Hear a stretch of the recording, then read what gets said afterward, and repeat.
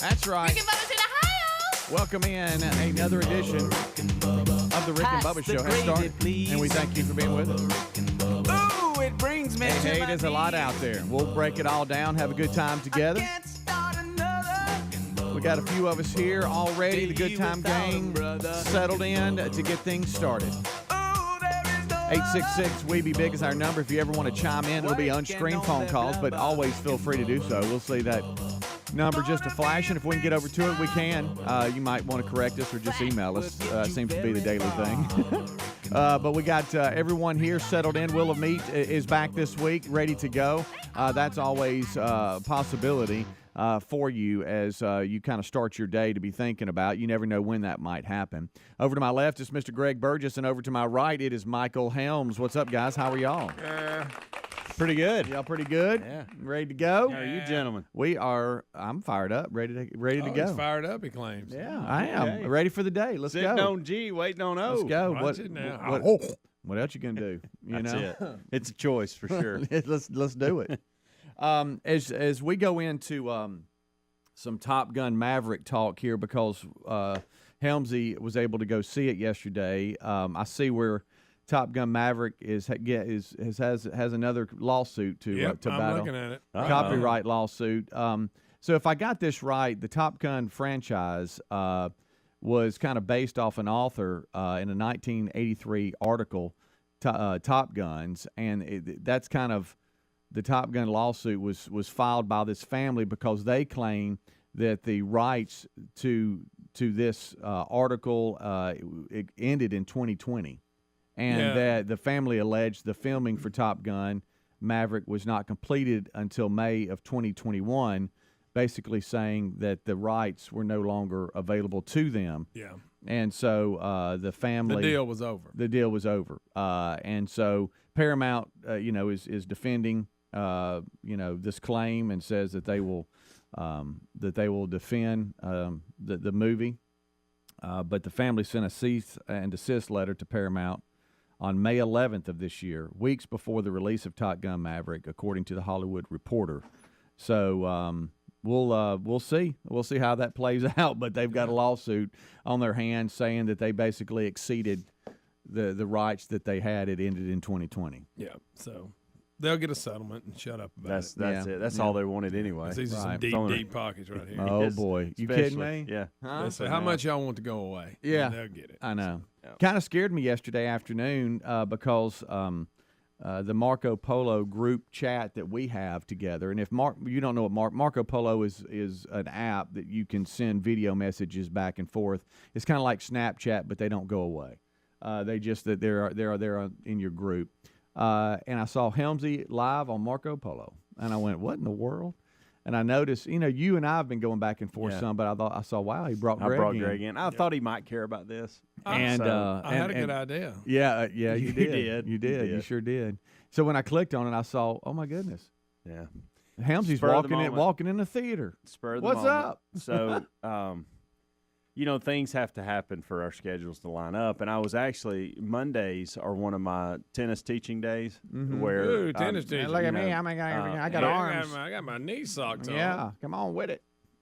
I'm sorry. Y'all done? Let's work on your forehand. And so it started raining at the house, and Buddy did it ever. And I just had to That look came at through where we live too. And I mean, it was It was around me, but I could see the dark clouds. but it Well, you're never not got like me. us then. That's yeah. right. And so, Actually. but to your point, Greg, where the teaching clinics take place that I help with, I thought, I don't know that it's raining there. So I kind of looked at the radar and I thought, oh, it's raining, but I don't think it's raining. It's hard. And so, guy that is over all of it, and I text back and forth, and he's like, look, I think I'm about to call it because it's getting heavier and heavier here, and they won't have time to dry up. And I said, okay, sounds good. So I told Maddie, because she goes with me, and then I had to communicate with a couple other people that it was over. Hey, done for Tell you the what, day. this pro is We'll get gone. We'll try again on Wednesday. And sat on the couch for a minute, and I thought, may have an opportunity here. And so I looked at Amanda. She just got off work. She was tired, too. And I said, could I interest you in a little Top Gun? Oh, well, she didn't know what you meant. We were going to say. And she said, You know what? Kind of weird. She said, you know what? Honey. We could probably do that. Oh, Now at this point it was like 3:30. Oh, the movie. Oh, okay, gotcha. and so I said, hey, why don't we go for the 4:45 show? Look at Let's me. do that. Let's do that. Come Was on, it Will. crowded? No, that it was. I mean, it was. Well, let me rephrase that. It wasn't when we got there, but by the time the movie started, which is another issue that I want to bring up, it was. There was maybe a couple seats left, but it was. Look, the movie was great. I don't want to spoil anything. I don't want to be that guy.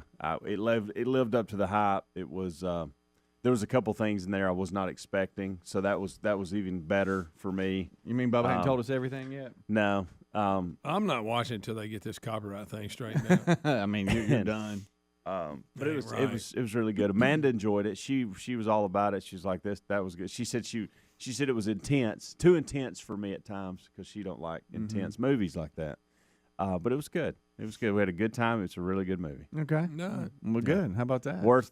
I'm still waiting on a negative. Now one. I'll say I hadn't this: got it. it's got to be on up there now to be able to say this. Worth the ticket of admission. Yeah, and that's hard to beat now. Right, It is. right. It Considering is. what a ticket. Now, it ain't worth the gas to get there. Especially if you get something at the concession stand on top of the Oh, ticket. you forget. You better sneak snacks in. That's what I do. But I was quickly reminded. Well, I had a lady. Take your own There was a snack. lady next to me. You could tell she had brought her snacks in, and I was Oh, thinking, yeah. we didn't bring any snacks. Oh, you wouldn't believe stuff you can sneak in. Well, things that frustrate me in this world, and people don't want to hear this, but I got to get it off my chest. And I was quickly reminded why I don't like to go to the movies. One, Really? it starts at 4:45, and at 5:14 you actually start the movie.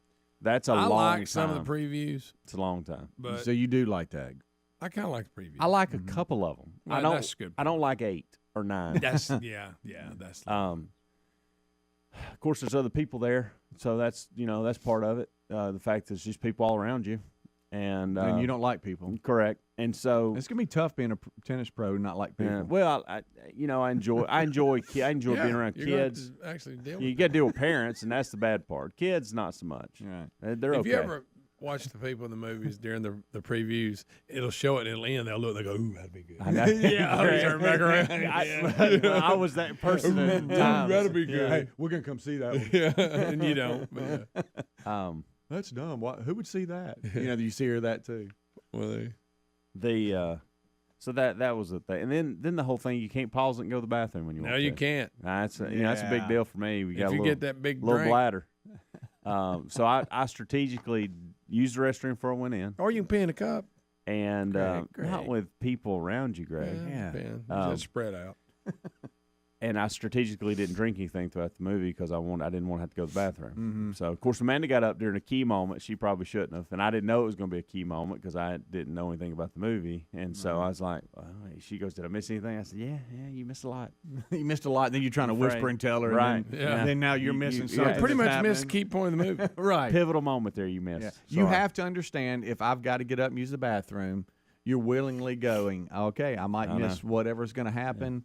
And maybe when you get back, there's a break in the action to where you can whisper over and go, Yeah. okay, this happened. Yeah, and I did that. I had to do that because it was a And key the people moment. beside you were like, "Shh." Yeah, shh, But be quiet, but I'll dude. say this: Why do you hate people? for 2 hours, I was entertained. Okay, well, that's like good. really entertained. Glad to be there. Got a lump in my throat a few times. Okay. Never Yeah. cried. That's what Terry But- warned me about. But from start to finish, you do. Like it feels like it's almost always sitting there. really? Yeah, There you go then. and then it'll fester up, and you're like, And you'll fight it off. yeah, you'll fight it off, and then all of a sudden here it comes back. You started bawling. It was good though. Goodness gracious, it was good. Rick and Bubba. Okay, folks, the MyPillow team is offering a huge BOGO extravaganza, and that means buy one, get one free on a bunch of their great products. Now's the time to join millions of Americans who have changed the quality of their sleep with MyPillow and improved their lives with other amazing products. Right now, you get to buy one, get one free pricing on bed sheets, Giza Elegance MyPillows, 6-piece towel sets, a roll and go anywhere MyPillows, and so much more. Go to MyPillow.com/Bubba for our special show savings and discounts, or rickandbubba.com. You can count on CarShield helping you to save you from expensive car repairs with protection plans that cover more parts than ever before. You choose the mechanic to do the work, and CarShield administrators handle the rest. And every protection plan includes coast-to-coast roadside assistance, rental car options, and trip reimbursement at no extra cost. Get coverage today at carshield.com/Bubba or call 1-800-391-8888 to save 10% on your plan. That's carshield.com/Bubba. Mom, Dad's doing a crazy dance on the patio. Ooh, really bad dancing. Sweetie, are you okay? Vicious mosquitoes everywhere! Save yourselves! I'll call Cooks before you pull a muscle. You don't have to live with mosquitoes. Get proven protection from Cook's Pest Control. Call or go online for a free quote. Cook's Pest Control. God's been too good to me, and because of that, I've got to make a choice at this Gridiron Men Conference. The 2022 Gridiron Men's Conference, June 17 and 18, Probst Arena in Huntsville, Alabama, featuring Fred Luter, Kirk Cameron, and Tim Tebow. How many people can we help in the name of Jesus? That's the goal. Nothing else matters. The Gridiron Men's Conference, Huntsville, Alabama, June 17 and 18. Register today at gridironmen.org.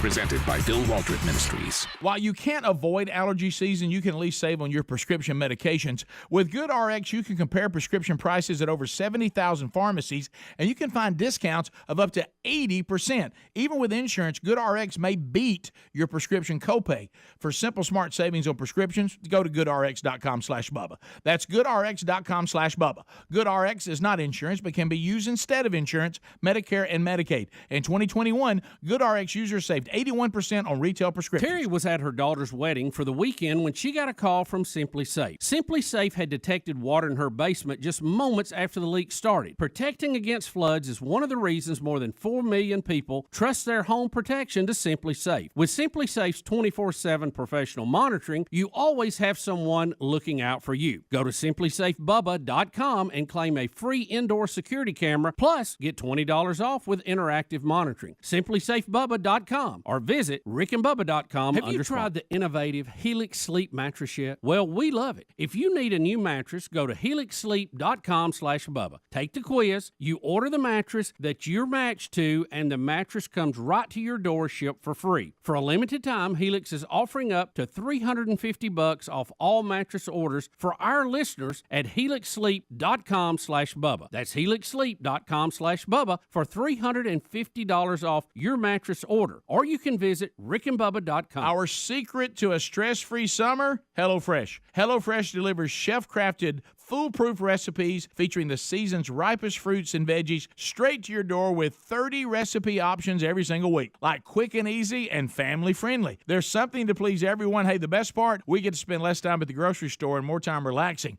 Get 16 free meals plus 3 gifts with the code BUBBA at HelloFresh.com/Bubba. That's the code BUBBA at HelloFresh.com/Bubba or RickandBubba.com. Well, if we're being totally honest, maybe we don't always make the best food choices. The CDC says we should eat up to 6 cups of fruit and veggies a day. Now, there's zero chance of that happening. So that's where Field of Greens comes in. With Field of Greens, you have more energy, you feel healthier, and it can help you lose weight too. Join us and take Field of Greens too.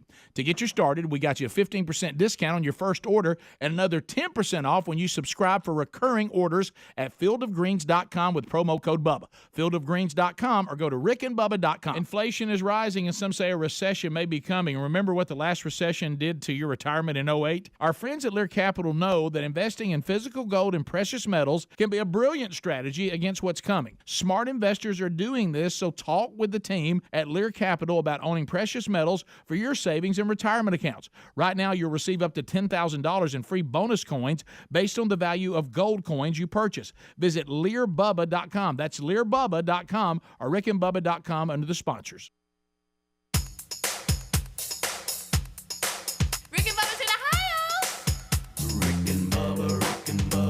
Pass the gravy, please. Rick and Bubba, Rick and Bubba. Ooh, it brings me to my knees. Rick and Bubba, Rick and Bubba. All right, it's 22 minutes past the hour. It's the Rick and Bubba Show. We got to get into some other things, but Helmsley said something kind of funny in the break. At Helmsley. And Greg, it's all you. I mean, it's we come in, and I know what you're talking about, Helmsley, because I'll watch a show and I'm trying so hard to find something about it that's either dumb or factually incorrect, or just if it's based on a true story, I can pick it apart, and I come in. And when we're like shooting the bull, hanging out, and I can kind of look like the man in front of Greg, you know what I mean, like, and make him proud. And I understand you watched Top Gun Maverick last night and tried to find things that you could come in and talk about that you didn't like. Well, we've talked about this. And That's funny. It is one of those things where I don't know in my lifetime that a movie has been this hyped. I have never heard this much hype over a movie. Neither. And so I went into it with these, glasses on to look at it and go, hey, listen, I'm going to try to find something that Greg's going to point out when he watches it that's negative. I'm going to try to find this corny moment. Because you got to understand, Friday night when we didn't go to watch it, we watched the old one because we hadn't seen it in a while. And so there were things in it. Great movie, fantastic movie. I'm like, man, that's wow. So I thought that was sharp back then. And so I'm trying to find things, and so there would be scenes coming up, and I'd be like, okay, here it goes, and then it wouldn't disappoint. I'd be like, well, crap, that was really good. Boy, they did that. There were even times where I thought, okay, the storyline's about to go this way, and if it does, this is what Greg's going to be all over, and it would go an opposite way that I thought, and so. I even tried to watch it with kind of I didn't want to do this the whole time because I wanted to actually enjoy the movie, but I wanted to go, let's see, because of all the hype, let me see if I can find one thing negative, and I couldn't. I failed. Miserably. I guess that's a good thing. I purposely didn't read it, but there was an article, and it was titled, it was basically a fighter pilot critiquing the show. Yeah. The movie. Yeah. And I'm sure they look at stuff and go, come on. Yeah. The normal person wouldn't know, I mean, I didn't read it. I may go back and read it later, but I thought, no, I'm not going to read it because that's going to get my head. But because on a very much smaller scale, when I watched the John Travolta lineman movie, that one, it was so the things they were doing. I mean, but it doesn't matter because if you don't know, but you're like, really? And I'm sure a true pilot can find stuff like that. Sure. Sure. Well, I even got an email from somebody. Well, I don't want to say that because I don't want to be that guy. I got an email from someone that serves in the military that gave you a few comments in regards to that side of it. Yeah, but that's not a bad thing because unless you do that for that's what you do, you're not going to know. Can you ever go to a pilots? movie? They're probably looking around going, "Oh." Can you ever go to a movie and just go, "I just want to be entertained," or are you constantly critiquing? No, I'm not. It depends on what it is. If it's a true story, I'm definitely critiquing it because I know they're not legit, all of them. I mean, they can't be. But I don't mean that negative. I mean it's not that interesting. You may have a story, but you got to make a 2-hour movie. You got to add some stuff. There's not that much interesting stuff to take up a 2-hour movie. There was a storyline going on in the movie last night, and I was almost going, oh, seriously, are you really going there? Careful here. And then no, it was not. This doesn't say anything at all. And it's in a plot. And I thought. And then when that actually played out, I'm like, man, that was so well written. Like, I thought it was about to be unnecessary. Yeah. Why did y'all add this in here? Is that when you cried? And then it was like, okay, I see why now. That's pretty cool. He said the only negative, there was no nudity. Greg, I didn't say that. Night Alive. Did not say that. You're something else. Oh, I was in the hall. I wasn't supposed I will say this. You know what happens in the hall stays in the hall. for the look yonder. For the most part. Look at him. Fired up. Look at that. Grinning from ear to ear. Still pulling out new shirts. Yeah. No, Greg, he's had that one a while. Greg, but I know. like it. Greg, he's had that for 6 years. But I do like it. I know you want to hammer on everybody. Big Big Brother's coming in bad. saying, I how just about said it was new. Hey, all y'all. Hey, look. Fight on the rug. Let's go. Meet me on the rug. It's better than that pajama one you had. I like it. Hey, he done got so old now I could whip him right there and still eat the sandwich. Still eat a sandwich. Like he's gotten younger. Right. Well, anyway, I'm bad about it. Well, no, but I just thought it was funny in the break that to make you proud, And I know what you're talking about. You try to come in and go, well, I'll tell you what, and dog something about whatever you've seen just to make you proud. Guys, y'all Greg. can't argue though that But they now, do put some corn. They put a little corn in some movies. They do, but I do think part of going to a movie is just to be entertained and relax and not have to critique every single thing in the movie. It's not. I would say it was a good thing. Perfect example. It's a curse. Well, it's a burden.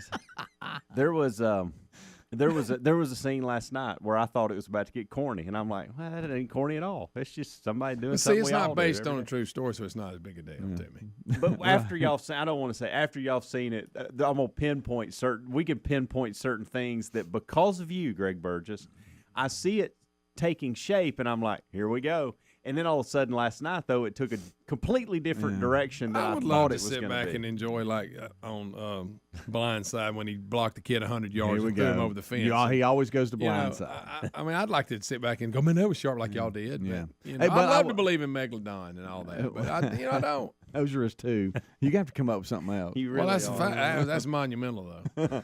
I will tell you this: I am getting in trouble with Terry from time to time because of you, Greg. Anytime we watch a movie, to your point, based on a true story, in the movie I'll lean over or something because we're just hanging out, streaming it on the couch or whatever. That probably didn't happen. Yeah. Would you be quiet? Can we not just watch the movie? Hey, that didn't happen. I guarantee you that didn't happen. There ain't no way that's true right there. Well, it's because of you. It's the Greg rule. She's like, you're gonna have to be quiet. I'm not the boys. I just want to watch a movie. Well, if that hadn't happened, right? There ain't no way that happened. That I came up with it, but actually you can see movie reviews where they list things that were added. Yeah. I love, and I normally already know it. The one thing I do like about going to the movies is, you laugh at home, and sometimes the rest of the family doesn't laugh. You know what I mean? Yeah. And you get a sense of who actually thinks things are funny. Yeah. And so there were times where I was laughing last night, and everybody else was laughing with me, and Amanda what? And I was like, see, this is what I'm talking about. They get it.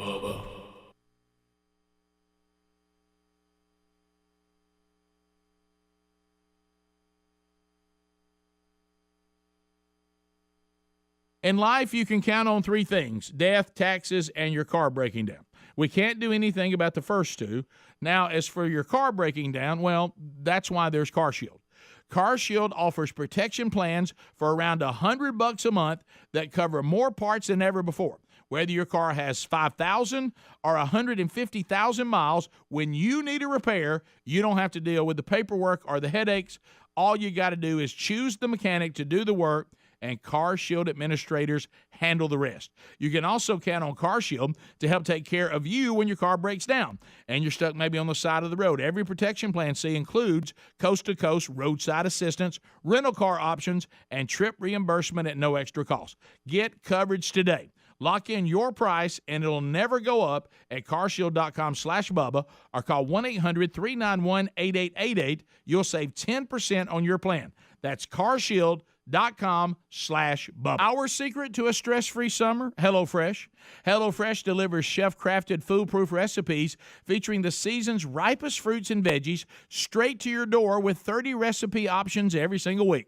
Like quick and easy and family-friendly. There's something to please everyone, plus we get to spend more time relaxing and less time at the grocery store. Got flexible plans that work with your schedule, and get this, you can have your order sent to your vacation spot. Skip weeks or change your delivery date right from the HelloFresh app. With HelloFresh, there's always something new to try, like cucumber salad stuffed pita pockets, chicken sausage stuffed peppers, how about the Tuscan spice shrimp?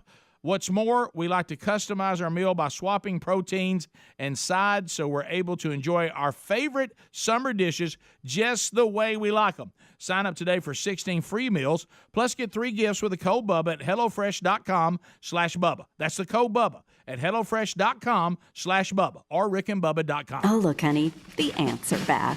Wow. We leave one itsy-bitsy speck of food out, and they appear out of nowhere. Yeah, it's pretty hard to believe we used to try to get rid of these guys. Now they're just part of the family. To be honest, I liked our family the way it was before they came. I guess it's time to call Cooks. You don't have to live with pests. Get proven protection from Cook's Pest Control. Call or go online for a free quote.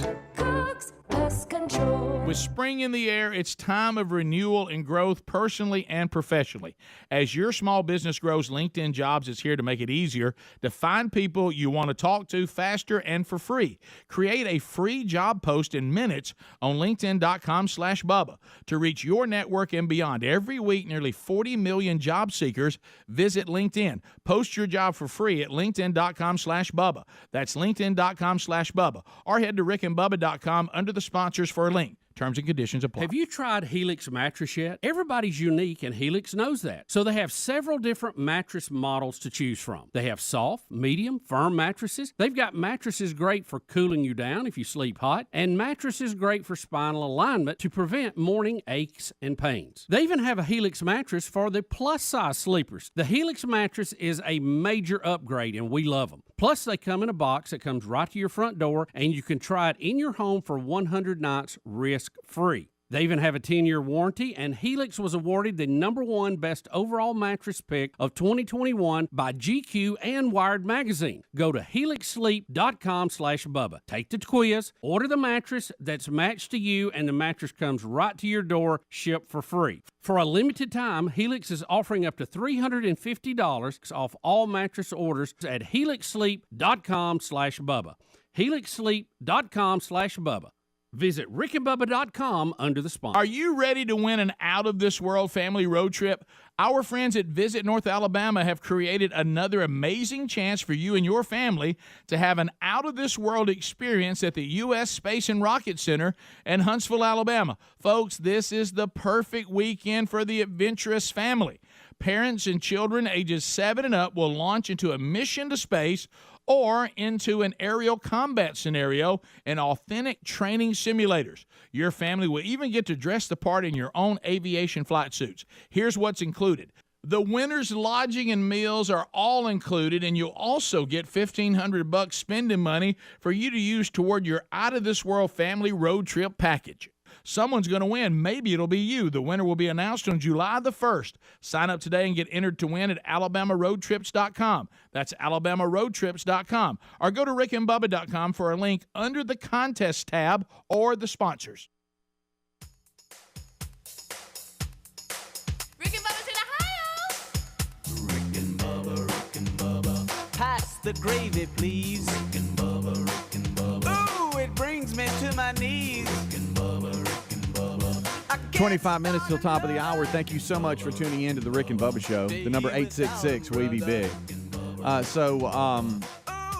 Yesterday afternoon, whenever I got home and got settled, I remembered, hey, Speedy, hey, turn on ESPN because all the regionals are in the deciding games to who advances to the super regionals. And there's a lot of great matchups on. And so I turned it on, and it was a variety of things like ESPN2, ESPNU, the SEC Network, the ACC Network, Longhorn Network. They all had games on, but you could go to ESPN Plus, and then you could open up, multiple games and have them on the same screen, but you might have 4 or 5 boxes and just different games. And so I did a little bit of that, but then I brought up squeeze play, and that's where they jump from game to game that has a big play or bases loaded or 2 outs, 2 strikes, full count, whatever, and they're hopping around, and a lot of the times they won't go full screen, but it might be there's 4 games on, and they're sitting there going, hey, top left game, look at here, look what's going on, and it's kind of cool to watch. And if you weren't a part of the regionals at all, I think it's probably the media ignores it a lot, but it's some exciting games. 64 teams battling it out, and to see who can go to the supers. And let's go back to squeeze play. First of all, I love that name. For a show. Yeah. And is it like the quick pitch that the MLB Network does? It is. Where yeah. okay. Yeah, or NFL Red Zone, or something like that. Yeah, all of those. I love that yeah, concept. Yeah. Think that concept, and it was really good because it was the games. Y'all don't understand if you didn't watch this and you don't like baseball. Oh, it's boring and all that crap. I hear it all the time. It's not boring. It's Well, some people say well, that. I know that if you want to say it's slow, Yeah. then that's fine. I'll give you that. But don't college say it's boring. college baseball, Three in my fouls, opinion, but college baseball, in my opinion, is the best baseball. In my opinion, I don't know if it's because I've had one playing it and one's playing it now, and maybe I'm a little bit more into it, which I know y'all understand that. Yeah. But it's exciting. It's fun. You just have total fandom when it comes to your college team and stuff. And in the regionals, you had some sites and some universities that just are known for their fan base, like USM, for instance. USM in Hattiesburg is known for they're going to fill it up. They're gonna tailgate till there's no tomorrow. They're going to be loud in your face. They love their team. And then on top of that, you got LSU there. And it comes down to the last game, and you got that fan base, and it was mania. It's funny you're bringing up Southern Miss. That's not far from me. I had an email this morning. Someone that's been trying to do our little Cape San Blas Port St. Joe trip. Mm-hmm. They said that this is the second year that took to fandom. They've canceled their vacation to the area because they've now made it to the Super. Yeah. That's it. It came down. There were some games that got out of hand, like Ole Miss was a little scary because if they got in, you knew that they had a chance. Because I don't know if y'all remember this, they were number one at one point in the season, and it just kind of fell apart a little bit. But if they got in and they were selected, a lot of folks were like, okay, you need to watch out for them. Well, they come out of the Miami regional. Winning it, beating Arizona last night. It was a close game, and this one, you remember Tropical Storm Alex or whatever that went through South Florida? Yeah. Well, they got pushed back a day, so they were kind of like a day behind. Ended up catching up with everybody, but they were rain delays and all this kind of stuff. That game was pretty tight, but then they ended up blowing Arizona out last night. Tennessee, of course, Georgia Tech and Campbell gave them some trouble a little bit, but they were they kind of coasted through it. Notre Dame beat Texas Tech, so Tennessee and Notre Dame will play in Knoxville. East Carolina comes out of theirs. They will host Texas in the Greenville Super Regional. College Station Super Regional has Louisville going to Texas A&M. Blacksburg Super Regional has Oklahoma going to Virginia Tech. This one here, the Oklahoma one, Florida is playing Oklahoma and seemed to be, I wouldn't say coasting, but they were winning. And another rainstorm came through and suspended the game for about an hour or two, and they came out, and Oklahoma caught back up and took the lead and ended up holding them off. Did you get that on the squeeze play? I did. Let's see. Oregon State's going to be hosting Auburn. Vanderbilt was up there, and I thought was going to come back. They beat them to force the play yesterday, and Oregon State ended up winning. The Hattiesburg Regional we just talked about. Ole Miss is now going to go to Southern USM, Southern Miss for that one. Chapel Hill will have Arkansas going to North Carolina, and then UConn going to Stanford for their Super Regional. But it all got decided yesterday, so I'm watching it, and I got the squeeze play on. And all of a sudden, it sounds like, the house is shaking, and that means Reese is coming in, okay? Doors just a-slamming. Here he comes. And with him is two of his buddies trailing right behind him. Probably hungry. For some reason, I don't know why Reese has got a ski mask on. Don't ask. Is it gold? Don't even ask. I don't know why they apparently either robbed his store. Right. Yeah, I'm talking about a good one, too. I don't know what happened, but I do know that they were going to get one of their fishing boats, and they had to pull it somewhere and clean it up and all this kind of stuff. Well, anyway, I guess he found it in the back of one of the trucks, and so put it on. He has a hat on, and he comes in, and I notice his two buddies are laughing. Now, I can't see him. I've just sat down on the couch. And one of his buddies, sometimes I'm called, hey, Mr. Speedy, Oh, yeah. And I say, what? Have you heard what Reese did? And I went, oh, no. Because that's the first thing you think of. Well, he's got a ski mask on. That's odd. And then Reese follows that up with, yeah, did Mom tell you what I was going to do? And I went, oh, no. what'd he do? And I swing my head around, and then I see the ski mask. And I'm like, why do you have a ski mask on, son? I don't know. I found it. I'm like, okay. He takes his hat off, and he has got a buzz cut. Oh. I'm talking about he went down, and I'm talking about just almost like. to your level. Hey. I mean, buzz cut. See, there it goes. Buzz me. And I'm like, what in the world made you do that? How many clicks from completely bald like yours? About 2. It's on down there. Is it when I get a he's fresh got cut? He's got black hair. I mean, just so it's buzz. Is it like mine when you're shorter? Oh, when I get my fresh cut and go 4 and 2. Yeah, it's so buzzed that he won't have to comb it for a while. Okay. And I was like, That's oh good. wow! And of course they're just a laughing, and then they take their hat off. And one of them's got some weird haircut, and one of them's he's buzzed the side. But I say, wow, what's that? That's a kind of a funny little mullet you got going on there, buddy. And I'm thinking, I thought to myself, Greg, that's the first thing I thought of. I thought, to be 18 again, huh? Man, you get up and go, you know what I'm gonna do? Go shave my head. All Yeah. right, let's do it. I'm gonna shave half mine. Right. Yeah.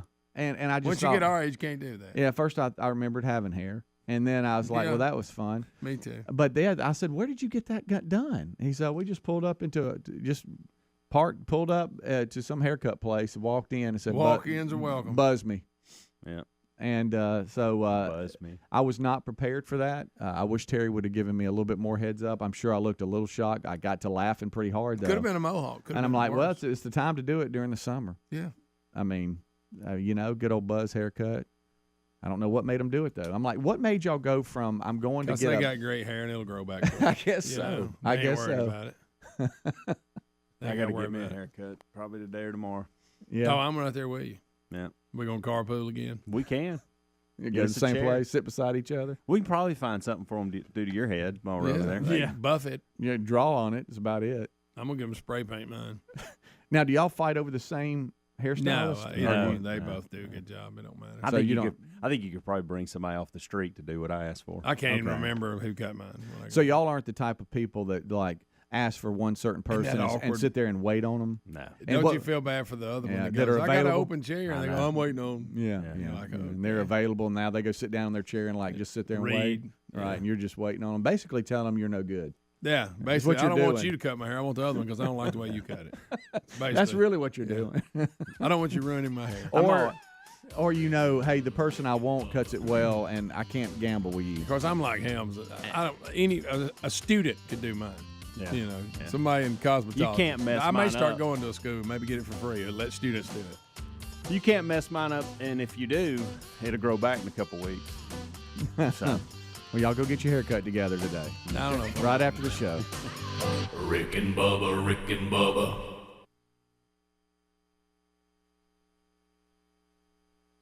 Paid for by Christian Care Ministry. You know, a lot of times you have to choose between something high quality or something that saves you money. But if you can get both, why not? Especially when it comes to healthcare. And that's MediShare. You get both. The typical family saves $500 a month switching to MediShare.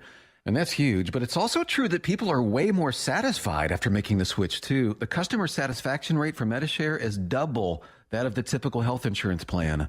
Double. It's because MediShare works. It's been around for more than a quarter century, and members have shared more than $3 billion of each other's bills.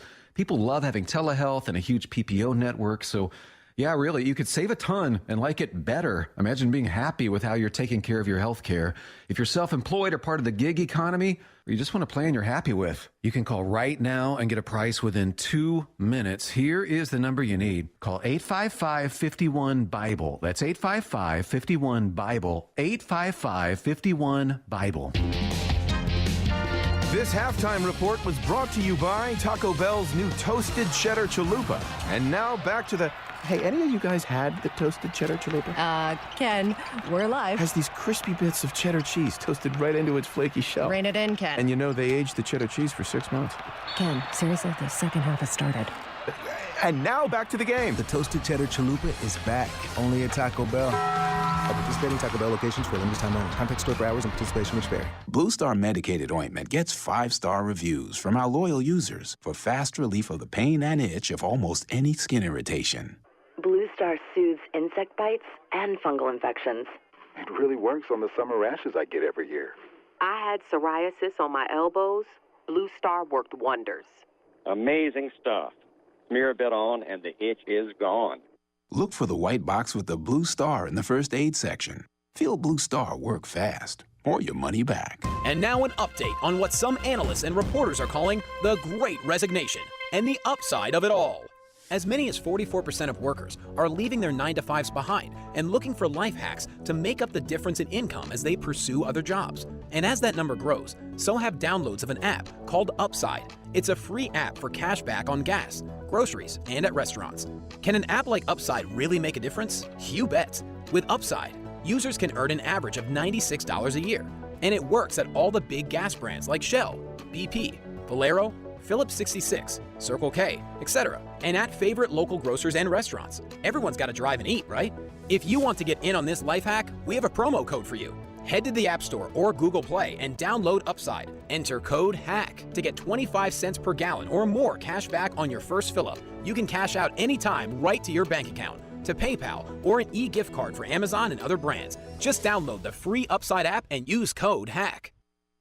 Okay, folks, listen up. It's buy one, get one free time at MyPillow. The MyPillow team is offering a huge BOGO extravaganza, and that means buy one, get one free on a bunch of their great products. Now's the time to join millions of Americans who've changed the quality of their sleep with the MyPillow pillows and sheets and improved their lives with other amazing products. Right now, you get buy one, get one free pricing on bed sheets, Giza Elegance MyPillows, 6-piece towel sets, roll and go anywhere MyPillows, and so much more. Great products start with a great company. MyPillow delivers style and comfort with the good old American products from a great American company. And remember, all MyPillow products come with a 60-day money-back guarantee and a warranty. They even have dog beds for your pets. So what are you waiting for? Go today to mypillow.com/Bubba for all of our special show savings and discounts. And don't miss the buy one, get one free specials. Once again, mypillow.com/Bubba. Terry was away for the weekend for her daughter's wedding. The morning of the big day, she got a call from Simply Safe's 24/7 professional monitoring center. Simply Safe had detected water in her basement just moments after the leak started. In moments like this, time is critical because even an inch of flooding can cause more than $25,000 in damages. After talking to Simply Safe, Terry called her neighbor, who quickly turned the water off before the flooding got bad. Protecting against floods is just one of the reasons more than 4 million people trust their home protection to Simply Safe. With a comprehensive Simply Safe system and 24/7 professional monitoring, you can have someone always looking out for you. Plans cost under $1 a day with no long-term contracts or hidden fees ever. You can customize the perfect system for your home in just a few minutes at simplysafebubba.com. Go today and claim a free indoor security camera plus 20% off with interactive monitoring at simplysafebubba.com.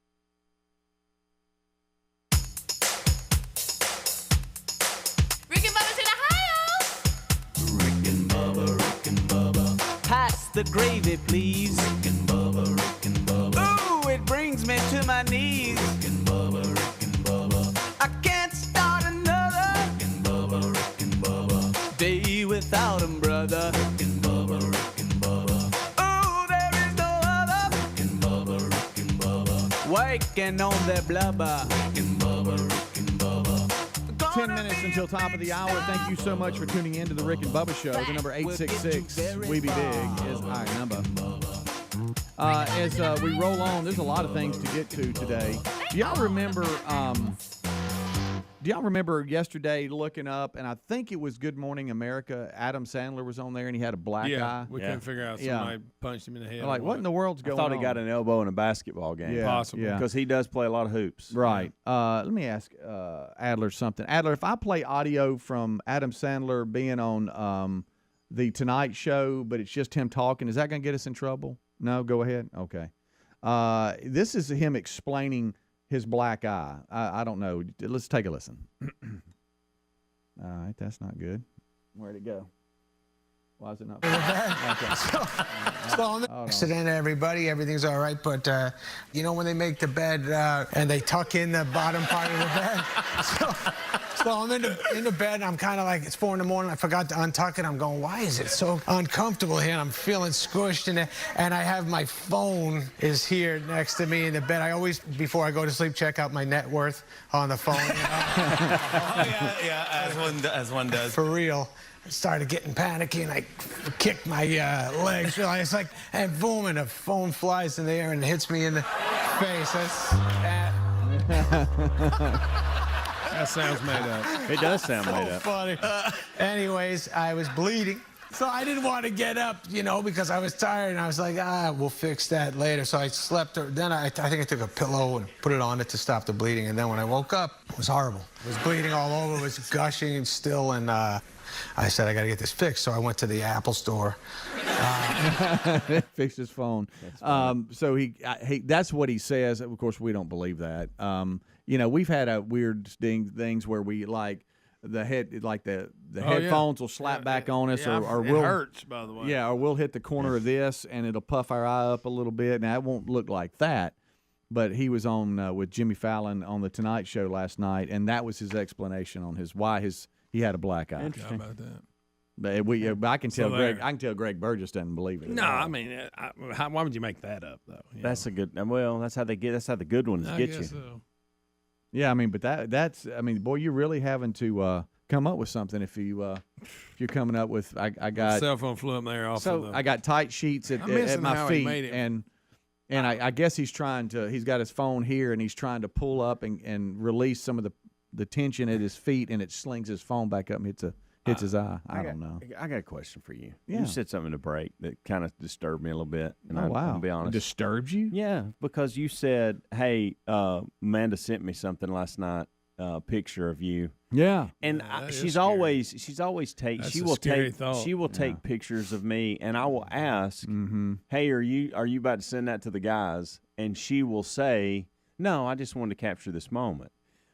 But there was something said last night similar to that, and now you're telling me you got a picture. So now I'm starting to think she always texts you these pictures. Well, she'll text me stuff because some of this stuff I don't really want y'all to see. You don't? This one in particular, if it's what I'm thinking. And so, I am emailing this to Adler. No, nobody said that. Well, the only thing I wanted to know was, is she bothering you with pictures? Look at here, Greg.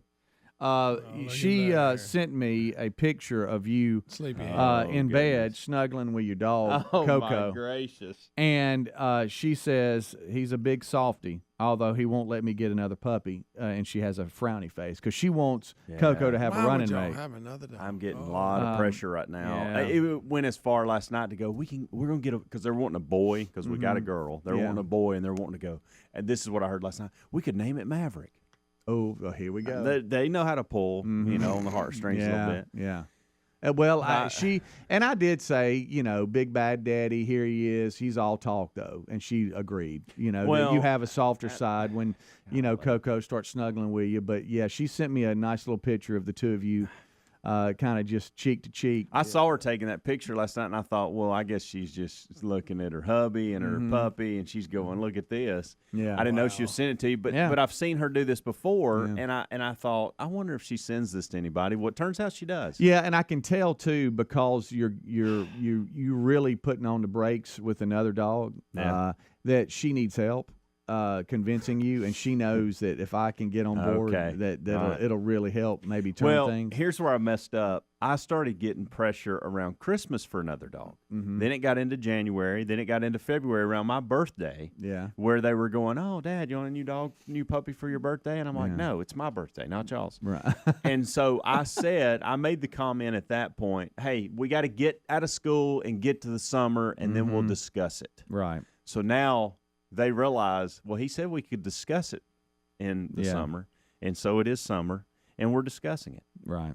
So yeah, well, she wants us pressuring you, and I feel like something's going to happen this summer. Okay. Let me just say, and I know, and it's funny because Tyler now being married, we've had a number of conversations. I had the conversation of know what hill to die on, know when to to make a stand and know when you just don't need to worry about it. And it was funny because he sent me a text on their honeymoon down in South Florida. He goes, "Dad, I made a good decision. Wasn't worth dying on the hill, you know." And I'm like, okay, well, that's good. Anyway, he was just joking about it.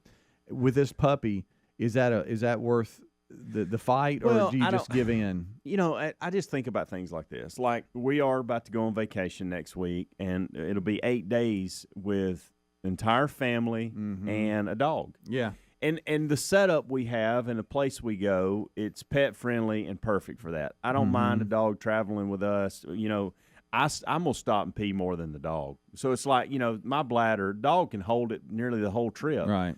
I don't mind getting off on special rest areas and stuff like that to walk the dog. None of that bothers me. That's just an opportunity for me to grab a cup of coffee or something like that. That's not a big deal. But there are certain things that we, you know, this particular vacation it'll be fun. I'm not one of these that takes it into a ballpark or into some kind of place where there's a lot of other people. That's not me. Don't do that. But this is fine. I'm okay with that at all. Now, there's a difference between taking 1 and 2.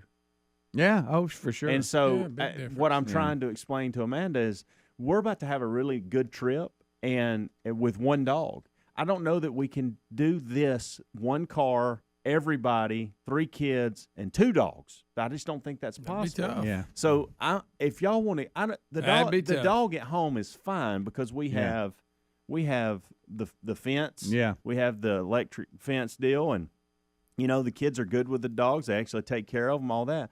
But you got to think about, you know, the other things that come with that. Well, I like to play this journey out with you here and see how you fare, because I have a feeling she's already picked one out. No, I think she has. Yeah. Wants to name Maverick. Sure. Let me get this in because I forgot actually before the show ends. This portion of the Rick and Bubba Show brought to you by a2b.com/radio. I wish there was a smoother way to do it here, but let me just get it in. Fuel prices, and you're going to experience this when you go on vacation, they're out of control, and they're not going to get better anytime soon. Matter of fact, we have stories about how they're going to continue to increase. So if you own a fleet of trucks or you're an owner or an operator, you know the challenges that are going to face you as that continues to get worse when it keeps, you keep those trucks full, and the fleet fuel cards are something that you need to look at. What we like about A2B fuel cards is it's simple and it's free. What we appreciate is there's no setup fee, no credit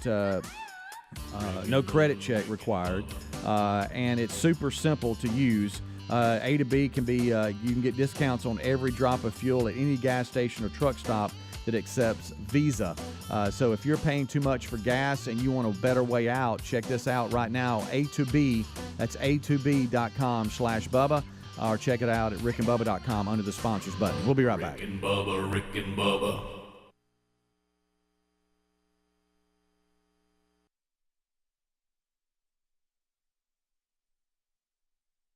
Two-hour special on ABC. And Rick, the girl who won, we'd kind of talked about it a little bit. It was Oksana Baul, who in a very strange coincidence I met one time. Okay. So what the deal is, and if you go pull up footage from '94, you'll see Nancy Kerrigan at the U.S. Open after she's been attacked, going to the rink screaming why, and you just couldn't believe it. You really couldn't believe. It sounds like something from like a movie made for television. Mm-hmm. You really couldn't believe it. You couldn't believe it really happened. Right. And so that's what we're talking about. Does that kind of give you a nutshell? Yeah, it does. And I think if the reason why Nancy Kerrigan, she didn't win the medal, you guys want to know why? No. Here we Rick, go. I think this is a setup all all right, go ahead. Just plain and simple. She didn't have enough Bama in her, man. Rope tied. Didn't have enough Bama. Don't be mad with me. I thought he was going to say, which might have been a better line. You can't have nothing. Didn't you? I thought that's where he was going, and I was going to get him a Rick and Bubba prop on that. If she would have just had one of them dogs to fall on when they, she'd have been okay. Yeah. Rick, and I'd forgot some of these details. I was looking here at one of the stories that was recounting all this, that while there was a delay in the medal ceremony because the Olympic Committee had misplaced the Ukrainian national anthem. Oh, boy. Someone mistakenly told Kerrigan the delay in the presentation was because Oksana Baul had cried all of her makeup off and was getting a touch-up. Kerrigan, who was frustrated by the whole situation. or even frustrated. No, it was so bad. It had an L in it. Yeah. She was caught on camera saying, "Come on, she's going to get out there and cry again anyway. What's the difference?" Which looked very undiplomatic to a worldwide audience viewing at the time. I remember that part, too. So Nancy Kerrigan came off, even after all this, as kind of being this rich, spoilt princess.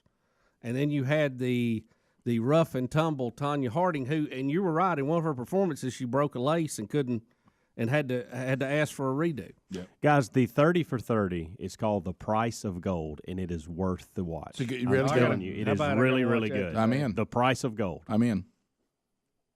And it aired, I don't know when the 20th, and I guess it would have been in 2000. Be a good hunting count one to watch? I don't know about that. I guess it would have been 2014 is when this came out, because they put it out at the 20th anniversary of all this. Okay. So, Price of Gold? Price of Gold. I love when I've got a new one to watch. Mm-hmm. Yeah, and there are so many things in it that you'll think, oh, okay, I remember that now, as you go through it. How about I did I watched I don't know if you've and it's old. It's not new. It's old. I think it came out. I can't remember when it came out, but they've done a part 2. Oh, now I can't think of the name of it. And it's about some Australian guy who got over like 300 pounds, and he started developing some disease that was tied with it, with his health, and he tried to go and do this really back to the juicer, the kind of a juice fast or whatever, and I thought, well, it's just going to be about his health turning around, whatever, and somebody told us about watching it, and then the part of the story is he meets this gigantic truck driver who's 400 and something. I mean, when you look at him, he's got that old chalky gray look. I mean, he has the same disease as this guy. And he gives him the, hey, if you ever need me, any help at all, and you ever decide you want me to help you because what this is doing for me, call me. Well, he goes back to Australia and checks his American cell phone when he came to the States, and that guy's on there. And he goes all the way back and starts helping that guy. And you know how you're sitting there waiting on the end of a movie, and he brings him a shirt that he says, if you do this and you get committed to this, one day you're going to put this shirt on. It was an Australian shirt, and it's going to fit you. Of course, and so you go through, I mean, this guy is gigantic and in such horrible, horrible health. And then they go through that whole thing of the two of them. And of course, one's further down the road than the other one. And it really, and I thought to myself, I don't want any part of this because as a person who struggles with weight, these things aren't fun to watch. Right. But I got caught up in it, and because I start thinking, no way Big Phil is going to do this. You know what I mean? There ain't no way truck driving Phil. And to see the end of it, what is it? Something about, Rick, you idiot. I can't think of the name of it. Something about fat, sick, and dying. Maybe that's what it was called. What is this? It was a documentary. Why'd you look at me when you said that? No, Rick, I got hung up in 600-pound life the other night. It was the most disturbing episode I've ever seen. This guy was huge, and he was naked on there a lot, and they were bathing him. It was unreal. Oh, my God. Unbelievable. What about fat, sick, and nearly dead? That's it. Okay. And there's a part 2, which is not as good because it's just him now. Everybody loves him. He's going around the world doing it. Right. But that first one, that original was good. Real Greg Burgess and Helmsley all here today.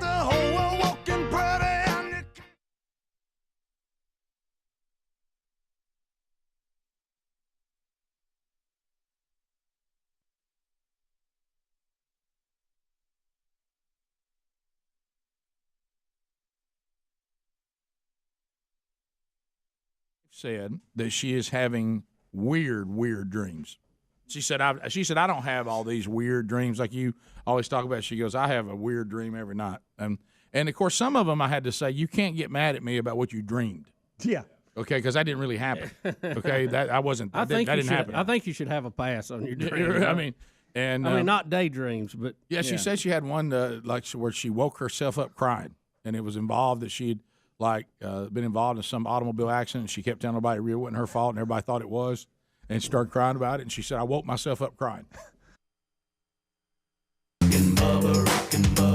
Pass the gravy, please. It is 6 minutes past the hour, the Rick and Bubba Show, and we are thankful that you are here, and we are ready to unpack another one. The kickoff hour is already behind us. Speedy, the real Greg Burgess, and Helmsley.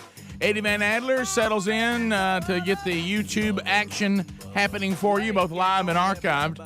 And we start this hour with our national anthem.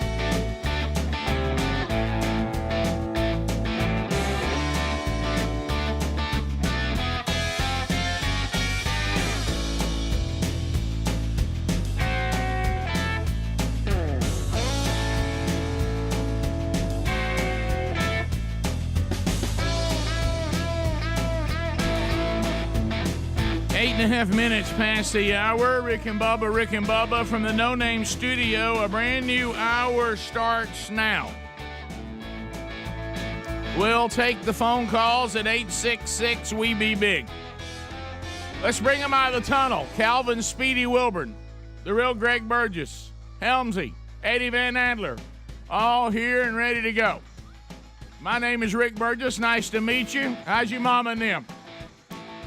Across the way, there he is, to get the whole team on the field. The pride of Cedar Springs, Alabama. Most of you probably know him best as Silver Tongue One, the man with a golden voice, professional lunch eaters, man of the year, the inventor of pizza and a cup, Shakespeare's worst nightmare, and a master at a King's English. Ladies and gentlemen, put your hands together for Bill Bubba Bussey!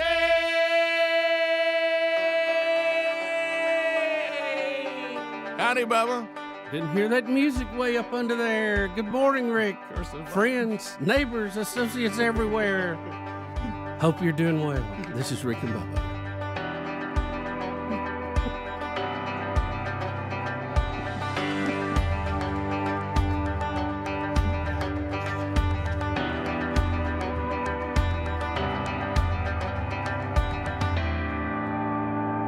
So many dreams that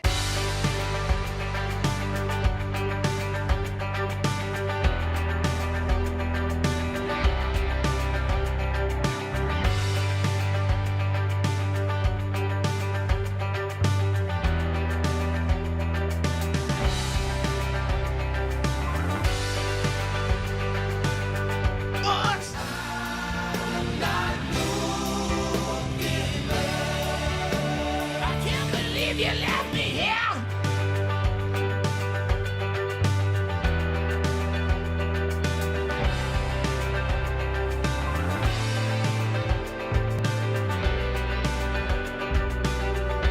How about that one, didn't you? Somebody reached out to me on that, and I wish I could have played it louder for you. But from the one and only, the world's greatest garage man, Mr. Lucky album, Fat Chance, Not Looking Back. A song that Greg and I and some buddies wrote when we were about 19 years old. Not sure what I was. I hadn't built a whole lot not to look back at, but but boy, it sure did sound like I knew a lot, didn't it? Because I was being deep, man. But anyway, it was fun. Thanks for that request. So, Bubba, we have a lot to unpack going forward on the program, and I meant to ask y'all: haven't we had a theory that there's some sort of digital world in this board where they move the volume? Volume varies so wildly on this thing. From you come in one day and like the CD's real loud, then you come in another day and you can't get any volume out of it. Then this is the WFP, and like today, it's like there's very little volume in it, and instant replays, it'll have some volume. It just seems to change, and I don't know how's that's even. Is that even possible? I'm going to hold comment. That was me pushing the WFP as hard as I could push it. But like a couple of days ago, it was fine. Yeah. So anyway, I can't explain those things. The digital gremlins. they're out there. Well, as you said, when we get new technology, it takes us a while to learn it, when the highs and lows of it. Yeah. But anyway, so now where are the highs? Well, I'm sure, like a lot of things, every time we start out with some new technology, it's a little wonky in the beginning, and you work it out as you go. Now, sometimes you transfer to it totally too quick, and you don't hang on to like the foundation. You move from cutting edge to bleeding edge. I learned that from you. Be careful about bleeding edge. Yeah. Cutting edge is fine, but bleeding edge, there's always a process. We're bleeding pretty good right now on this going completely digital. Sometimes I wake up in the middle of the night holding my MyPillow as if it's analog. But anyway, so and that old sweet warm sound. Well, if you think that's weird, the president's telling us we have a great, strong economy right now. I don't know if you've seen that. Now, was it Speedy, you, Bubba, somebody, or out of our listeners, somebody sent that to me, and I thought it was Babylon Bee. I kid you not. I honestly did. I didn't think that was real. If we were wondering whether he's lost, his cognitive skills, if he lives in a world where we have a strong economy in this country right now, it is not the real world. Well, they have some numbers that sure. that are looking better, but it's not really getting to the people. Right. There's some numbers that are good to have, and then there's some numbers that actually affect how you live. Mm-hmm. And the ones that affect how you live are not the good ones. There you go. That's a good point. Yeah, the inflation numbers. So really, because it's a tax on everybody. Oh yeah, well, it's kind of like the stats. I can go if you just give me some time behind closed doors, and I'll come out and give you a positive picture. I'll find little areas. Look what we're doing over here. And based on a couple of things that they have said, I'm not completely sure this is not something they want on some level. I know. You don't like to go down that road. It may have got a little out of hand for them, but Right. I think they definitely want this kind of atmosphere to push everybody to battery cars. But, they don't embrace Tesla, which is the leader worldwide in that, because they don't do union work. It's about to go back. See, it goes back to, again, where we're not really pure on all this kind of stuff. No. Now we're getting to the point where if I want to go to an electric car, they're going to choose for me the people I can deal with and I can't based on how they feel about them politically. Yeah, it's just a lot of is that the bizarre. best thing for you and me and Speedy and Adler? No, the best thing wherever would be Helms and Greg to lower the price. And the power, the gas is really what's the driving force behind all this inflation, because it costs so much for a company to get parts in, and then it costs so much for them to get it to distributors and them to market. And by the time you've made 3 trips, you're at that high gas price. You're hurting. And it just seems like we talked about this last week that diesel, which it may be when it comes to supply and demand, as important, if not more important than gasoline. Yeah. Why we just don't simply go in there and say we got to get this one right here right. If nothing alone, we got to make it cheaper for these trucks to run and this big equipment to work. And it should be cheaper than gas. I know and that. I know. And it's not because of the tax. Well, and it's been that way forever. Because it's been demonized. Oh yeah. So anyway, but you're right. In fact, I mean, I have we all have. I think you could go in there in 1 week, make several moves, and turn the economy completely in a positive direction. Some of it, in real fiscal policy, but a lot of it in just mental.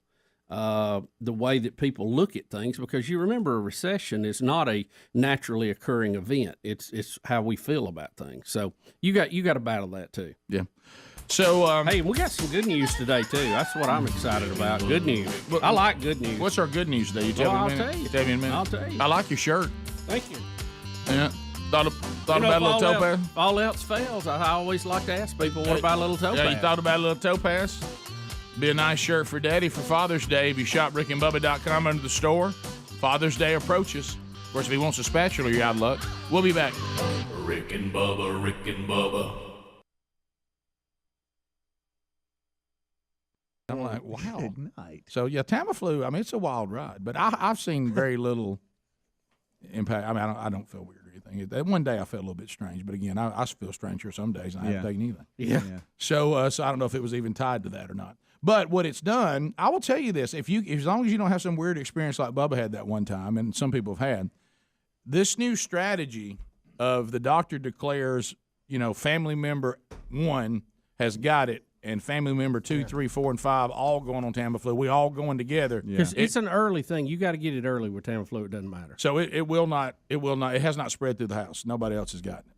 And so that's good, but and then yesterday, the one who got it returned to school, but the doctor said because we're practicing right now for the spring season, meaning it's mainly tons of conditioning, and he still kind of has a little bit of that.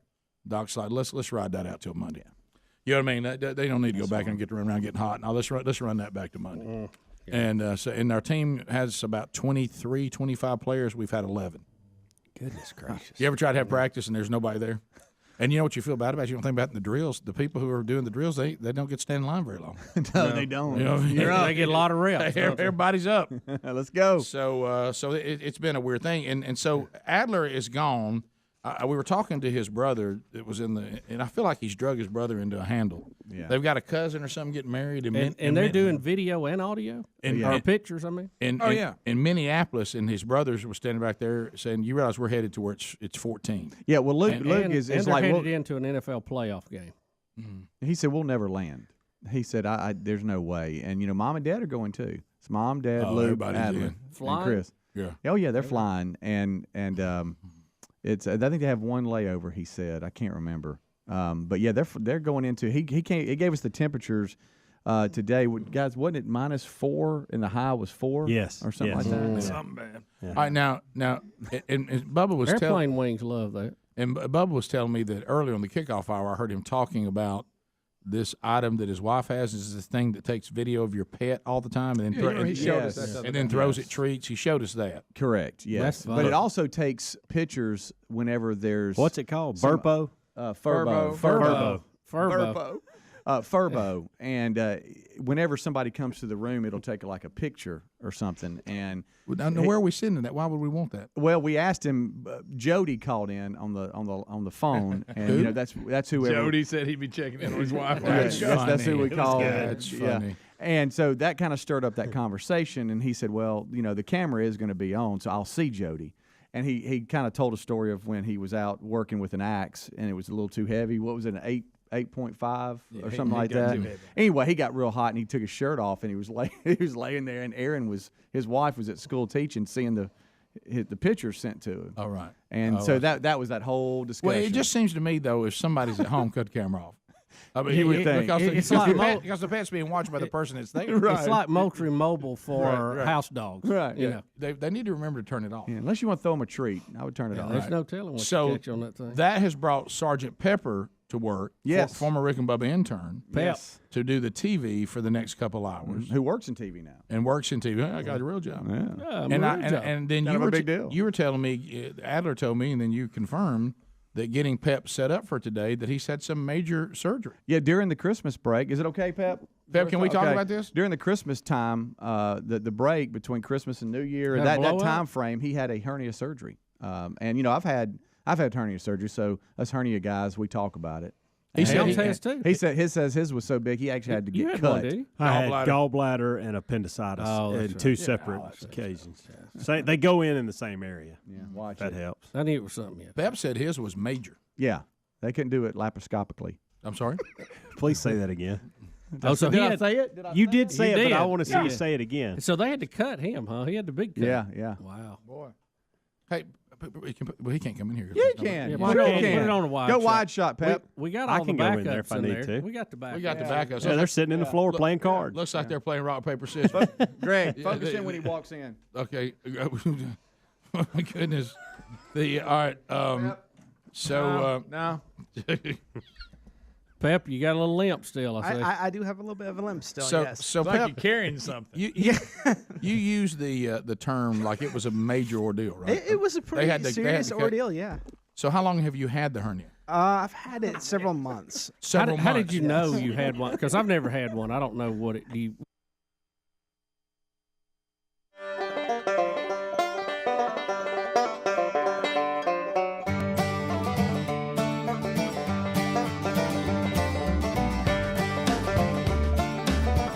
It is 22 minutes past the hour of the Rick and Bubba Show.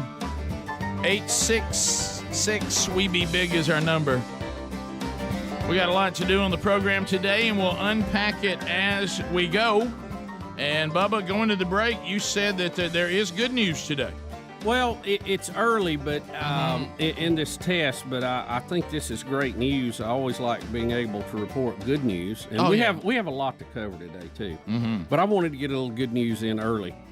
Doctors are left stunned after cancer disappears from every patient in a drug trial, raising hopes that treatment is the tip of the iceberg and can be used to help people fighting other forms of the disease.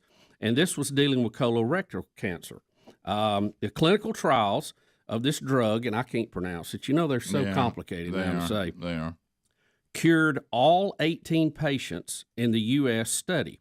One researcher said it was the first time this has ever happened. Still too early to declare the drug a cancer cure because the trial was small, but doctors are now going to expand the trial for other cancers, including gastric, prostate, and pancreatic cancer patients. And get this, Rick, this drug is actually a version of something that we've heard a lot of during the COVID time monoclonal antibodies. I saw that. How about that? Yeah.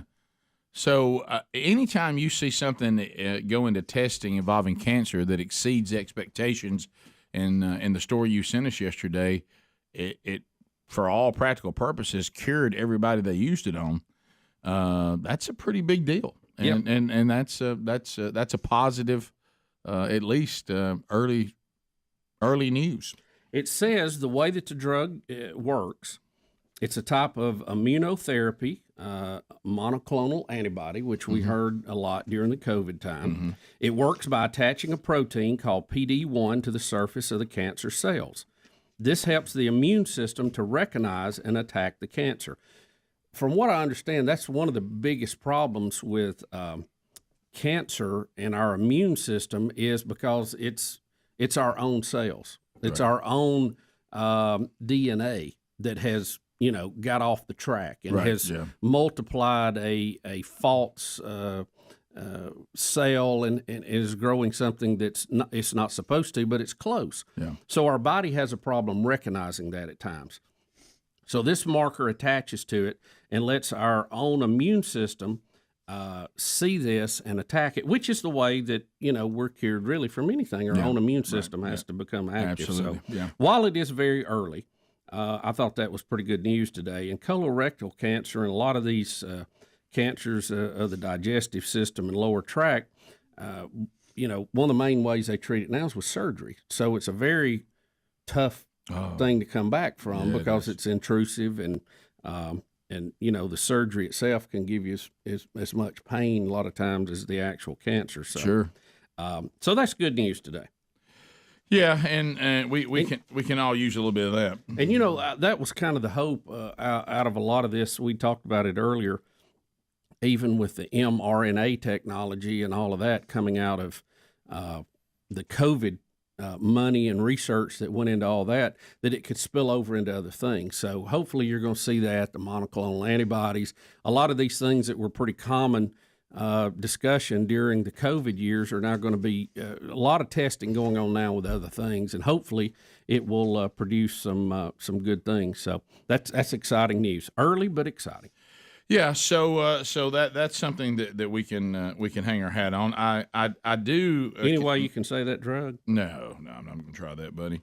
Can I spell it for you? Yeah, I'm still working on how to properly say digital. I know. DOSTARLIMAB. No, I have no. I don't even know where to start on that one. I don't know why we can't name drugs things that are easier to say.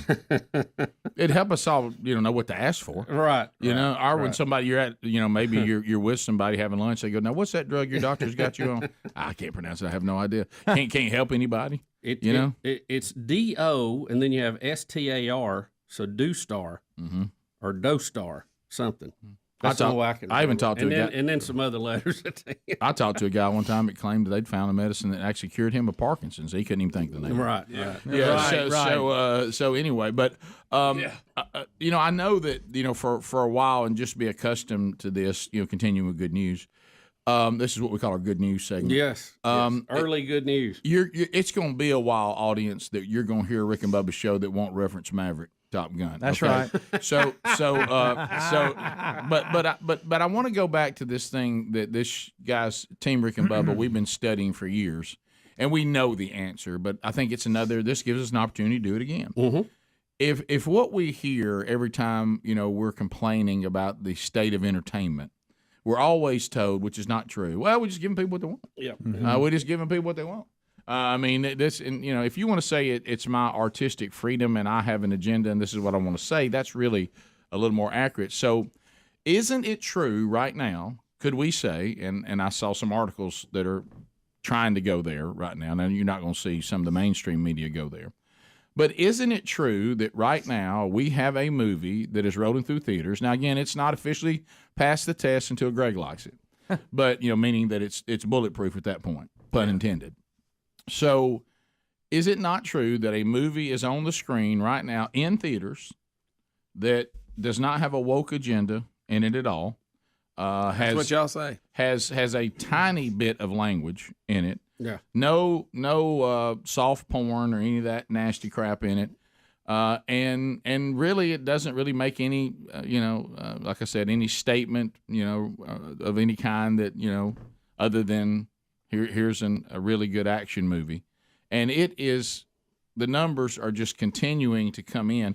People are flocking by droves to go back into the dying theaters and watch this movie and then tell other people and then go back and watch it again. Shouldn't this send some signal to those that make movies that maybe this is, you would think, the kind of movies that people actually do want to see? Yeah. And also, you would have to ask the question of Tom Cruise. We all kind of thought it was going to be a big hit whenever they did a sequel to Top Gun. Yeah. Why wait 30-something years? Well, yeah. Well, it's shot good. It has good cinematography. But I think, too, it shows America strong. Yeah. It shows good guys and bad guys, and we're not going to let the bad guys have a technology that they could use to hurt us. And we've told them, and they're trying to do it anyway, and we take it out. Right. People love it. So, we always say people copy things that work in entertainment. Will anybody copy this and try to give us this kind of stuff? We'll be back.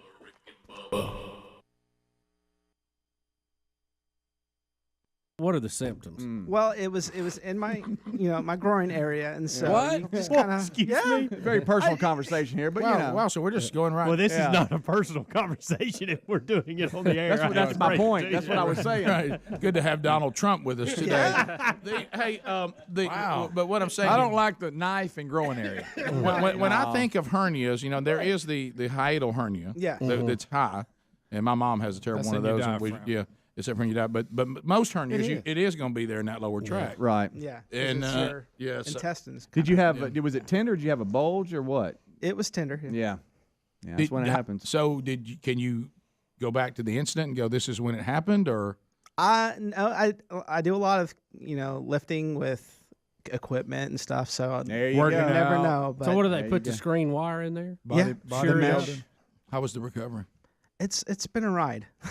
Oh, Yeah, So- those cutting that's a You know long what's- ride there. Yeah, What's man. surprising Getting in the muscle is- and intestines yeah. and all that Stitches. stuff. Oh yeah. The worst of it it's really been like my joints and stuff have really been crazy. What? Really? Yeah. Yeah. They say because like your body creates extra fluid during the recovery, and so it like inflammates and stuff in other swollen areas. down there. Body's trying to figure out what happened. Yeah, it's a roller coaster. Good. You all right? Yeah. Well, I had both kind. I never had the No, cutting. you didn't. They You went didn't through. have nothing like You've it. never had this problem. No, I didn't have the big cut, the open. I didn't have. Was yours really big? Yes. Oh, was it? Okay, yeah. See, mine was small, but I could feel the tenderness of it. What are you laughing at? I'm not laughing I at could you. feel. Did you I have could feel swelling it. with your recovery? Yeah, a little bit. Yeah, it happens. But boy, once it heals, you feel better, don't you? Yeah. Huh? How far are you? Do you think now, hey, I'm good? Yeah. Do you Yeah. feel like I am on the other side. on of the it. mend? Yes. Back It's jogging. been about 4 weeks. When are you? Can How long will you Can live? you pick the cameras up and all that now, or they got to wait? I have a weight limit of 10 pounds for 8 weeks. Ease into it. Don't get near Bubba. Don't want to catch me. That's so Blow wow. that screen right out. But I'm glad. So were you miserable? Could you actually see the hernia? Yeah. Yeah, because Could you push on sometimes it? you can. Yeah. Yeah. Yeah, Sorry, we talk. guys. He knows exactly. Yeah. Sorry, guys. That's just. Hey, y'all have Hey, it? hurts real bad when they say, when Hurts. the doctor says now does this sensitive? Well, because doctors have strong. Now, hands. Speedy, you also had a vasectomy while having hernia surgery. Right. Yeah. We had. Didn't you double up on that? After the third, we declared, all right, it's over. And so while I was out for the hernia surgery, it's like the doctors tag team. They're like, okay, I'm in, you're out. And so two different doctors, one did the vasectomy, Now, Pep, you and one didn't did go the through hernia. all that. No. Okay. No. But luckily I was out. I have to sit there and watch it because I've heard about that. No, I had it done. I Did not watched look the at guy that. do it right in front of me. Well, that's not good. With a nurse right there. I don't want that. Legs up in the air. No. Talking to me about sports like everything was just normal. I love the show. And then stuff that like first, that. then that first time when they're Hey, cauterizing. man, what do you think about March Madness? Who's when going to win it? When they're cauterizing, all of a sudden there's that little hint of burning flesh in the air. Sure, Oh, sure. thanks, Rick. Those stitches, he's just lacing them up. So what do you think about the Masters? Boy, Augusta's nice, isn't it? Yeah. Well, Pat, we're glad you're okay, buddy. Yeah. Jog on out of here. Show us how you can move. Sure. Yeah. Gonna put you on the treadmill. Yeah. Yeah. Yeah. Extra workout. Yeah, just be careful. Baby step. Baby Baby step. step. Ease back. Do what the doctor says. Exactly. Long way home. We'll be back 16 minutes past 866-WE-BE-BIG. Largest number of people, shortest amount of time. At the end of 30 seconds, the buzzer sounds. Your time on the program comes to a close. Then we move to the next caller. And again, meaningless shout-outs and shameless plugs are an instant buzzer because this is not the platform for those. This is for us to hear comments, questions, or whatever you want to bring up. You bring them in. 2 timeouts are available. Bubba's got 1, and Helmsley's got 1. So if you get a timeout, we'll expand on your call. If not, we'll move to the next one. And if they use their timeout, then it's over. All right, so here we go. Trolling. Keep them phones a trolling. Here we come, phone trolling, phone troll. Hello, Jeb. Welcome to the Rick and Bubba Show. How are you? I'm good. Oh, Jeb. All right, so no Jeb. What happened to Jeb? Jeb's out. Let's go to Skylar. Skylar, I'm glad you brought this up. This was sent to me yesterday, and I forgot all about it. Thank you so much. Go ahead. Yes, sir. I just wondering if we could get your Illuminati expert, Greg, on this. I mean, I'm a little worried about it. I get those tacos all the time, you know. Did you see, Greg, Charlie Daniels saw the Taco Bell commercials? I saw the headline. I didn't get to read it. And Charlie Daniels has put out an op-ed or a letter to Taco Bell. He's serious about it. Be very careful when you're dealing with the Illuminati. This is very serious. I'm paraphrasing, but that was the bottom line. Mm-hmm. So Charlie ain't Charlie Daniels says, "You guys, this is here it is." So here it is. Charlie Daniels warns Taco Bell, the Illuminati.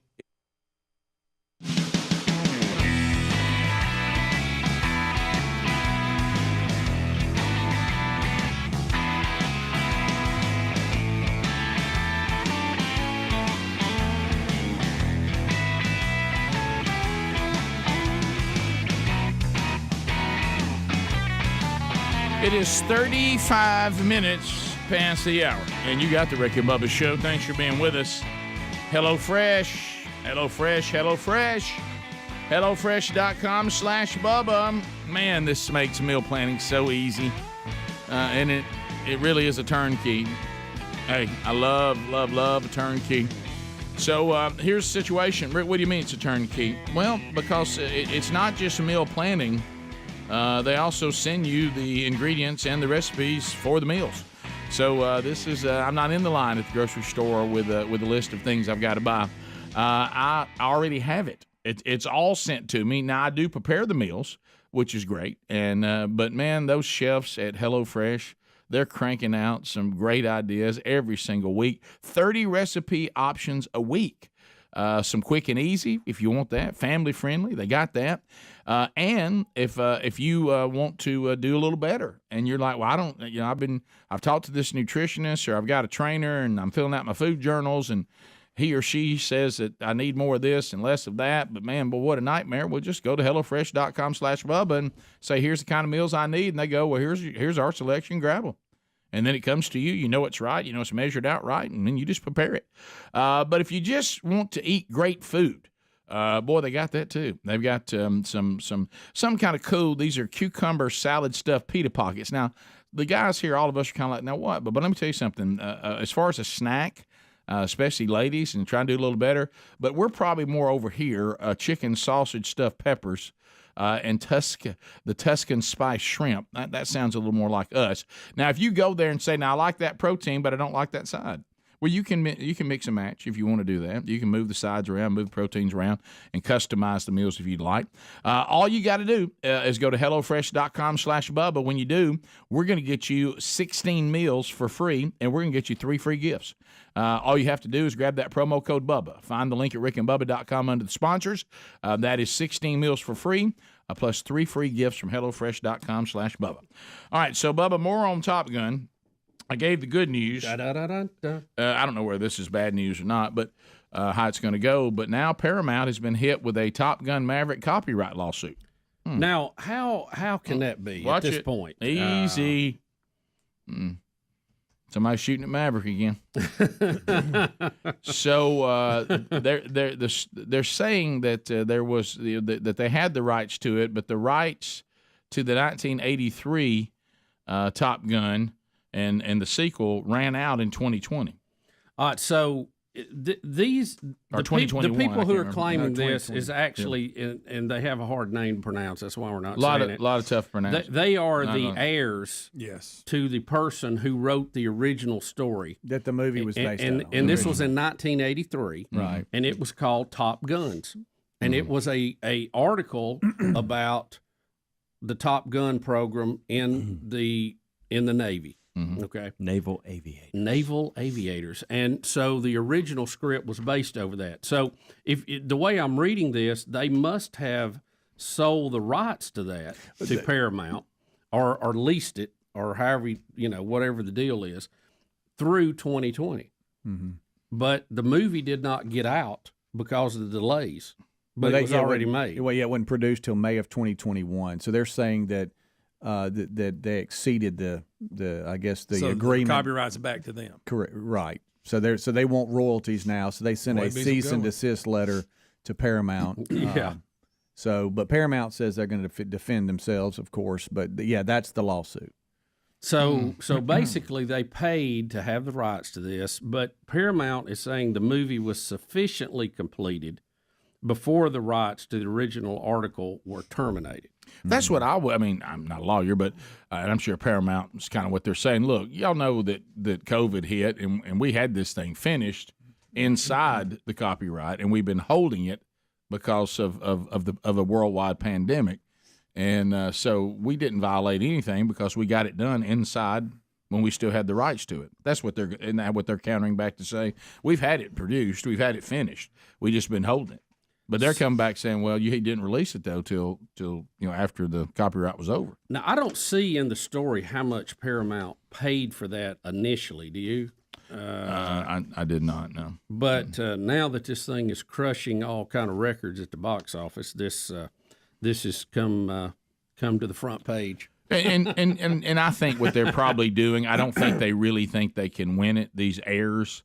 But what they're hoping is that Paramount will look at how much money this movie is going to make. I mean, and what it's already made. Right. I mean, They realize we're not. Just want some money to go away. And they'll just say, "Look, how much we got to get you, idiot? What kind of check can get y'all to go away?" Let me ask you this: it says it was an article. I don't understand how an article about it would have been in the way of somebody writing a script about it. You know what I'm saying? I know what you're saying. It's not like they had a book and they took the book and made it a movie. You see what I'm saying? I mean, just because you did an article about the Top Gun program, then that don't mean, why do I owe you something if I go, hey, let's make a movie about the Top Gun program? Right. But yet I come up with all the characters and all that on my own. So I don't really follow that. That's it's a little. But confusing. they had an agreement with them. It sounded like. Yeah, there was some sort of. And what did they pay to begin with? I don't know. It says that they broke a deal, so they got to face the wheel. That's the way it works. Yeah. Poor old Maverick. I mean, he's constantly somebody's after him. If it ain't the Navy, it's the bad guys, or now the script. He's gonna have to fly his way out of trouble. Yep, that's right. But again, but he belongs up there, Rick. He belongs up there. Yeah. By the way, as somebody that saw the movie last night, y'all are giving things away just in your basic comments. Really? Just so you know. No way. Yeah, I saw it last night. How'd you like it? Oh, fantastic. Yeah. Tried to find something wrong with it, and I couldn't. Yeah. Rick, I watched it. I watched it. Rick, there were moments, we briefly talked about this in the kickoff hour, where and once I will really dig into that later on. We all discuss it because I don't want to ruin it. But there were two moments where I thought, here we go, it's going to be corny. And it wasn't. I know. There were moments where I thought, why are they going here? And they didn't. I know. And there were moments where I thought, this is where Greg would say that it's going to be negative, but he's not. So I couldn't find. I literally searched for 2 hours for something I could find wrong with it, and I could not. Yeah, I mean, it's. I wish you'd called me. I'd have gone again. Amanda went with me. She was fired up about it too. But I've got to hurry up and see this all thing. three of us could have enjoyed it. Well, it was the spur of the moment deal where, of course, if I would have known I was going to have to go through 30 minutes of previews because I ain't been to the movies in forever. Oh, it's long. That I probably could have called all of you. Yeah. Didn't know. Amanda and I were like, okay, finally. No, there's another preview. Yeah. Can I tell you, I like the previews. Well, I like a few. Yeah. I don't like 9. I don't like my time to be 4:45 and the movie not start till 5:15. I don't like that at all. Well, they knew they had a good audience. They were running them in there. Yeah. Well, and they always do. I mean, trust me. This is a trend that started a while back. Wow, the trailer time is along. Speaking of trailers, and I think you'll agree with me, but how about this? It's even actually a franchise that I enjoy. But guys, Jurassic Park. Okay, saw that preview last night. Yeah, I know. Can I just ask this question? Don't you think on Jurassic Park that we have now left the reality? I know it's not reality anyway. By the way, remind me of a question I heard asked last night by a person. Okay, on the red carpet about this new Jurassic Park movie. Couldn't believe it. Hey, y'all realize how dumb people have gotten? You got any idea? Yeah, Greg pointed that out a couple days ago. I saw the no shortage. I saw the act. You did, Greg, and I saw another example of it. And the actress's face when she was asked the question was weird, and I'm going to get it in, I think. But let me ask you this: how many more times can we have the storyline? I still haven't learned my lesson about the dinosaurs. Yeah. Okay. Somebody's going to try it again, and we're going to get to the point again where somebody looks up at some gigantic dinosaur that's got people's body parts hanging out of his mouth and go, why did we do this? You can't contain this. We can never contain them. This is a mistake. How many times are we going to? Is the storyline going to be? We've made the mistake. We did it again. We've made the mistake of these dinosaurs again. Can I submit something to you down that line? Because we're always worried about a species going extinct. Right. Okay. And I do think we're here to manage the garden, and we have a responsibility to that. But sometimes there's animals that have run their course. Yes. And they need to go away. Dinosaurs being one of them. Yeah. And maybe the snail darter. I don't know. Which was the theme of movie number 1. Yeah.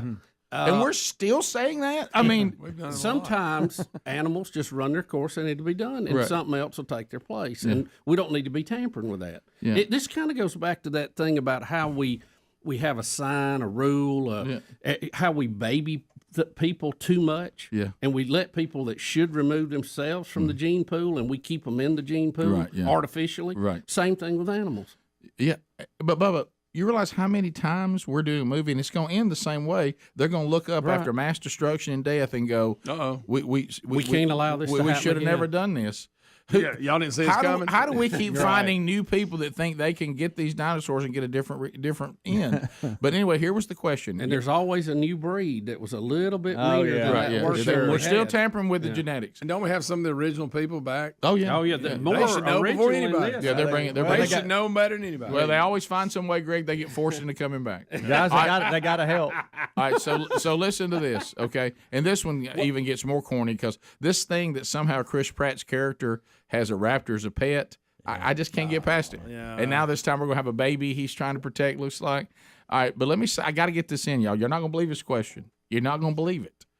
So they get these two not too sharp of tools in the shed. It looked like a couple of Kardashians. They're not, but just picture that presentation, okay? Yeah. They're on the red carpet for some cable show last night as I was flipping by. I don't even know who it was. And they put these two Nimrods on the red carpet. Oh, no. So here comes one of the actresses in the movie, okay, of the Jurassic Park later series. She wasn't one of the originals. She's one of the newer ones. So can I ask you a question? And she's like, sure. So tell us what it's like that when you did the first scene with a real dinosaur. And the actress, she didn't think and that. the actress just looks like, what? And what was it like the first time you had to do a scene like with a real dinosaur? Were they serious or were they kidding? No. I think, and then she I goes, need more of that voice. And then she goes, well, the special effects people made the robotic dinosaurs look real. So yeah, the way they could get their veins moving and their eyes twitching, and even had them sweating.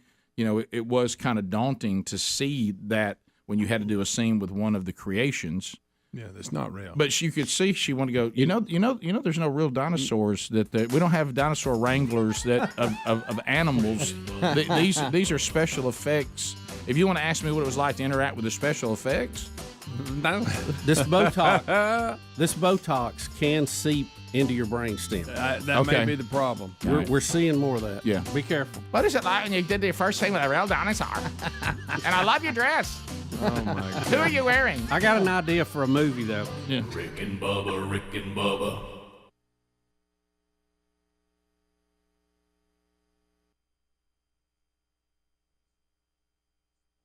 It's not a frivolous subject.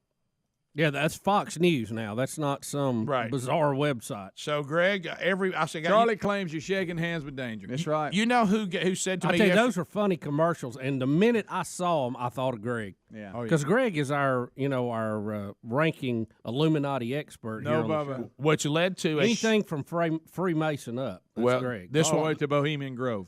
This won't surprise y'all at all because we know how scared he is and how he can get his head. I got when you get a text that just says call me. Yeah. You know what I mean? Call me. Call me. And I go back to the person. I'll tell you who it is in a minute. Hey, man, you got an emergency? I'm in a bind. Free about 1:45. Not an emergency, but please call me. So I call him. Hey, man, what's Greg's take on this? And I said, what are you talking about? You haven't seen it? And all of a sudden, another text comes in with the letter.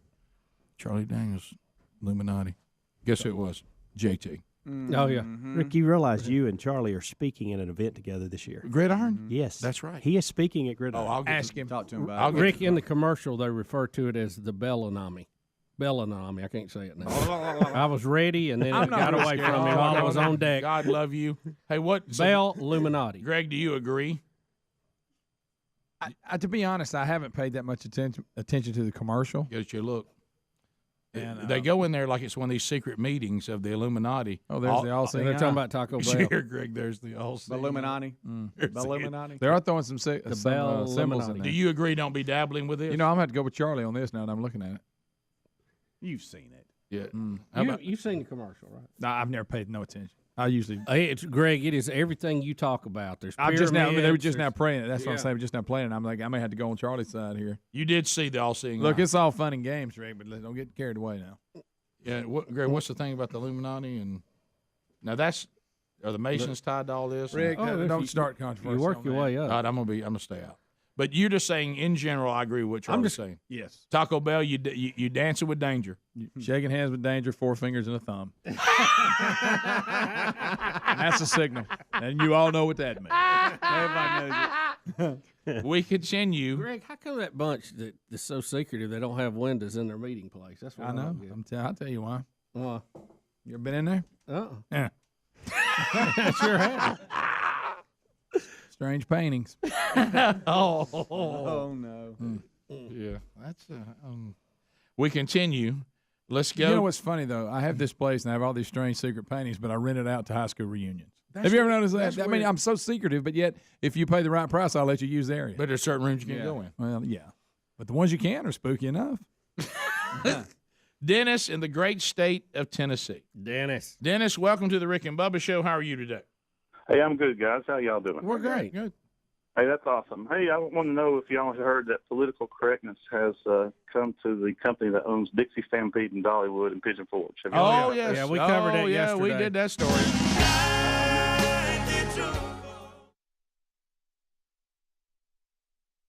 Dolly Parton Stampede, which to me, what a terrible pun that is. And plus, how creative was that? I mean, Yeah. we're going to replace the Dixie Stampede. I got an idea. Guys, It's at Dollywood. You wouldn't believe this. They said after that name was changed, the Raiders actually hired T. Martin. Yeah, it changed everything. It cured it all. It just changed the racial dynamic of the entire country. Yeah. Hey, you know what? We're trying to advance the African American community, and we just seem to have hit just a roadblock. We couldn't get past it. But when they changed the Dixie Stampede to Dolly Parton Stampede, things just started opening up. Yeah. It changed. It just kind of came out. Whole new day. Came out of nowhere. Fathers returned to their families. It just turned everything around. We continue. 866. We be big. An anonymous caller. Anonymous, go ahead. Good morning, fellas. How are y'all today? We're great.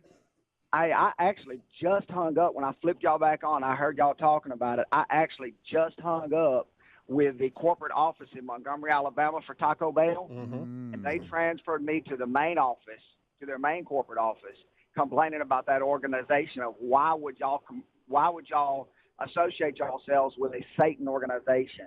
And they said that they have had a lot of complaints about it, and they're going to pull it. Well, look, I think I don't know it's- if I'd went that far. Yeah, Charlie Daniels, Greg. I think Charlie's got everybody. 4 fingers and a thumb, Greg. Shake, shake. you know, it's obvious it's a parody and a takeoff, and I thought it was pretty funny. It's no different than Hidden Treasure. What's the series Nicolas Cage? National Treasure. Yeah. Yeah, same. Hidden Treasure's the one about we have the women back there working on the space program. That's Hidden Figures. Well, see there, Same thing. Well, no, there's actually you don't know about this movie. There's one movie where there's a group of African American women that people don't know about. They're really good at finding treasures. Oh, I didn't know about that. And they go- It is 7 minutes to the top of the hour. The Rick and Bubba Show. Here we go. Oh yeah, success. So as we come back, Bubba, you said, because I guess if you can just get the right franchise going, you can just milk it on and on and on. We can't accuse Top Gun of that. Would we have 30 years between the sequel? Yeah. But I'm afraid I won't be around to see Top Gun 3. I love the original Jurassic Park, and to me, they're just getting silly now. It's got to stop. All right, so check this out. Of course, I'll go watch it. Would you imagine the hype? Imagine the turnout. Imagine the movie that they could do if we did Top Gun 3, Maverick versus Jurassic Park. And there it is. You've hit a home run there to drop your pen. Bubba, that's the best one since Cowboys and Aliens. Maverick. They have to call in Maverick to shoot up the island with dinosaurs. And he's training the latest Top Guns to go take on the dinosaurs to finally end this. Yes. Stop it forever. Guys, and the evil doctor who's been breeding them in an underground laboratory. Yeah, here's what we've learned from Jurassic Park. Never try to do a theme park with it to begin with. And if you do, stay away from raptors, okay? And T-Rexes. And remember that first time in the first one, he goes, "You have a T-Rex?" I'm like, "Oh, yes." And I was like, yeah. Well, growing up, I think y'all should have stuck with the planet. Yeah, growing up, I loved dinosaurs. But I thought T-Rex was, the top of the food chain. I thought they were I really had never even heard of a raptor till Jurassic Park came. Now, keep in mind too, when it comes to this dinosaur stuff, it's one thing that is. Look what Adler's He's found it. There it is.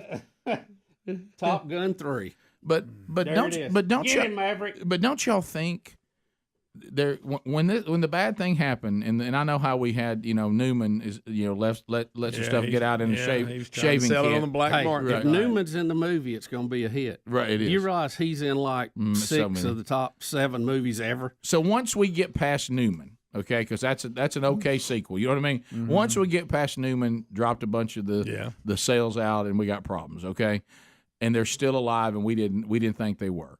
You gotta take out that island. I mean, that's the end of this. We can't, and and then of course there's always the bunch that goes around and tries to bring some back. We've had that. Yeah. That didn't go well. Oh, yeah. That always goes bad when they're coming out in cages. We've done it again. And I guess it was, people were bidding on them and all that. But we all know you can't bring those things back. But can I tell you one thing about dinosaurs that really has kind of bothered me once I got old enough to understand it?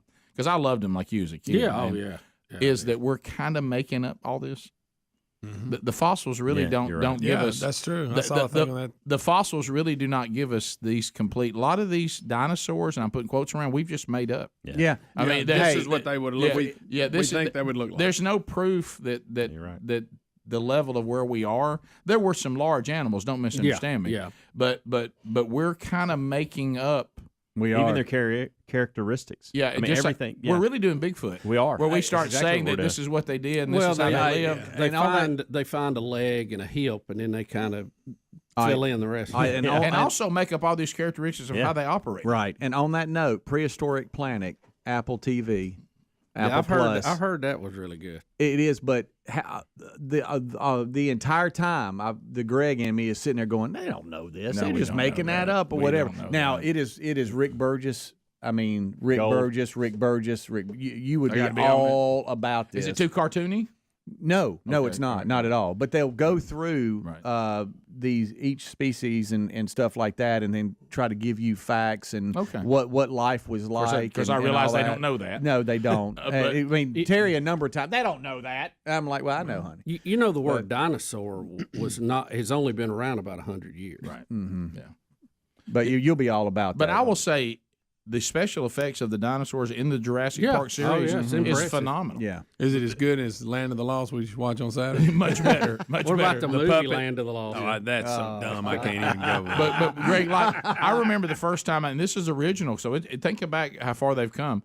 When they had those raptors after those kids in that kitchen, And like they've got them up there blowing on the and then fog coming up on the glass and stuff like that. I like that one. Man, they really make those things look like they're a real moving animal. Rick, one of the opening scenes to Prehistoric Planet.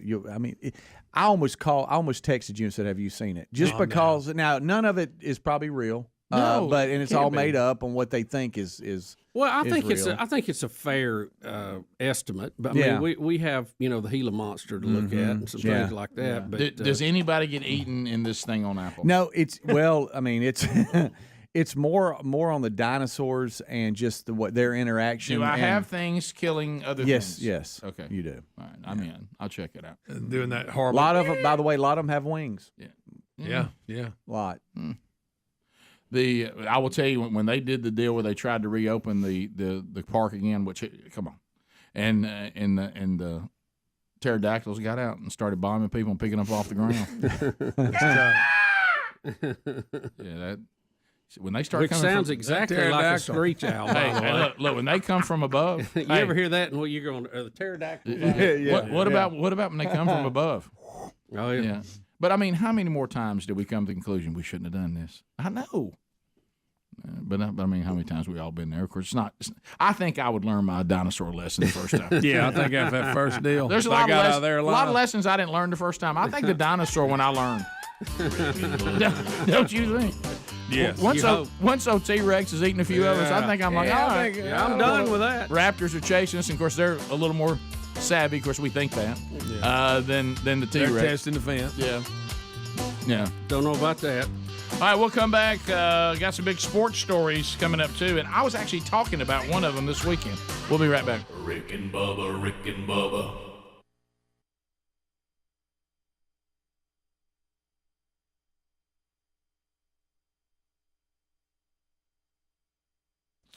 A lot of you are responding, and why not? I mean, just even now, of course, when you're dealing with selling your home or trying to buy a home, there's so many variables, and you're wondering, am I getting the most for the house that I'm selling, and am I getting the best deal on the house that I'm buying? And is there anything that feels better than for somebody like Bubba and I are about to do right now that walks in and says, "Whoa, Bubba, whoa."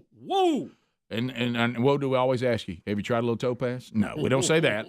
On this particular thing, we would say, don't worry about it. We have vetted out real estate agents. I tell you exactly who you need to deal with based on where your houses are located. Isn't that a great feeling for that person to come in? And your blood pressure just goes down, and you're like, okay, so this person, they've been vetted out. They're one of the best in their field. They'll take care of you. Every aspect of this will be done professionally, and you're going to get the most for your house, and you're going to get the best deal on the one you buy.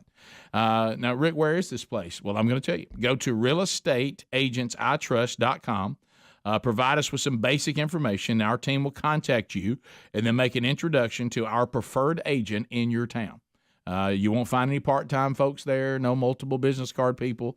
That we're dealing with real estate agents who have a track record, real estate agents in our audience that share the same views that you do, and they are the best in their field. If not, they won't be there. So go to realestateagentsitrust.com. We should be able to find an agent practically anywhere and everywhere that you hear or see this show. So, again, realestateagentsitrust.com. Calm down. We got this covered. And right now you're receiving. It's two different things. You had Hidden Figures. Now this time they're actually treasure. They get a treasure map and they break it down. It's Hidden Treasure. Yeah. And they weren't going to release it till they changed the name of the Dixie Stampede. Hidden Figures is pretty good. Of course, half of it probably didn't. Greg, happen. don't ruin it for me. I love that I watched movie. it. It was a good movie. There we go. It's a great movie. You need to see Greg, it. It's fantastic. Let's call a hands off on Greg on that movie, so we can it's enjoy too it. late. He claims Kevin Costner, the guy, never pulled the sign down. No. With the sledgehammer, bat, or whatever he had. He's right. They may have just I said, know. somebody sent a memo and said, look, let's fix this bathroom thing. That's probably what happened. We'll be But back. that's not near as good in the movie. We take your phone calls next. More to come. Rick and Bubba, Rick and Bubba. Collective can here today, too. Yeah, we did. Yeah. It's funny. Coca-Cola came by today and gave us the can that has the Alabama national championship on it. The big 1-7. And, of course, one of us asked the uncomfortable question. Somewhere in a third world country, there's a kid drinking a Georgia championship Coca-Cola. But anyway. Because they got to have them ready to go. But it says Alabama won the game, which we all know, despite the theft of a coach's playbook. Yeah, I saw that. Did you see that? Alabama defensive line coach Carl Dunbar realized Saturday, 2 days before the big game, that his backpack containing 2 cell phones, a passport, laptop, cash, and the playbook was I was just waiting for any commentary there. I'm not saying was missing from a conference room in the team's Atlanta hotel. Some of the items were later found in a bathroom on the 3rd floor of the hotel, but the playbook was nowhere to be found, meaning it was gone. It says the book still, as of Friday, had not been recovered, but it says, as we all know, Alabama won the game anyway. And it says Alabama's head coach Nick Saban now 11-0 when competing against teams coached by his former assistants. Somebody said 12-0. These numbers are all over the road. I thought 16-0. Hey, they've won a lot. Yeah. I never against heard his former assistants. Yeah, I thought it was 12. I'd never heard 16, but they're saying. I've heard all kinds of numbers. I heard 80. And Lane Kiffin said he was going to change that. So anyway, somebody stole the playbook, but it didn't matter. I tend to think that, first of all, you still got to block and tackle no matter who has the playbook, but and it certainly can help if you know what somebody's strategy is going to be. But I think this is more likely to end up on eBay. Here's the playbook from the national championship game that somebody would try to sell it or keep it as a. He was a defensive coach, right? Defensive line. He's only been there for a couple of years. All right, so your Saturday night coaches. You just don't hear that a lot. Coaches meeting. Yeah, Saban's running things. Everybody got your book. Hey guys, look. Hey, y'all go to page 3 real quick. Hey, where's your playbook? Hey Dunbar, what somebody stole it. Hey Dunbar, where's your book? You didn't bring your playbook? Well, I don't have it. Where's your playbook? It's been stolen. You still got the cash, don't you? No, I mean no. It's no, the cash is gone too. Playbook was stolen. Do it. I don't have it stolen. I left it in the room. Right. Sure. Night. So, but yeah, I'm sure. So they said they still won. Did you see this other thing too? That they had a guy and he got with a television station to do it. That a California man has confessed to a 1993 murder, and they call it a riveting TV moment. And the man was crying and claimed that he murdered a teenager in Northern California nearly 25 years ago. They said Brian Keith Hawkins, 44, walked into the station, said he wanted to confess to the 1993 killing of Frank McAllister. The outlet reported this. He said that, and the reason why. Now listen to this. This is important. Says he has a faith now in God.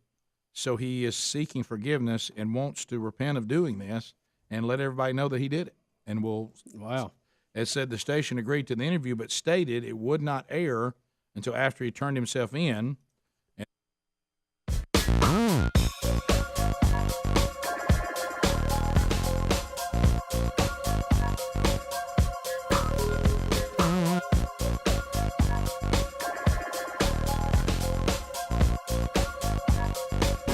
It is 6 minutes past the hour. Rick and Bubba's show from the No Name Studio.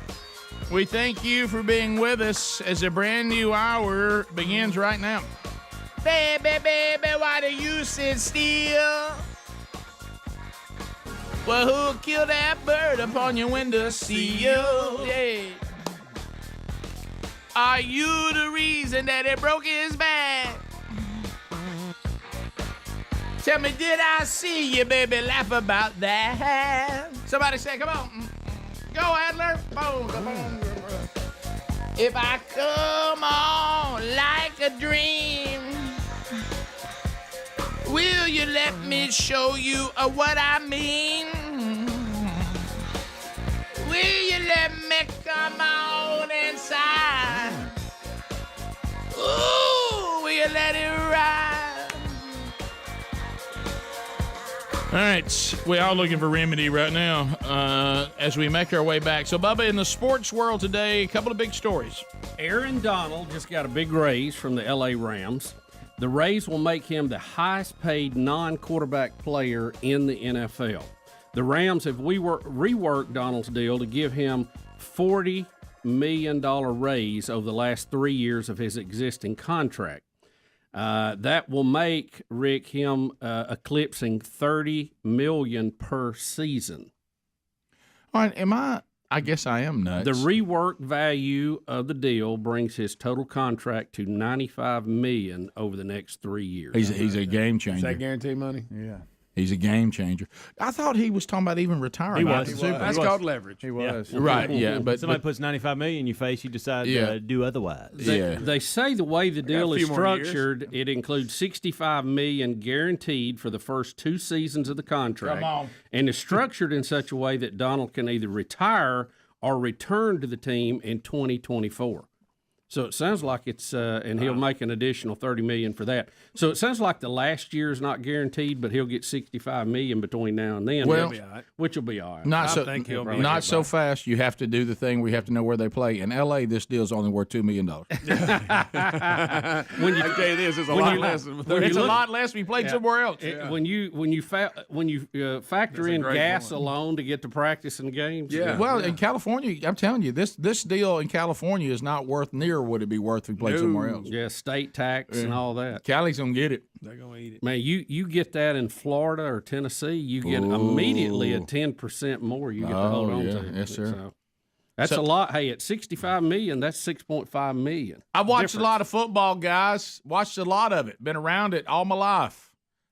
That is a player right there. He's a real that is a game-changing player. I've seen him shut down offenses from the defensive tackle position. Well, they have to start triple team him, and that really opens it up for other people. He's a player. You know, when you offer these rookies these giant contracts, and you go, man, I hope they work out. Well, you got to feel good if you make this deal here. You go, I know this will work out. Barring injury, this will definitely work out. No, Greg, easy. Don't say it.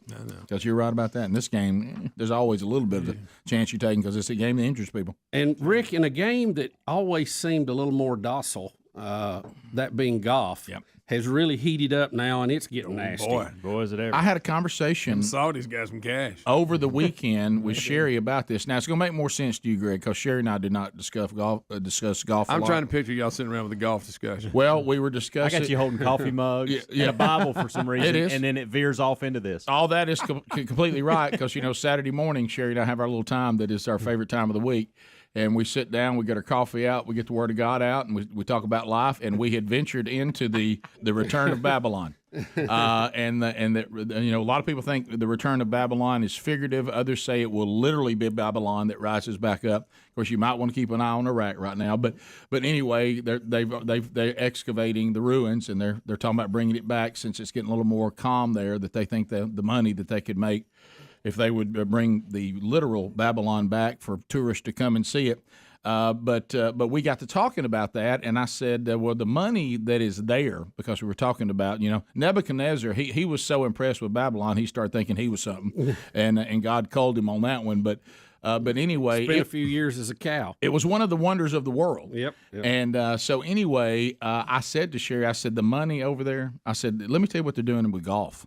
Now, I didn't know we'd have an update, and I started telling her about this, so that brings us to where we are. So the Saudis that are going to have their own compete, I guess it's going to compete with the PGA. Greg Norman is the one that's starting it, right? But he's the financial backing is coming from the Saudis. This will be an international tour that's played all over. Trump golf courses are even going to be used in the United States for this. Right. So it's more of an international What thing. is the name of it? LIV, and I don't even know what that stands for. Yeah, it's the LIV Golf Series, but it's Saudi Arabia's public investment fund that's they're backing it, and Greg Norman's the public face for it. So let me ask you this: Do you, if you're a pro golfer, can't you play in tournaments by both of them, or PGA do you have Tour, to be a member of this or that? So here's what PGA Tour came out in May and said: sorry, you can't play on our tour and this tour as well. Right now, the reason you're hearing people like Phil Mickelson and Dustin Johnson who have resigned from the PGA Tour and going to play in this is because, and saying that they're also going to play in majors. I'll still play in the majors. You're going to hear that. And that's confusing because people go, well, wait a minute. If you're resigning from the PGA Tour, how are you playing in the majors? Well, the Masters is not owned by the PGA Tour. It's its own entity. The British Open, the same. They have their own thing. The U.S. Open, it's a USGA event. And then PGA Championship, I don't know how that one would factor in. I actually think that's separate entities than the PGA Tour. So unless those 4 entities come out and go, hey, by the way, if you play in that, you can't play here, they're good to still play in the majors and do this. And in Dustin Johnson's case, he has let everybody know last week, I'm about to do this, and he made it official yesterday, $125 million contract. Even if you couldn't play the majors, with the fact you can, it's a no-brainer. And Dustin's a laid-back guy. He doesn't really care about, I got to have the PGA Tour. Phil Mickelson's the same way. And correct me if I have this wrong, because I was trying to explain it because I don't follow golf. I told Sherry, I said, what makes this so intriguing to these golfers is right now, outside their endorsement deals, you go to a tournament, you either win money or you don't. That's it. And what this league is saying is we're going to guarantee you a certain amount just to play. Performance fee, basically. Right, yeah. And the flack they're getting is because of the human rights and all this from the Saudis. From where the money's being. That's what started it, because remember Mickelson lost his sponsors and all this. Yeah, he when brought he was up the first one. 2018 killing of the journalist. Yeah. and all that, and he apologized again Monday when he made this announcement. So basically, we have a league that's going to compete with the PGA. Exactly. And if you have competition, if you have competition, that should be good for everybody, right? Because the PGA is a little bit like the NCAA. They've had a death grip on golf, and this will give golfers options, right? Am I looking at that right? I think it does 100%. But I do think it's going to get interesting because now these big events that these players are talking about going to play in anyway, the Masters, these tournaments are now going to get pressure from the public to shut that down. You know how the woke world is. Oh, yeah. And so it'll be interesting to watch this play out. We're seeing a little bit of this on the tennis side with people are, the Wimbledon came out and said, hey, we're not going to let the Russian and Belarus players play in Wimbledon. Well, that's made certain players have to choose sides on this. And through all that, you've got, now we're not going to allow any points to be if you play. And so now some players are like, well, why even go? And they're like, well, it's Wimbledon. And so you're going to start seeing the same arguments on the golf world about where do I go? How much do I make? Yeah. Why is everybody mad at me for playing here? Right. Should I do this? Should I not? Yeah, it's interesting. And this thing starts Thursday in London. And so that's their first tournament. That's their first tournament. Sergio Garcia is also joined. He is. Correct. Big name. Kevin Na, but they offered Tiger Woods. Oh, it's Woods, but $1 billion. I don't know the numbers, but they did say it was crazy. a 9-digit offer. Yeah, it was crazy. And he said nay. Yeah. For now. He's letting Dustin and Phil figure it out. Check back with me. Yeah, right. They said he's reconsidering it because they don't let women drive. What about Randolph Jr.? That's a good line. It is. Let me tell you, they may not let Tiger do a lot of things he likes to do either. Right. Yeah. So let me ask you this. So, I think in the perfect world, we keep politics out of sports. But obviously, with the Russian thing now, it has got to a level that people said, "Look, we're not dealing with they can't travel, most of them anyway." Right. So with the Saudis, we had what looked like a murder and it's alleged. It hadn't been tried in court, where they killed a journalist who was not friendly to their cause. The prince was in on it, and they have a royal family, which is a dictatorship type setup, but as a country as a whole, we're pretty chubby with the Saudis. Yeah, chubby. Chummy. I mean, we're chummy. chummy. It'd be chummy, not chubby. Yeah, we're chummy. It depends on who's there, I guess. But you don't know how fat they are under this. No, you really don't. So, they're at the bump. But we buy a lot of oil from them. Yeah. We sell them a lot of military gear. We're their defense. Yeah. So. I hate to just put it on a spreadsheet and go, the things we do with the Saudis versus a potential murder, it kind of outweighs that, doesn't it? Yes, and we're getting hung up on one point. Well, that's what we do in America now. And I know that's not a good point. Maybe we should be hung up on it, but we still do a lot with the Saudis. We do. We'll be back. Rick and Bubba.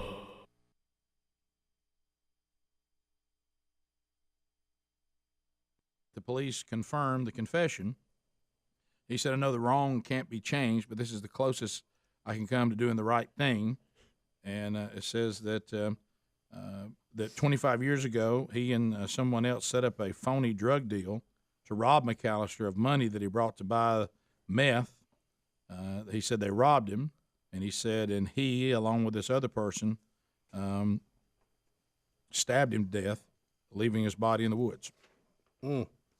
So, and he'd been reported missing, obviously, and they never found anything until a hiker discovered, sadly, the body, and said that they never could figure out who was involved, and now he has admitted it was him. How about that? What about when you walk? What about when you walk in to the news person, and you're like, "Hey, I got some guy here that says he wants to go. He wants to come clean. That we want to go live, and he's going to confess to this murder." Wow. Wise that they would go ahead and record it, and then not air it until after they could. And it says that the other person that was with him, which was a female, Culver, had been arrested, but that he had never been arrested for being part of it. Wow. Rick, in some good news, Fiat Chrysler will move more heavy-duty production to Michigan from Mexico, adding 2,500 jobs and invest a fresh $1 billion, according to Reuters. Now, what is this about? What is this tied to? Well, they're moving some of their manufacturing of Ram heavy-duty trucks back to the U.S. from Mexico. Yeah, didn't Trump say they need to move it out of that blankety-blank? Yeah, something like that. No. So the announcement today is two actions made possible in part by the passage of the U.S. tax reform legislation, an additional investment in the U.S. manufacturing operations, and special payment to recognize employees for their continued effort toward success of the company would be coming. That's good. Yeah, so that, again, we see what we've been saying all along, and you certainly can take issue with Trump on things. One thing, though, you have to be is honest about all of it. These things that are being done with the new tax plan and what's being done is affecting the economy in a very positive way. Yeah. Especially with manufacturers coming back to our country. And wages going up. How about that? As opposed to I'm going to another country where doing business makes more sense. And, to me, that doesn't sound like a very hard to understand concept. No. If you set up an environment where people can do business, I think they would prefer to stay in this country. Yeah, some of the people that are that doesn't seem a hard concept that are counter to all this. I don't understand what they're thinking, how they think we're going to make it. Well, I mean, every day now we're getting some very positive story about the economy every day. Well, back before this, it was very confusing. Which anybody who has a worldview based on emotion is always going to be confusing. But the famous throw a rock, hide your hand. Yep. When I would watch all of these far left politicians who created the environment that would run the manufacturer off, then be mad at the manufacturer for leaving, and they're the ones who run them off. And then kind of hard to figure out. And then if it's just powerful liberals who support liberal candidates, they too would move their company into these same places while being pointing fingers at the other companies who are doing what they are doing. Crazy. And then take the same tax loopholes that they say shouldn't be there.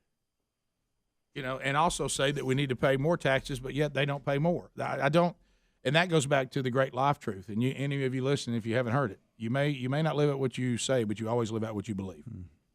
You can say one thing, do another, but what you actually do is what you really believe.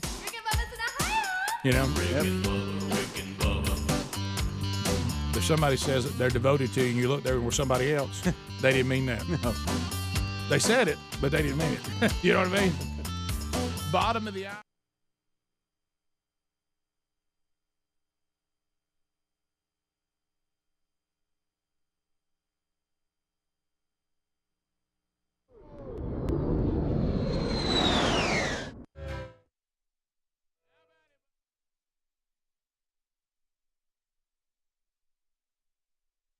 You say? Well, I everybody is, I don't know. I know we've talked about it in the kickoff hour today about the Vikings' miraculous win yesterday in the playoffs. I didn't see it because, I'm supporting the troops, but I've seen the highlights and I've seen what happened, and it's really unbelievable, and I've come up with a theory that you've been saying, for a lot involving professional sports, and We do know there's been, what happened with baseball with the Black Sox, and we know that people have been convicted.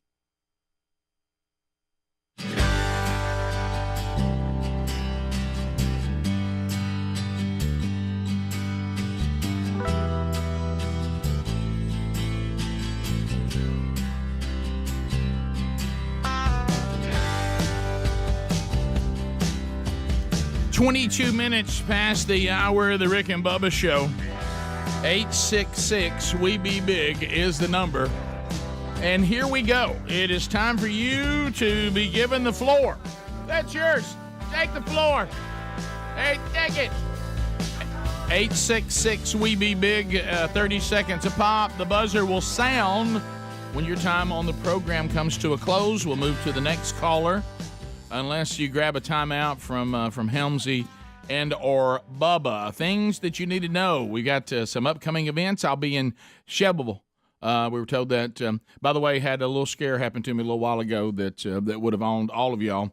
I noticed that a church in Shelbyville, Kentucky, just got one of our 40-week curriculum from the manchurch.com, and the order came through. And when I saw it, I went, oh, my goodness, do I think I'm going to Tennessee, but I'm really going to Kentucky? But I went back and looked again, and I realized, no, I'm going to Tennessee. There just happens to be a church that it looks like they're going to get started in Kentucky, which is awesome. So it's the 18th. It's Saturday night. I will be there at First Baptist Church. You can get the ticket that includes dinner or just get a ticket that just includes the event. They're both available. Get them at rickandbubba.com under upcoming events, and I sure am excited about being there on Saturday night, hanging out with a bunch of guys for Father's Day weekend.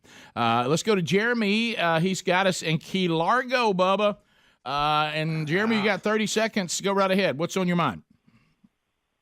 Hey, good morning, guys. Hey, buddy. Hey, I guess it's an odd question, but I was just curious. Do you make more money when me as a listener, I use the TuneIn app, but I know it's a sore subject right now. The official Rick and Bubba TuneIn app has been acting up.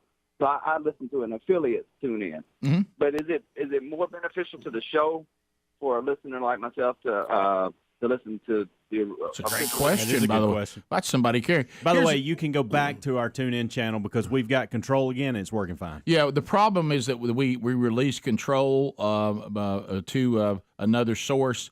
They have been they did not meet our expectations, so we have taken that back. So the TuneIn app should be more dependable. It really it all works together. I mean, we want our local affiliates who pay fees to have the show. We want them to do well. We also on the TuneIn app that is ours, all of our national spots run there. So we benefit from that as well. So I wouldn't think one's more important than the other. Well, but I've always kind of thought that our affiliates are your first line where you would like everybody to hear it. But right. Of course, we don't have 800 affiliates. Yeah, if you don't have an affiliate. There's other options. But I would say you always go with the affiliate first if possible. Yeah. Now, if you're somebody who is not in that affiliate's market and you're just using their iHeart station, but you're not there, they're not an option to you, I might pull you back over to the TuneIn app. Y'all leave the podcast out. Yeah, and then we got the podcast every day. Don't leave that out. It all works together. I hear more about the 1 hour best of that Adler does that's on our podcast than anything here recently. It's good. It's real good. Hey, just get the show. I mean, if you get the show and you listen to the show, you get it however you can. If you're in a place where you're fortunate enough to have a Rick and Bubba terrestrial station, support them, love them. If you don't, then go out and grab any platform you want. Yeah. We'll take any way we can get you. It's still the easiest is just to get in your vehicle and flip the radio on. But if you don't have that luxury, thank goodness we have other options. Oh, yeah. And give us 5 hours a day, and if you can't, give us what you can. Right. That's it. Let's go to Asa in Alabama. Asa, 30 seconds. Go ahead. Hi, Rick. Hi, Bubba. How y'all doing? Good. We're good. I was listening to something yesterday a buddy showed me about the executives for Flying J and Pilot in a subcommittee meeting or something, and they were talking about how Union Pacific is trying to cut their ability to haul fuel and depth throughout the United States. And come to find out, the Union Pacific is partially owned by electric car investors. I honestly didn't follow that. Did you follow? Well, I think he said that they were trying to cut down some of the railroad's ability to transport fuel. I see. And some of that is owned by the people who build electric cars. That's what I got. Boy, from that. Bubba. Okay, all right. Is that what y'all got? Yeah. I didn't. I mean, kind of. His phone was spotty too. So. Gary in Nashville, Tennessee. Gary, welcome to the Rick and Bubba Show. 30 seconds. Go ahead. What's up, guys? Happy early Father's Day. The new golf thing sounds to me like the NIL of golf. Well, it could be the NIL of golf. Look, it's guaranteed money for somebody because the thing you have to understand is these sports will wad you up and throw you in the trash when you're not performing at the level you once did. I mean, well, you only got a certain window to make the money, but you just got to figure out what's more important to you. Rick, I've just always felt that competition is the best for everyone involved. You want to have options. Trust me, I just learned that. The PGA does not get to have a death grip on golf. Right. Neither does the Saudis. Everybody can kind of do their own thing. Each golfer can decide what's more important to them. Is it sponsors and points, or is it guaranteed money? I mean, again, that's it's the marketplace at work, and if you like golf, you're still going to get to see a lot of golf. I assume the LIV has some TV contracts, or will. Oh, yeah. To Jim and Gadsden, Z93. Jim, 30 seconds. Go ahead. Good morning, Biggins. How are y'all doing? Good. We're good.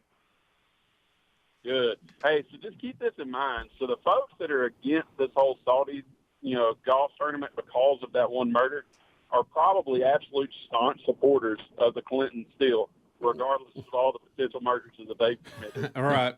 Well, I don't know enough about the PGA to make this comment, but I can probably feel pretty confident about it. I bet if you vetted out the PGA, there'd be a lot of things you might not agree that they are all about either. Yeah. But, it's like we talk about on the show, where are those organizations and those companies now that I line up with on everything? Well, they're hard to find. Look, we're connected to the Saudis pretty heavy anyway, as long as we keep filling up, especially with no Russian oil coming in. That's right. Rick and Bubba. Shaving points in basketball, and you say sometimes it seems that when sports need something, like maybe they're hurting with their ratings, right, that they'll start doing things that's better for all of us, and some of us have to be sacrificed for the good of the whole. Right.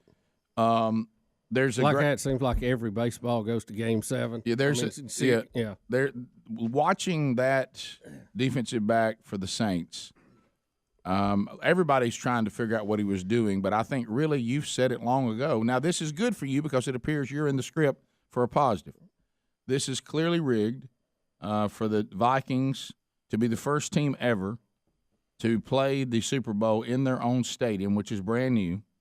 And, Bubba, you are now benefiting from the very conspiracy you've tried to bring attention to.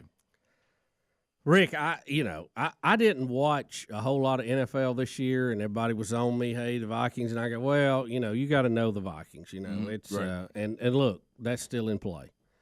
I will say this, that play, that finish will carry the Vikings franchise and their fans over to next year. So this next week when they get to Philadelphia and they can't make a first down, right, out in a blizzard somewhere, we'll live off this. And that's okay. That's okay. Rick, think about this, and Greg pointed this out. I've complained that the Vikings, and I don't know why I was a Viking fan when I was a kid. Who knows? But they played every dynasty during their peak in a Super Bowl. Right. The Chiefs, the Dolphins, the Raiders, and the Steelers. You got 4 Super Bowl losses. Did I say all? Let's see, Raiders, Steelers. Yeah, 4 of them, right? Yeah. Yeah. There's just been so many, Rick. It's hard to count. Right. But every time they've gone to the Super Bowl, they played a team that was absolutely killing everybody. Oh, yeah. And if they were fortunate enough to win in Philadelphia, they will have that luxury more than likely against the Patriots again, too. So I don't know that you want that. I don't know. Might as well take your beating in Philadelphia and live off that play and get ready for next year. Well, there's the positive that I've just laid out, that this script thing is real and you're the hero of the script. That's positive. Well, it's then there's the negative. You don't look, as a Viking fan, you never can get too excited. You look at what you've accomplished and go, it's great, but next week there's always a pothole out there. Well, and there was the side of me that hit this too. Then there's the other side, which is more realistic to the Viking fan experience. All the Vikings are doing is playing with your emotions so they can destroy you in even a bigger way. Yeah, you know what I mean. It's very possible. But so you've lived both. You've lived it all. So I mean, there's nothing. You're fine. I mean, you're good. Live on Purple Rain. That's right. And so fun. That stadium looks pretty cool. I would like to see that stadium sometime. Well, you may get to for the Super Bowl. Yeah. Well, I mean, I'd like to go and see the stadium sometime. The good news I don't is, know. I've heard and I've seen pictures. Apparently, there's a restaurant there, and when the team comes out of the locker room, they literally walk right through the middle of the restaurant. Well, the good news is that'd be cool. Wouldn't it? If you want to Have go, any if they hamburger? make it to the Super Bowl and you want to go see the new stadium, they're probably less expensive than trying to see the national championship game in college. Probably. Yeah, you'll get a better Who deal. knows? You're probably Who right. knows? And it may be warmer there. I don't know. Well, so Adler was in I Minnesota. know. We'll have to find out. Isn't that weird? It looked a little rough. Outside the stadium, it looked like it was 10 degrees. You see the snow. You saw the highlights. Snow plows. It was foggy. Oh, sure. Yeah. It was a mess. We for those of us that were watching it, you heard the Fox broadcast, but I have the Vikings radio call. Oh, yeah, I and bet that's they go ballistic. Yeah. I mean, they really do. Well, let's hear it, Speed. Let's relive it. Yeah. But like you're talking about, Rick, the color guy never can really help himself. They never can let the play-by-play guy finish it. Right. They just can't stand it. They get. Do you want to come back? It's 15 now. Yeah, let's do that. Let's Let's come come back. back. Let's come back and do that. Let's break. Because I actually got an email from a guy the other day, and he's right. When we let these breaks go on, and I've had it happen to me listening to other shows, then they have to come back and they have to make a hard break. It sounds like you get 2 minutes of programming and you get 12 minutes worth of commercials. You know why? Because you do. You know what I mean? So, hitting these breaks is important for it to sound right to everybody who may just be catching you on the one after you come back going over. We'll be right back. Rick and Bubba, Rick and Bubba. Now we have, speaking of play-by-play, we have the Minnesota play-by-play of the miraculous ending of the Vikings playoff game. Are we ready? We got it? All right, It's third down. 3 receivers right, Thielen and left. Listen, he's down. Lattimore 12 yards from Adam. Case on a deep drop. Steps up in the pocket. He'll fire to the right side. Caught by Diggs. Stay up. Oh, my God. Oh, my God. 30. Touchdown. Are you kidding me? 35 minutes now past the hour. The Rick and Bubba Show, 866 We Be Big. Thanks for being with us today. MyPillow.com/Bubba. Snuggled into that MyPillow last night. And always looking, now, gosh, how long has MyPillow been on this show? Long time. Yeah, they all have a 10-year warranty, but I think they've been with us probably 10 years, haven't they? At least. Yeah. Anyway, if you're looking to get the MyPillow, you've been putting it off. I don't know why I don't have it or whatever. Or like me, or us, and you're adding. This room doesn't have MyPillows now. They're buy one get one free, so I can get one for this room, and the other room's free. So go get them now at MyPillow.com/Bubba. Some other buy one get one free opportunities there.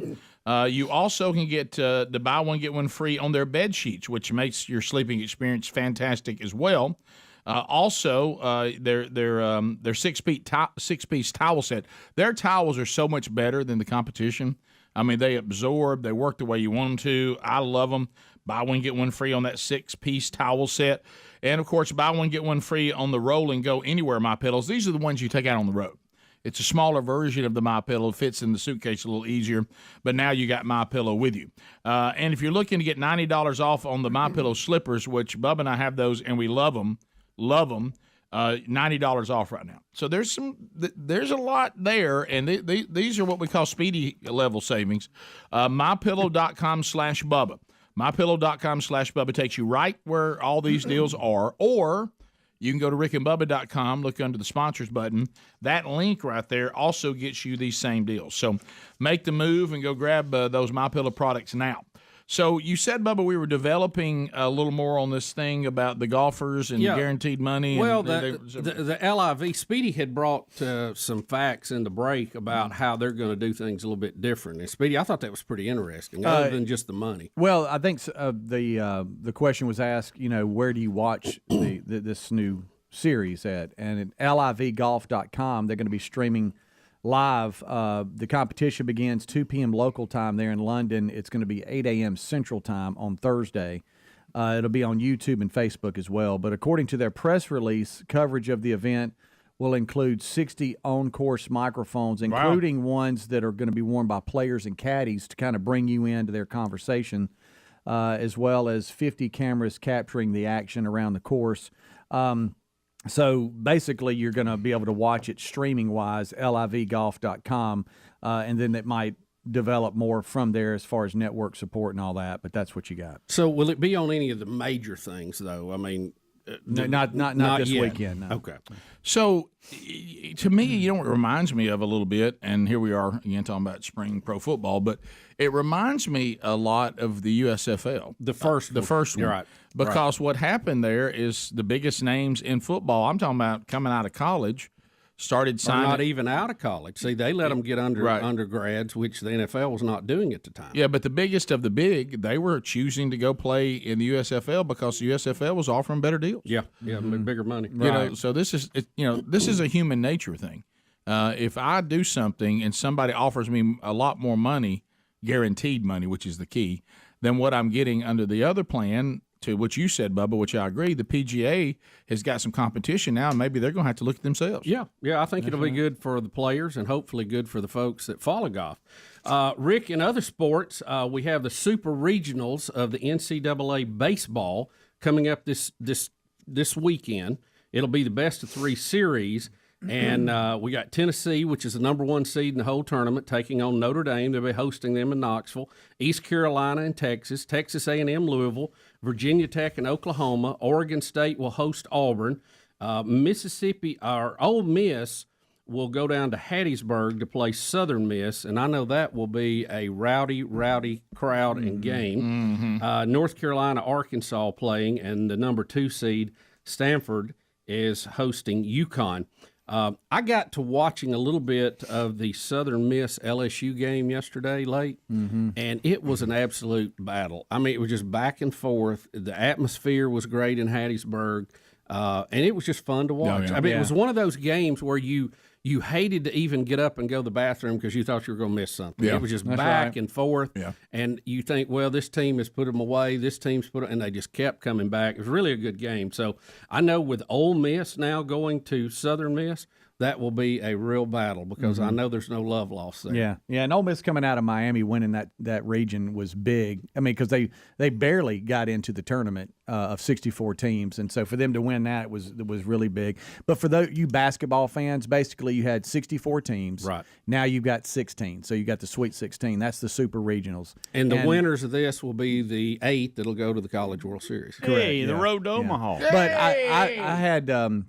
I had gone to ESPN Plus to watch all this, and Rick, I know how you battle your love-hate relationship with baseball because you like the game, but sometimes you think it's too slow. College baseball, in my view, and it's just me, that's what I love the most, but it might be because I've got kids that play it or did play. That does have a lot to do with it. And I think that might be it. Of course, MLB, we love the Braves and all that, but I found a streaming service on ESPN Plus that would fit, Rick, it is so you. It's called Squeeze Play. Yeah. And you can watch each individual game, which sometimes we'll pop it up, and then it'll have like 4 or 5 different little boxes, and we're just running around the house, and then sometimes things will happen. Squeeze Play, it has all the games, and they go to the best action. I'm talking about, look at this, look at that, whatever. So there's never a dull moment. So they could hop to USM, LSU. Hey, bases loaded, 2 outs. So it's red zone.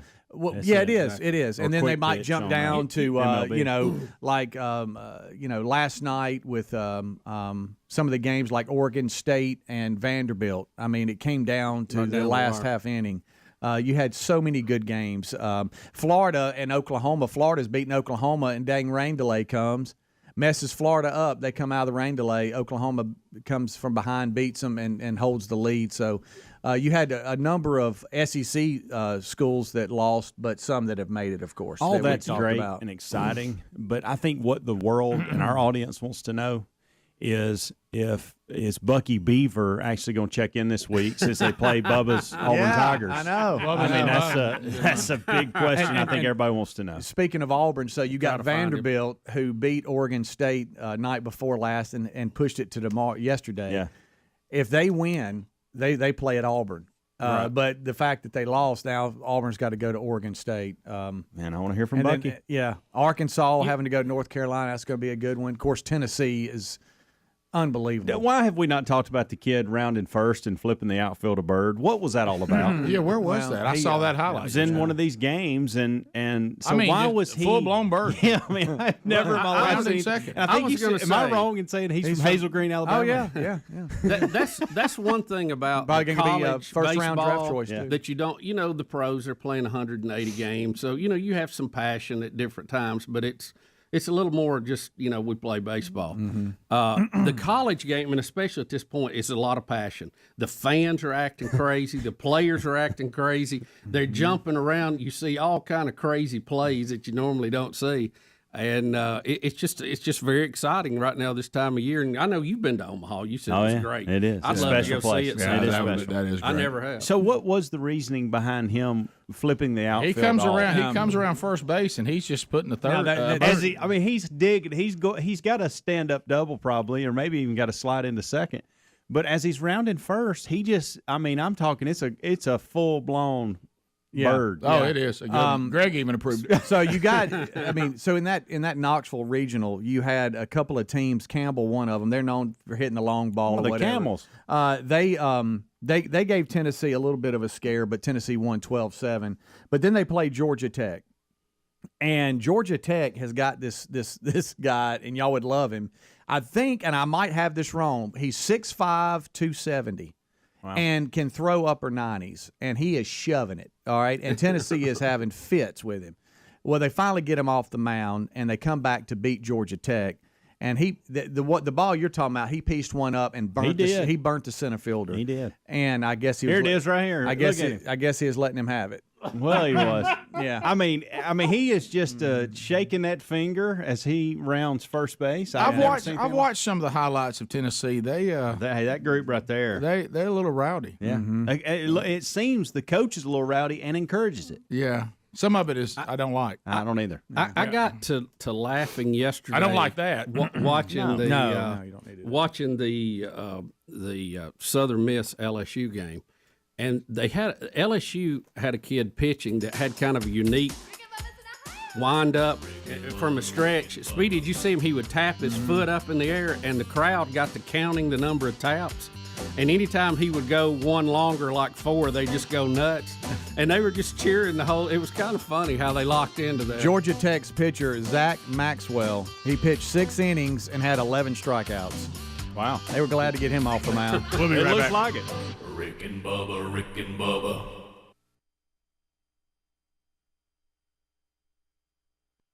It's a Minneapolis miracle! Stephon Diggs and the Minnesota Vikings have walked off on the New Orleans Saints. It's a 61-yard Minneapolis miracle.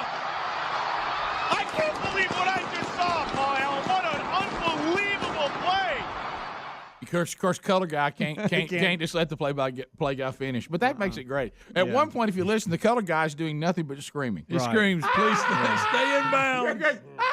Well, you hear boy, he just starts hollering. Yeah. Has anybody checked? Is Stephon Diggs still in the end zone posing? Yeah, possibly. You're right. Did you see him get up there? Yeah, Strahan with a good one. He said he reminded him of Rod Tidwell and Jerry Maguire. You remember when he scored and he kept twisting? I mean, he wouldn't leave. Now, here's Joe Buck's call on Fox, if you heard that. Listen to the difference. Steps into it. Pass is caught. Diggs! Sideline! Touchdown! Unbelievable! Vikings win it!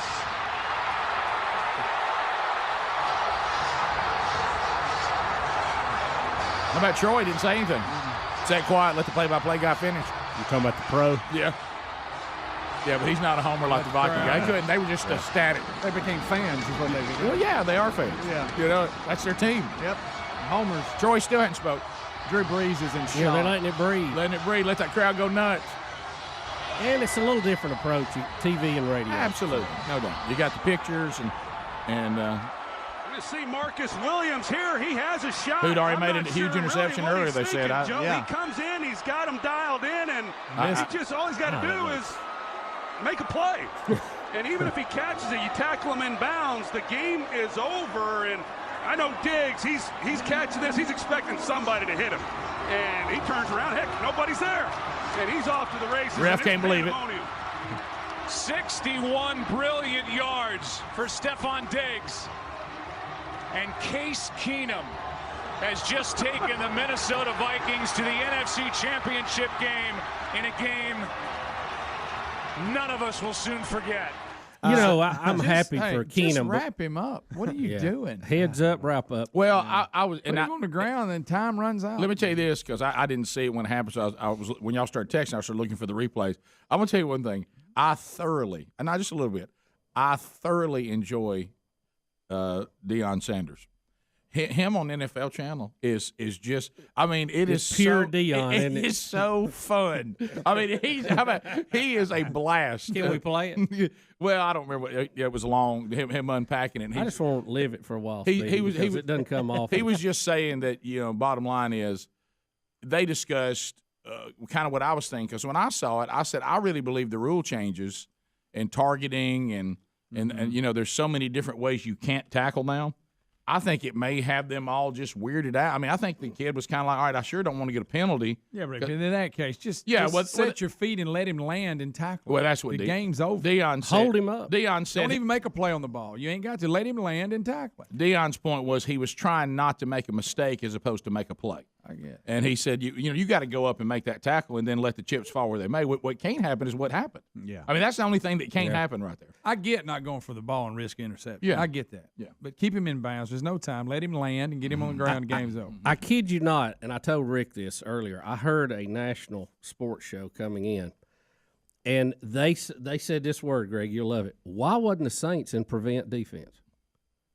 And then fans would dog you for being in prevent. And we always hear, well, prevent defense. You know what that means? Prevent you from winning. If the Saints had been in what if they just play regular defense like they do on every down? You've heard that 1,000 times. I get it. I get it when you do like we got a long drive going. I'm in prevent the whole time. But on that particular play, when there's this is the last play of the game, I think it'd be a good time to be in prevent. Well, here's the thing though. What if somebody catches over the middle, gets out of bounds? There's 23 seconds. There's no good way. And then all of a sudden they line kick a field goal and beat you. You're right. Then everybody says, "Why was in the prevent?" You can't. That prevent just prevents us from winning. Bottom line, look, it's bang bang play. He got his head down. He missed him. It just happened.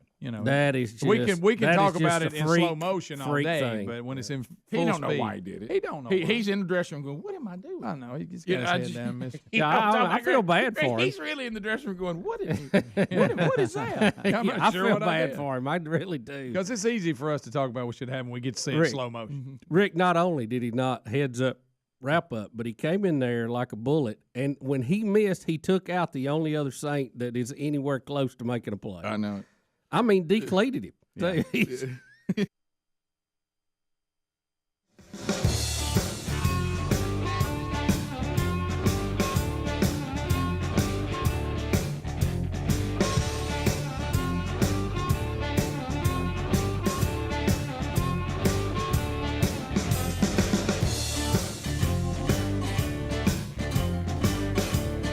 It is 10 minutes now to the top of the hour. The Rick and Bubba Show, 866-WE-BE-BIG. All right, so Lauren in Alabama, when we mentioned the Saudis golf league, LIV, and now paying big money guaranteed to get golfers to come there, and golfers are leaving. She said, Lauren, this is just the Roman numeral LIV. Is that what you said it is? Yes, it's in reference to the Roman numeral 54, which is the score if every hole on par. Okay. I got you. Okay. Creative. Yeah, creative. So do we call it? Oh, I thought they were. That's what a gallon of gas is going to cost. Does that mean we still call it LIV, or should we be calling it 54? The 54 tour. I guess LIV. I don't know. At first I thought it was named after Steven Tyler's daughter. Yeah. I thought it was Liv, and they just misspelled it. I don't know. So speaking, can you ask somebody him? Yeah, you find out how we're supposed to call it. I'll reach out to Greg. So Bubba, last night I don't think we can get all 21 in, but I think I can go here and grab a few questions. Amy Wilson emailed us an email last night, and this weird thing with Bubba's Rick and Bubba email makes it hard to forward things to him or reply. But you should have it. But anyway, she said, "It's the phone." Yeah, there it is. Okay. Yeah, she said, "Yeah, I heard deep space there for a minute." I did too. Okay, I thought it was. I heard that too. I started thinking. I was worrying about myself. You realize this thing's not even in one piece? Yeah. All right. So anyway, so she said, if I were to get a chance to play 21 questions with Rick and Bubba staff, and she says I would love to do that. Now, where's she from? It doesn't say. Okay. It doesn't say where she's from. She said I would love to play this game, and I have the 21 questions that I would ask. Now, there's no way we can get through 21 questions and get six answers to every Better to play question. that than truth or dare. Well, there's no doubt about that. And speaking of that, we got that Joel Osteen story coming up. Wow. All right, but we're going to wait to you know what I thought about? We're in the summer now. We're probably doing the opposite. Yeah. But anyway, but just know we'll give you a warning that this Joel Osteen story, if you got kids, you might want to find something else to do with them for a segment or two, but we'll do that later. But anyway, so 21 questions for the Rick and Bubba staff, and she's got them all here. Do you want me to hit a few of them? Yeah, let's hear them. All right, so this is one I think that she said, if you have a Twix, a Payday, or a Kit Kat, now listen to what she's asking. Which one, so everybody listen, which one would you eat yourself? Which one would you give to a friend, and which one would you throw away? So that would be Twix, Payday, or Kit Kat. I would eat a Twix, give a Kit Kat to a friend, and throw away the Payday. My answer is the same as Speedy's. Mine's I would eat the Payday. Wow. Give the friend the Twix and throw away the Kit Kat. I'm not big on Kit Kats. Really? Is it a chocolate-covered Payday? Greg, don't complicate this. It is not. It is not. I was ready for that question. I would eat the Payday. That makes a difference. Really? Oh yeah, I love Paydays. I do too. Betty really likes. What's the other two? Twix and Kit Kat. She really likes take 3 the seconds. Kit Kats. Even though the Twix are really good. So you're giving her the Kit Kat and throwing away the Twix? Who throws away a Twix? Come on, no, man. You don't throw away a Twix. Rick, really, this is kind of a trick question for me because I'd eat all three. Right. I don't like Kit Kat. Here we go. Not a fan. Adler? I'll eat it. You know, I normally would go Payday. I would eat a Payday, but if it's like a special situation, I'm going to eat the Twix, and I'm going to give the Payday to a friend. I'm going to throw away the Kit Kat. I didn't know I worked with so many Payday people. I was a Kit Kat kid, but it changed. It's like my taste buds changed. Too much sugar or something. I'm not big on any wafer in a candy bar. Any candy bar that features a wafer, I'm out. Have you answered yet, Helms? Yeah, mine's he copied his daddy. Mine's the same. All right, I'm going to write down how many negative comments Greg says during this segment. Rick, he copied just like he does on dogs. They both have the same dog. All right, I'm going to eat the Twix. Put a check. I'm going to eat the Twix, give the Kit Kat to a friend, and throw away the Payday. Okay. I think. What if it was chocolate? Evidently, you're jumping on with Speedy and me. Here's what I think. Go get a shepherd. Here's what I think about the Payday. Hey, here's what I think about the Payday. What if it's chocolate covered? No, Greg, that's not the question. Have you tried one? No, I just eat a Baby Ruth. No, it's not the same. Let us be us. Okay. That chocolate covered Payday is money. All right, this one's going to go quick, so I'll do a quick one. About money. If you had the choice between hunting for the rest of your life or fishing for the rest of your life, but you can only choose one, which one? I'm hunting. Fishing. I'm hunting. I'm hunting. Hunting. Adler? Ooh, that's tough because once you get older, I feel like fishing is the way to go, and you can do it more often. So are you fishing or hunting? Hunting. I got to go hunting. A or B. I'm sorry. Hunting. So 5-1 on that one. All right. Who had fishing? I did. I'd fish all day long. Yeah. I like fishing, but if I don't like it enough to get rid of hunting. Yeah. Fishing's what I do until hunting starts back again. It's fun. It's really enjoyable. So if you were to choose a vacation spot and you had to take Gary, and you had to take Gary, okay, are you going to take him to Hawaii, South Africa or Washington, D.C.? Oh, I'm going South Africa just to watch him. Yeah. I'm going to go Washington, D.C. because I don't have to fly with him. So we can just drive to Washington, D.C. Just hearing him break down history, I'd like that. I think Washington, D.C., I could lose him. Yes.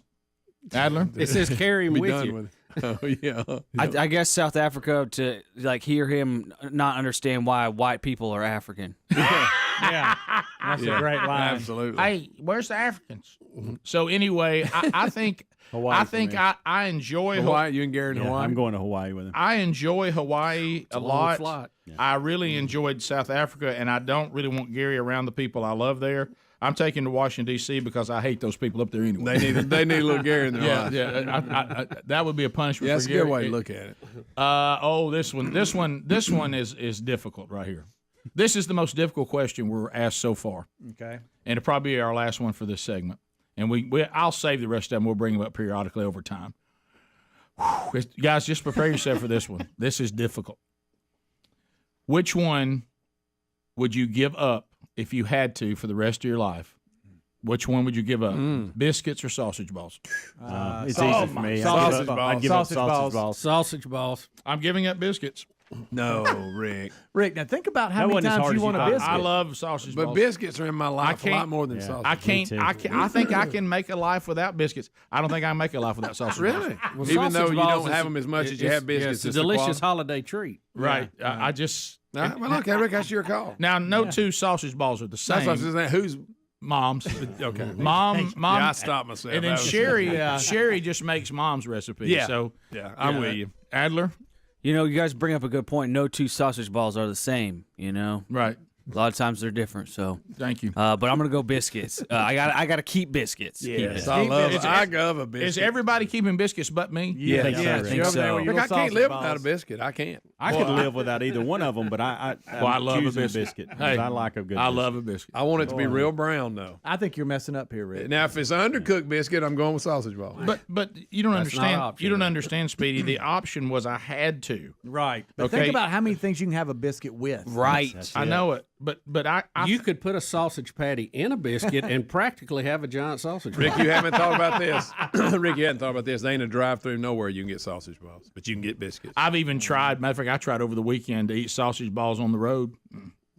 Sometimes restaurants offer them. It's rare. Really? Yeah, but they're not using it very good. That's like the goat drop cookie in a prepackaged that you can buy at the store. It's not the same. Not the same. Greg, you didn't actually Better do than that nothing. bad. You only had 2 negative comments. Yeah. You actually had 3, but you had a good compliment, so I took one away. Okay. There's a lot That's how I do it. There's a lot of great ones, but what if I just periodically throughout the Do show that. said, "Here's 5 more"? I like it. Do we just drop them in throughout the That's show? what you do. All right, we'll come back. Top of the hour. We'll talk about the Osteen story next. Rick and Bubba, Rick and Bubba. It looked like a Keystone Cop thing. Oh, I mean, yeah. I've never seen anything like it. Dion get in there talking about like, what's the running back of the Steelers is so good? Bell? Bell, like Le'Veon Bell. Now they're talking about where they're going to be coming back next year. Go ahead and pay the man. Yeah. Now just Yeah. pay the man. And they're like, well, you know, there's a thought that quarterbacks are not replaceable, but running backs are. That one right there ain't replaceable. No, he's Yeah, he's something. Dion start going. That man is a bad man. By the way, Get the checkbook out and pay the man. right after that play, Probably right. Drew Brees became a free agent too. So you know the Saints will try to hang on to him. But that was so funny. Well, they might say that about some, but don't say that about that one. He goes, the playmakers made plays, and the Steelers defense got them beat. Yep. You know it. Well, Roethlisberger had a couple turnovers that hurt early too. They led to 14. All right, we'll be back. How about the Jaguars? Got a pretty good team. Yeah. Good defense. Really good corners. We'll be back. Bottom of and you were talking about that where will this rank on great finishes? I mean, it's got to be up there. Well, it does bring up, thinking about some of the great finishes we've seen in the NFL. And Greg pointed out a lot of times this is the way Minnesota would lose a game. Yeah. But, I've heard some people discussing it and was looking on social media, people bringing it up. And, I was pretty fortunate. I've seen a lot of these finishes. Yeah. The Music City Miracle, we were. Christie kicks it high and short. Going to be fielded by Lorenzo Neal at the 25. Yeah, give Pitches it back to Wycheck. He throws it across the field to Dyson. He's got something. 30, He's 40, got something. 50. He's got it. 40, He's got it. Right there. 20, He ran by us. 10, He's got it. 5, end zone. Touchdown Titans. There are no flags on the field. It's a miracle. Tennessee has pulled a miracle. A miracle for the Titans.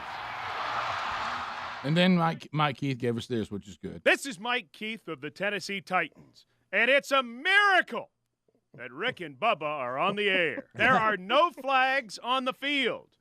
There should be, but there are no flags on the field. So anyway, so you got that. That is a great call, by the way. I could hear that 100 times. You got and like I say, Bubba and I were on the sidelines for that one, and even got in the. Was it Mason that ran it in? Did he say Dyson ran. Yeah.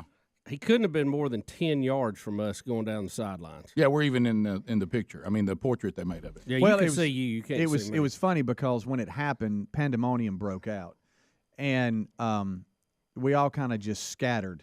And next thing I know, you are embracing Coach Jeff Fisher at midfield in a hug. Was I with McNair? I was with McNair. Yeah, I had Fisher on about the 30-yard line, jumping up and down. Okay, it was you. Okay, And but the late but Steve you were McNair. behind him, I guess, Yes. because you were the one that's seen behind him. Yeah, you could see Rick behind the state trooper and the painting. Well, the beautiful thing about the elation of sports and finishes is that for a moment there was a time when Steve McNair and all the security wanted me to stay away from Steve on the sideline. When that happened, suddenly Steve and I had known each other all of our lives, and he's embracing me. Yeah. And I think at one point he kissed me. Right. So in Bubba's, with Coach Fisher, and people are I never forget trying to drive home from Nashville, all the calls we see you on ESPN, we see y'all. And so that was good. Then you go back. That was a crazy day, too, because we caught punts at halftime. And it was a weird day. And the Bills had just made a miraculous drive down the field to take the lead. I don't know if you remember Thurman Thomas telling everybody to be quiet. I remember watching Thurman give everybody let's get quiet in he here came now. down that sideline telling everybody to be quiet. Well, first thing he did in the end zone, he said, let me first of all get back quiet here. And then he went down the sideline quieting everybody. Right. and it was very quiet, by the way. Well, he was correct. And Greg, I remember things like, it really goes back to the immaculate reception, because, they say Rooney had left and was wanted to tell the team what a good job they'd done in the season. Well, I remember the people on the sideline because it was the Titans' first, season in Nashville, right? They had been in Tennessee, but they'd been playing in Memphis. Right, This was first time in the second. and I remember them all talking about going, what a great way for the franchise to get started. We had a great season. There you go, it's right there. Everybody was doing their wrap up of the season. Oh, you know what I mean, on the sideline. You can see us right in there in that little mob of folks. Right, yeah. And then, Rick, I thought a great move. I went to the replay monitor because I knew they were going to be focused on it. That's when we I opened the curtain for the referee to peek inside. No one knows how to get on TV better than we do. Yeah. So anyway, so that was one. So we say Vikings. We got the miracle in Music City. You got the immaculate reception. Now that I saw that one live, and that was a crazy play. Didn't have replay back then. Right. And there was some controversy about, was it a Steelers hand that hit the ball, or was it the defensive back? They were. The rule then what was it? It couldn't go offensive player to offensive player. It had now to have it can, but now it had to have a defensive hand in there. But that was incredible because that was a real, 3 yards in a cloud of dust type game, and for that big play at the end, that was really incredible. I remember Montana to Clark. I was watching that one. That was another great one. Montana is out. I mean, he's out of options and just and I've read some more things about that. Clark was not supposed to be the receiver on that. He was supposed to give the pick, and the receiver fell down and couldn't get up. And Clark just very wisely took off to get open. And now it's backyard ball. At that point. Oh yeah. And then Montana in the Super Bowl drive against the Bengals. Yeah. Yeah. That's a doozy. You got it wasn't a playoff game, but the Holy Roller with Ken Stabler, and now they have the Stabler rule where you can't fumble forward in 2 minutes. You remember he was slapping that ball toward the end zone. Yeah.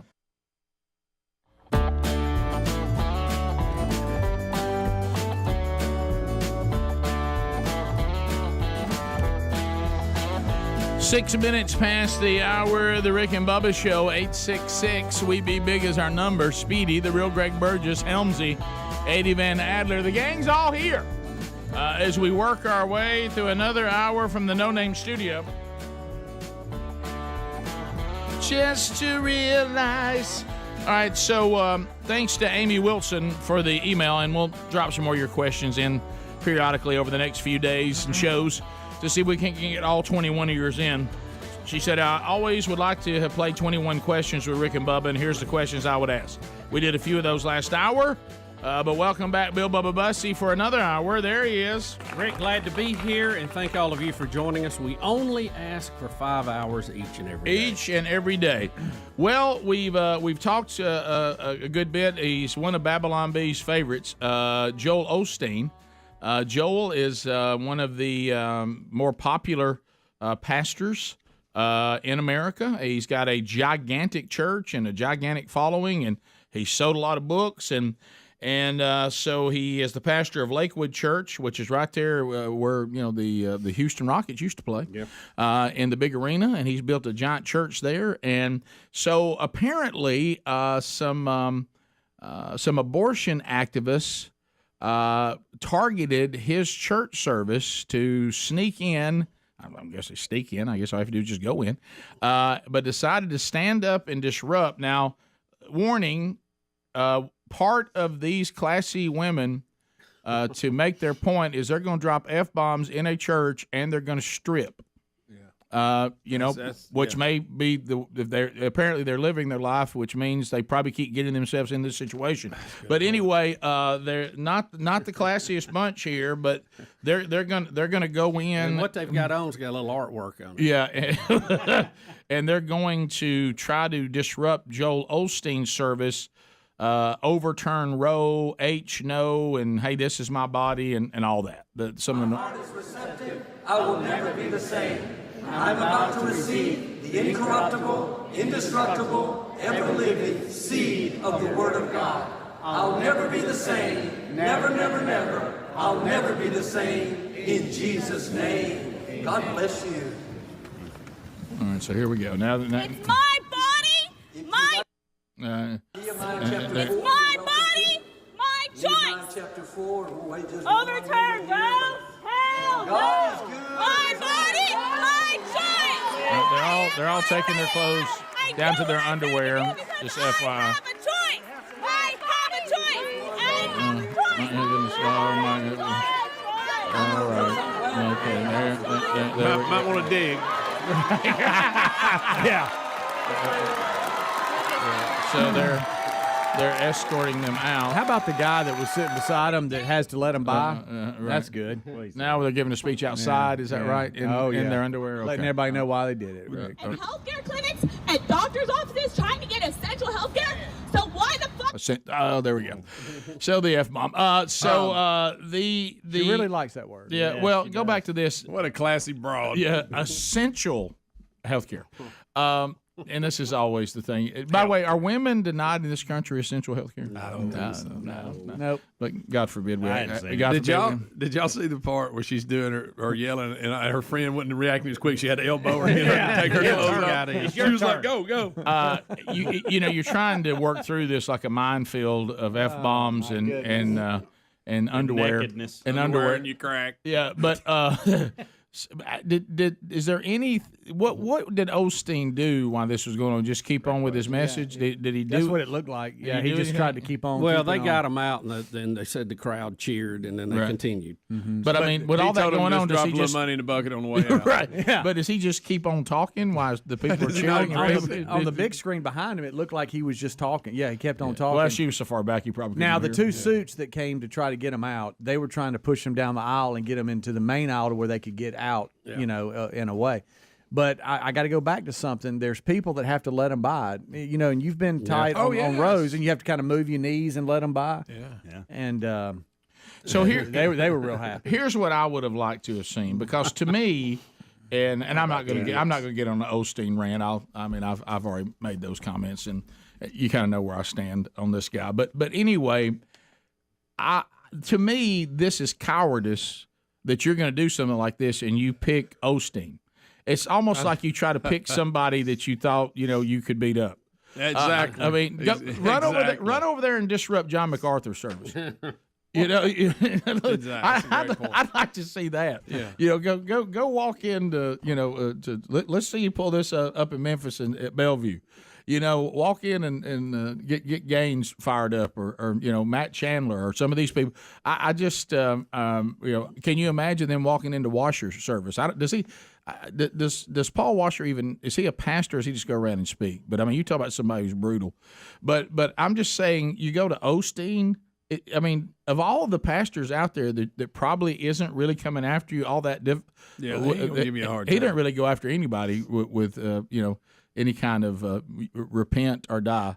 So I mean, is he? It's almost like they picked an easy opponent. Run up in there at MacArthur's place and do the same thing. And then we got our story. But anyway, so they were escorted out of the church. Osteen kept on preaching. I use that word loosely, and then they got out there and made their little speech. But again, like Greg was talking about before we got into the story, there's so many narratives concerning this Roe v. Wade thing that are just false. You know, the famous thing, I don't need no man gonna tell me what to do. But there's there's millions of women who are pro-life as well, and they don't think abortion on demand at any time the pregnancy should be done. There's people they're Bible thumping, but then there's people who don't even have a biblical worldview that just look at science and look at morality and say, I don't think where we've let this go is a good thing for human beings. So it's really not true that only men and only the church is against you. No. As a matter of fact, there's churches out there that don't really. They're fine with all this. They've changed a lot of things that Scripture says. You can find an accommodating church now if you just look hard enough. No, well, they're part of that group that's what do they call it? They've got a name. Yeah, Rise Up for Abortion Rights with the number 4. Right. And they're encouraging people to do this at all kind of events and all kind of things. So, but do they think that has this approach ever really worked? Well, is there anybody that was pro-life or was on the fence that sees this ridiculous display and this embarrassing production, and they said, you know what, I think I'm with those ladies? They changed my mind. I don't think it's that as much as they want to scare people into not supporting it and go, look, we're going to disrupt everything in your life unless you agree with us. The mob thing. Yeah. We've seen the mob thing work, so we're going to try it. Yeah. Now, I normally am, not all. I don't think the best way to get men to respect you and try to be, look, like Greg said, and you're right, there's a lot of men out there that are a problem, and they're a detriment, and they're an obstacle for our entire society. Can I just tell you, they're more than willing for you to get abortions anytime you want to. Oh yeah. They're just like, hey, is this getting me out of all this? I don't want to. Hey, that's y'all. Y'all go do what y'all want to do. I just want to come in here and hang out with you a little while and move on. I'm a rolling stone. Y'all go right ahead. That grows no moss. Yeah. So but do you, the kind of men you are trying to get to be with your cause for that have some credibility or something? Do you really think they're drawn to this presentation? No. Just make people respect you more. No, I think to pull your dress off and scream in your panties F-bombs in a church. Does anybody think that's going to work? No, I think it's totally the squeaky wheel thing. That's all. They're just saying, if you don't want this, you're going to have to side with us. So we're gonna get in your face and literally everywhere that you go that you think is safe. But with the number of shootings we've had at churches, security is a lot higher than it used to be. Yeah. I don't know that that's necessarily a good place to get up and start cutting up. No, you got plenty of people around. It's, to me, everybody. I tell you what, publicity. Yeah, but it's bad publicity. You and I have been trying to teach people on that for years.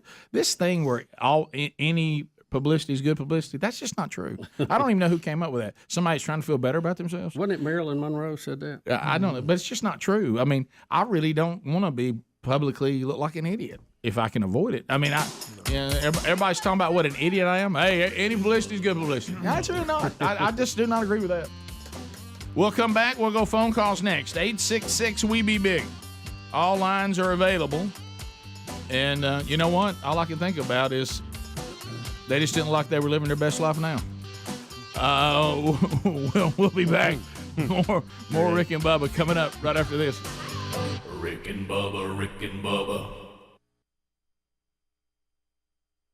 I think they were playing the Chargers. One that is painful for the Viking side, Roger Staubach hit a bomb to Pearson on an icy field where the Vikings had outplayed them all day. And the DB fell down, and Pearson scored a touchdown. Most people think that was the best Vikings team, too, 75. A lot of people think that. They were rocking back then. Is that the Purple People Eaters? Yeah, that's what us Purple Rain people we say. Was that the Purple People Eater year? And they had all that defensive front that was so good? Yeah, Allen, Marshall, Page. I mean, it was Allen Page, Jim Marshall, Carl Eller, and I can't remember who the other one was. Yeah, I remember those Isn't three. Page a judge now? Or something in Minnesota, like a Supreme Court judge or something. Do you think he was excited? He had to be excited.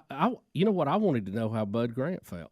Because I know he was there. I thought he was. They showed him. He was outside, actually. It wouldn't come inside. He wouldn't come inside. It's too hot. He was outside watching in a lounge chair shirtless. He had his camo hat on watching the game. It was funny. Yeah. We can't forget the Seattle Hail Mary that beat the Packers. Remember that? Yeah, there's been a lot of Hail Mary. Rick, your guy at Green Bay's thrown 2 or 3 of them. Aaron Rodgers. Yeah. I mean, he's a threat to throw a Hail Mary in a minute. Yeah, the only problem with this is that was a bad call. But right. That was when we had replacement referees, remember? It really was, by the way. Yeah. Well, is there a more exciting play, though?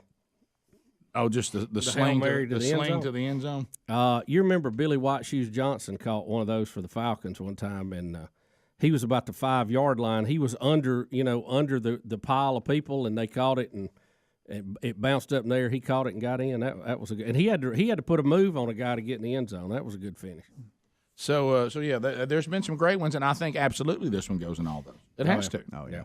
Don't you think? Will it be called the Minneapolis Miracle? That's what they're already calling it. Are they really? Didn't you hear the announcer say that? Yeah. Oh, you're right. You did. You're right. All right, 15 minutes to the top. You didn't see it. One cool thing, there was a 100-year-old lady that the Vikings had give 2 tickets to. She'd never been to a game. Been a fan since 61. She wasn't eating, was she? I don't. She had a sign up. She was kind of hiding behind there. How'd her heart hang out on that? I don't know. Might need to check in with her. We'll be back. Rick and Bubba, Rick and Bubba. So we've talked about Minneapolis.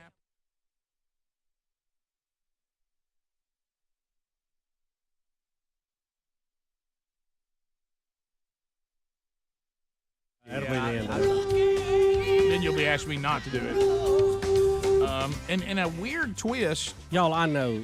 This is just temporary. You got to let us have just a moment of fun. You with enjoy this. it. 24 hours. Right? Unless back to your theory, it's a script, and you're the hero of the script. Scripts aren't bad if your team comes out well. Do you think the Vikings made a deal when they said, okay, we're finally going to build this new stadium. We want to host the Super Bowl and win one? Oh, wow. Oh, yeah. You think they made a double deal? Yeah, must have. May have.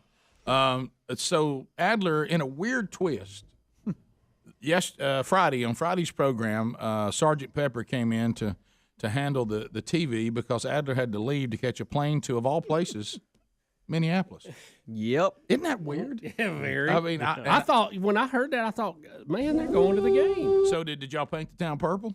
We did. Oh. Really weird. Riding in the car to the airport to fly out of here and listening to the show. That's a weird experience. It is strange. Yeah. That's a very strange. Let me tell you, don't ever do that. It's a weird thing. It is. Just disconnect, and go on. Yeah. So it was just me and my brother Luke, who were the 2 older brothers, and we were much closer with this cousin, Danielle, who was getting married in Minneapolis. You must have been real close. My mom and my dad and Chris and Luke, me and my brother Luke. All right, let me say this because this is just me thinking in my family. So your younger brothers got out of it. if you want to phrase it like that, yes. Sure. They had a weekend. They were like, "Oh wow, we're out." Yeah, we never knew Danielle. We didn't know Danielle. They didn't hang out as much, for right. sure. Yeah. Danielle's closer to our age. I'm sorry, my mind thinks like that, but it that's just fine. is. Sure. A lot of people, yeah. They're thinking I met Danny like once. It's like me picturing Greg having to go to some big trip for a family handle. Somehow I'm exempt. Yeah. Oh no, you know her better than I do. Oh no, I don't even know that cousin. Go ahead, Greg. You got it. So Birmingham, we're waiting for our. We get through security. Everything's great. I remember to keep my multi-tool in my car instead of getting to security, and then they have to take it because I'm always late. I've lost like 4 multi-tools. Like, I lose $70 in pocket knives every time I fly. So you travel, you carry multi-tool with you a lot? Everywhere. Just in case? Every second I have one on my pocket. Well, you never know when you're going to find a loose screw. You just endeared yourself to Bubba. Go ahead. Or you need to open a bottle. A blade or a screwdriver or a camera, Beer. A beer, anything. Rush the cockpit. Go ahead. I use my teeth for beer. Well, that's why they take it away. Gravy, please. It's 21 minutes past the hour, the Rick and Bubba show. To the phones we go. So anyway, we were trying to play one audio clip from these people that disrupted the church service, but you can't get the line without all the foul language and F-bombs that the classy lady is dropping. But there was one line that we were trying to get to because I think you make a note of it, and it was, "We are coming after you Christians. We're coming after you Christians." Now, and she almost had kind of the same voice tone of the person that's upset about the cornhole tournament. Yeah. Yes. And but anyway, so know that this bunch is coming after we Christians, and I know we are trembling in our boots over that. The church that survived Nero and is not going to actually live in fear of a bunch of strippers screaming that they want to do whatever they want to do with the body. We had that. The way y'all lived your life, we've already found that out. So let's go to Julia out of Brentwood, Tennessee. Julia, welcome to the Rick and Bubba Show. How are you? Good day. Good day to all of you. Thank you. You ask, are there women not getting essential medical services? Well, I can tell you this, all that, my body, my choice, and nobody comes between me and my doctor. If you're a woman or a man and have chosen not to get the shot and you come down with COVID and your doctor won't even return your call, I'd say yes, there are people not getting essential services because he had told me he didn't agree with me not getting the shot. This was also the week my mother was dying, so I needed to get back to caring for her. Mm-hmm. He had told me he didn't agree with me not getting the shot, but he would see to it that I got monoclonal antibodies. When I called the morning that I tested positive, I got an email from his nurse or assistant saying they were scheduling me for an appointment 10 days later to talk about my COVID results. So 10 days? My body, my choice, yes. My body, my choice, and nobody comes between me and my doctor does not count. That's what we've been told all these years that these women wanted. Yeah. Guess what? That means nothing if it's not the political. Yeah. I think no baby should be aborted, ever. But I've heard these women screaming this all the time, and it didn't count with COVID. So let me ask you this. Did you do fine? I know you got sick, but did you get through COVID fine even without the treatments the doctor had told you he'd give you? You know what? I had I listened to y'all all the time, I had my game plan laid out because I didn't really believe my doctor would help, even though he's been my doctor for 25 years. I got in touch with America's Frontline Doctors, and they got me the medications I needed, and I ended up. Did you get even though I'm 64. I'm sorry? Do you get the antivirals? Did they give you some of those? The new ones? No, this is back in January. Oh, I see. Okay. But they spent more time on the phone with me than my doctor did, and told me the protocols, and got a pharmacy close by where I could get the medications that I needed, and had it even the phase 1. What they call the phase 1 of COVID, and then there's also the phase 2. That's what y'all always talk about that day 7 or so. Yeah, right. And said we're going to try to keep you out of, but whatever you do, don't go to the hospital because they will want to give you remdesivir, and that's the first step to you going on a ventilator and ending up not coming out. So even though my doctor did not help me, right, I did get help because I had a game plan, and I had listened to y'all, and I had listened to Bubba, and I knew to have a game plan because I knew, in doctors' defense, they were scared. they thought they'd lose their license if they did something. Yeah. Well, it all went south. Thank you, Julia, for your call. By the way, it all went south when it all became political. Well, and that's not. We don't need that from our doctors, and I don't need them to become activists. I need them to take care of the patients and not get caught up in some political movement of vaccine, no vaccine. Well, too, the doctors, so many of them are in groups now that are beholden to a bigger company that a lot of times are tied into hospital chains and all this stuff.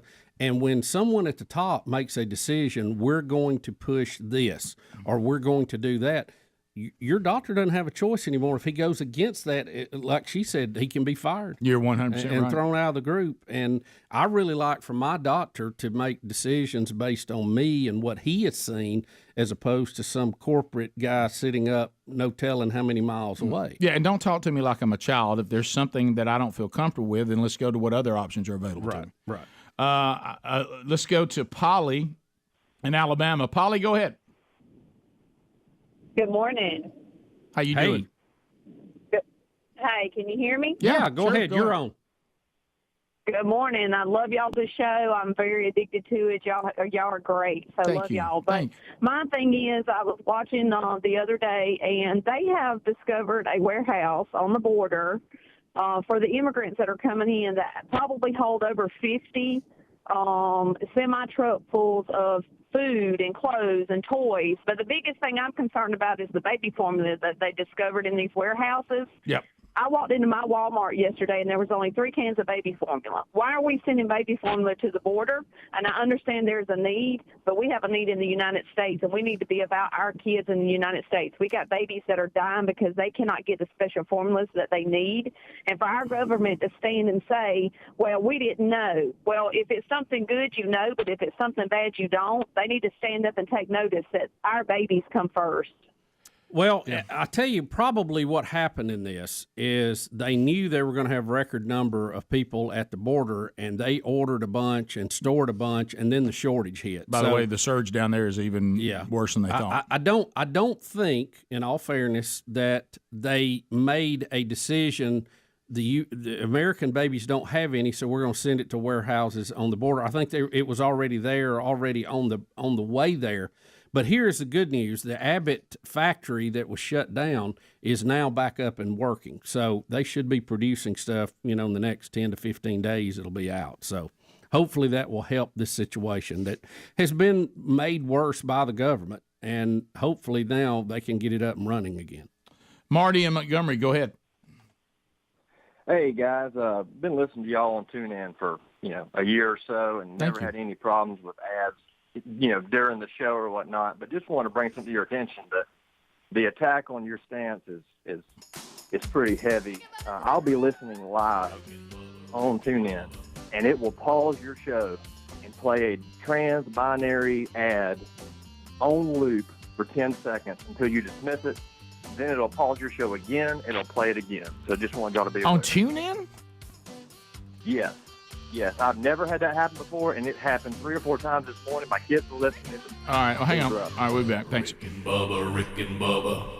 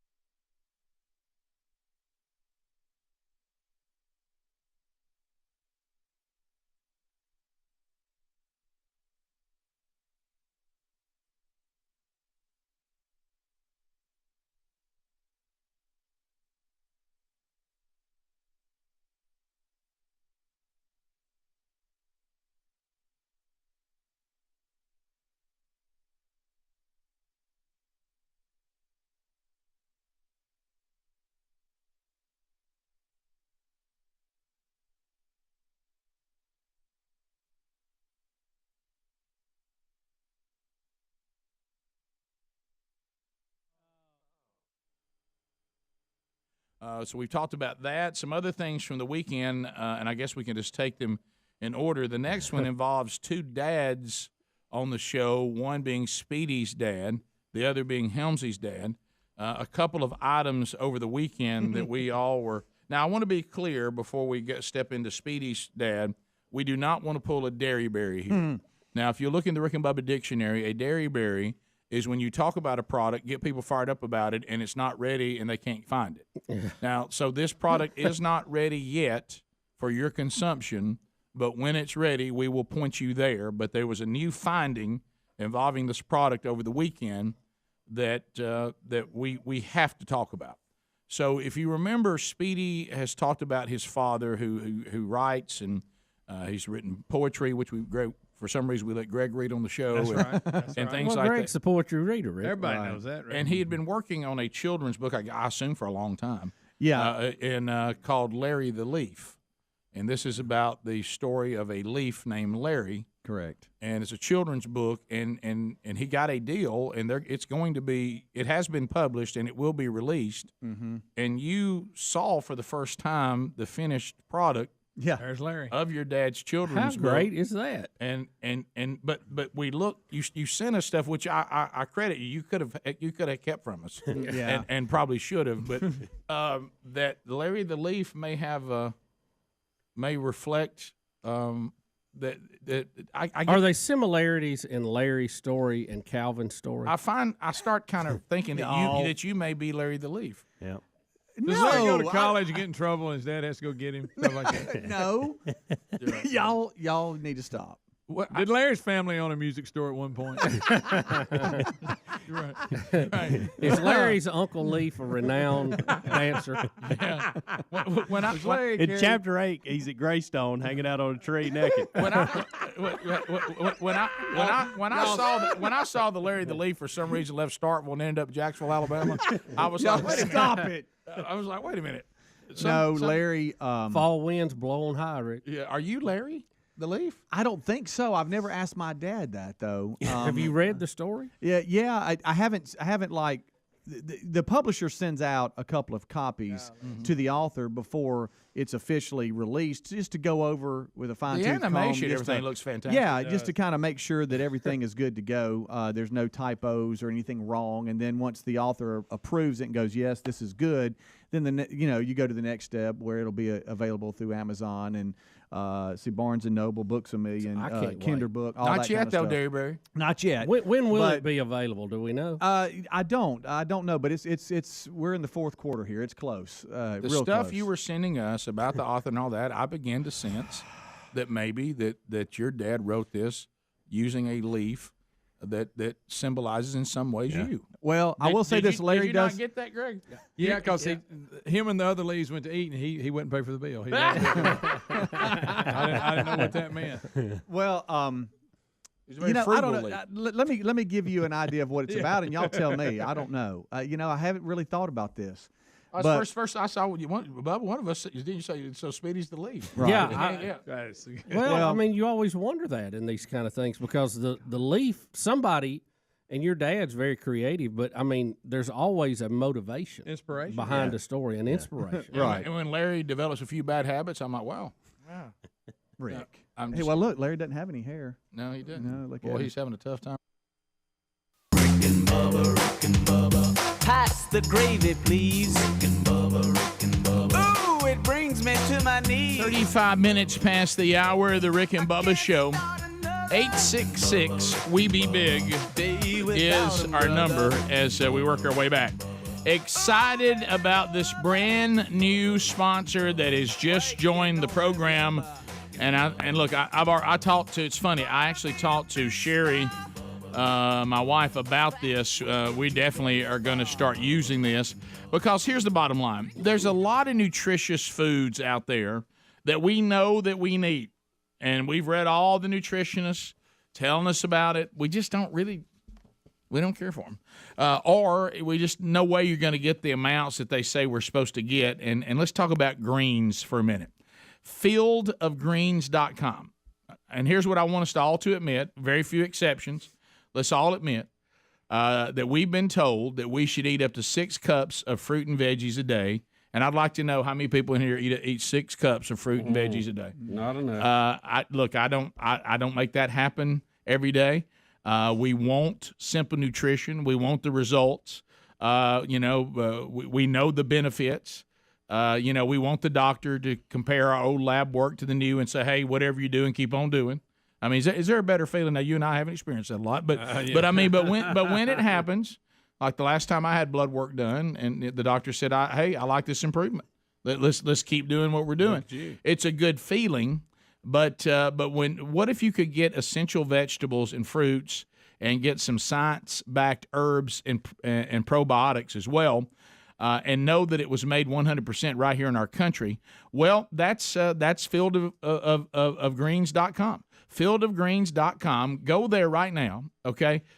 Use the promo code Bubba. We'll save you 15% off your first order, then 10% off all future orders. Now, you may not be familiar with this product, but I want you to become familiar with it. Field of Greens is the real deal, simply superior to any other product that's in this category, okay? And it's organic, it's gluten-free, it's vegan, it works fast. So the website, again, fieldofgreens.com. Use the promo code Bubba. Save 15%. Also find a link at rickandbubba.com under the sponsors.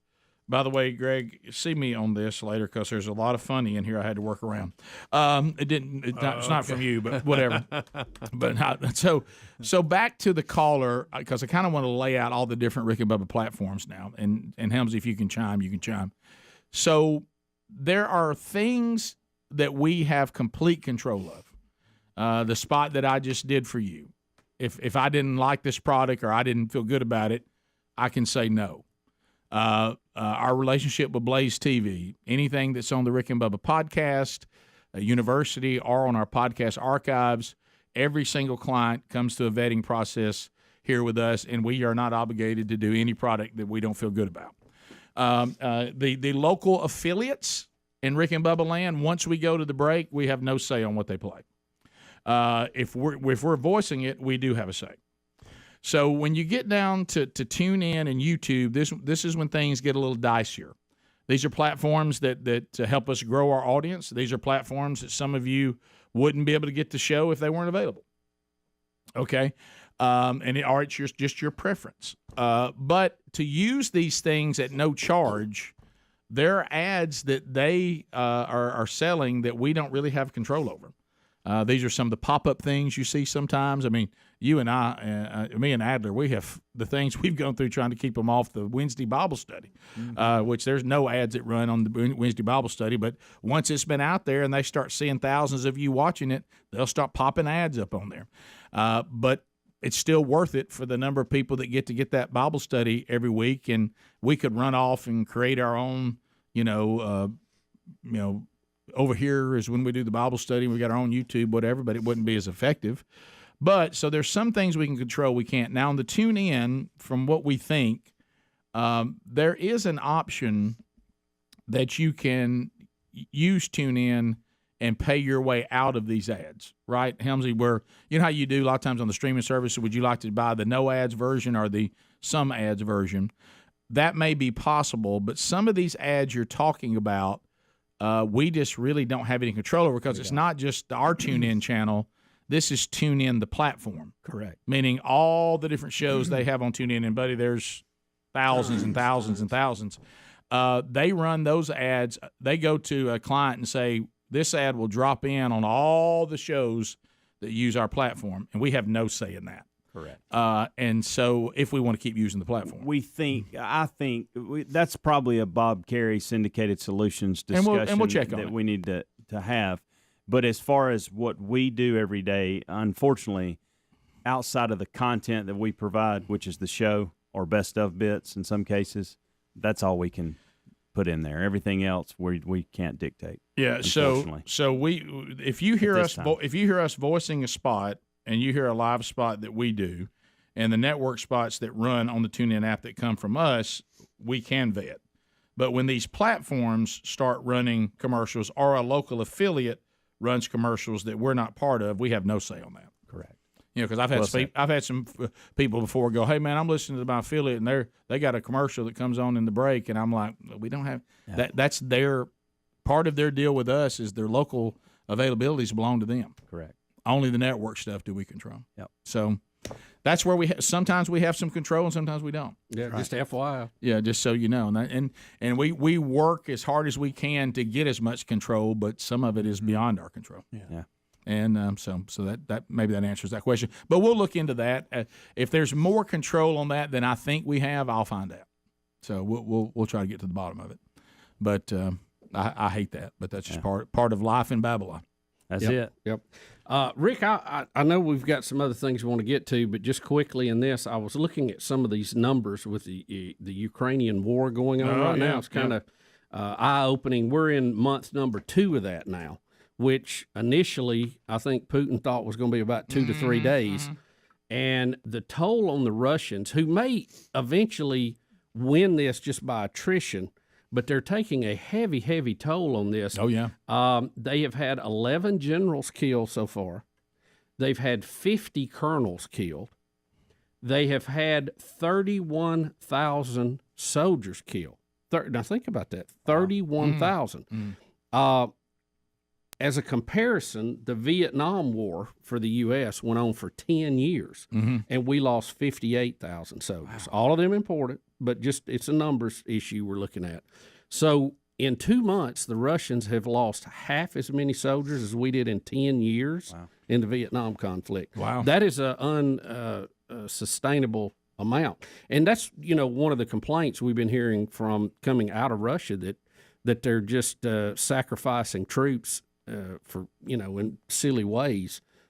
Because their tactics are not very good and they're not being careful and not executing. But hey, how about the Ukrainians? They're really putting up resistance. Yeah, but get back to the Russian people have no recourse. No. I mean, you can try to run away and escape, and go AWOL, while they send you somewhere. But right. I mean, but you don't have any choice at all. It on a much lighter note, I saw Babylon B having fun with this ongoing thing about the Second Amendment here.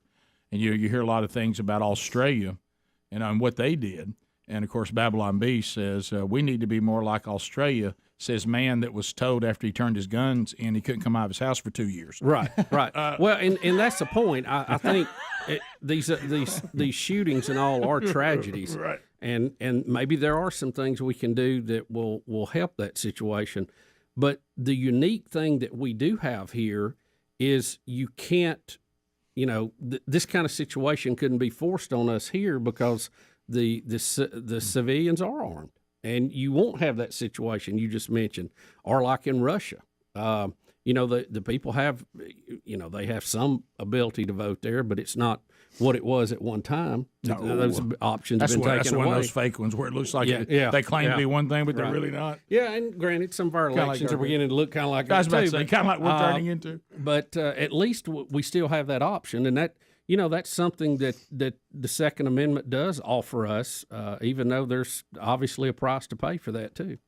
Well, I really think if you and I didn't mean to drift aside the war to this thing on Second Amendment, but it just it is naturally happened. But I think that's a very fair tie-in to basically what's happening in Russia. But if you really, as we're thinking this through for our country, and we skimmed onto that, I think we just kind of happened upon it, but it stuck with me after that. We already have an example.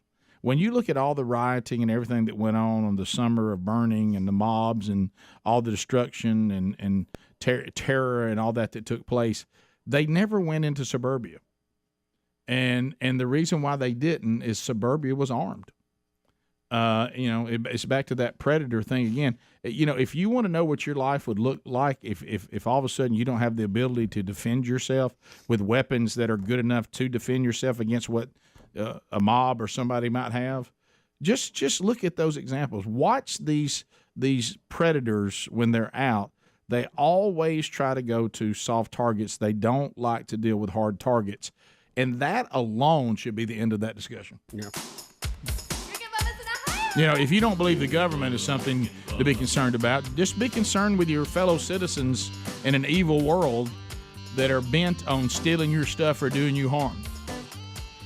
That alone should be enough for you to say, I think I'm going to stay a hard target. We'll be back. We'll look at some more of the 21 questions that the emailer sent in. So we'll unpack some of those when we come back. Rick and Bubba, Rick and Bubba.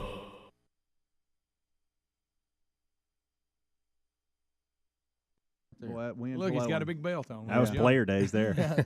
Yep. Look, Greg, his little Kango hat on. Greg, What's that? look, he's been to the buckle. Rick! Y'all stop it. No. Larry the Leaf.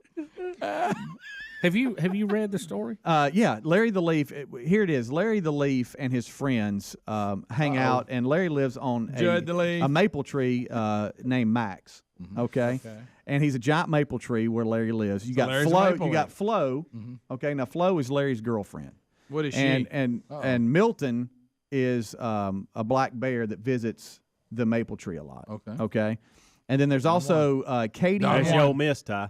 Ole Miss tie. Yeah. And then there's also Katie and her dog Skippy that live in a cottage close to the maple tree and in the woods, and they always visit and all this kind of stuff. Well, the forest was ravaged with fierce winds and rain, and things happen. And so you might think to yourself, what's so exciting about a leaf?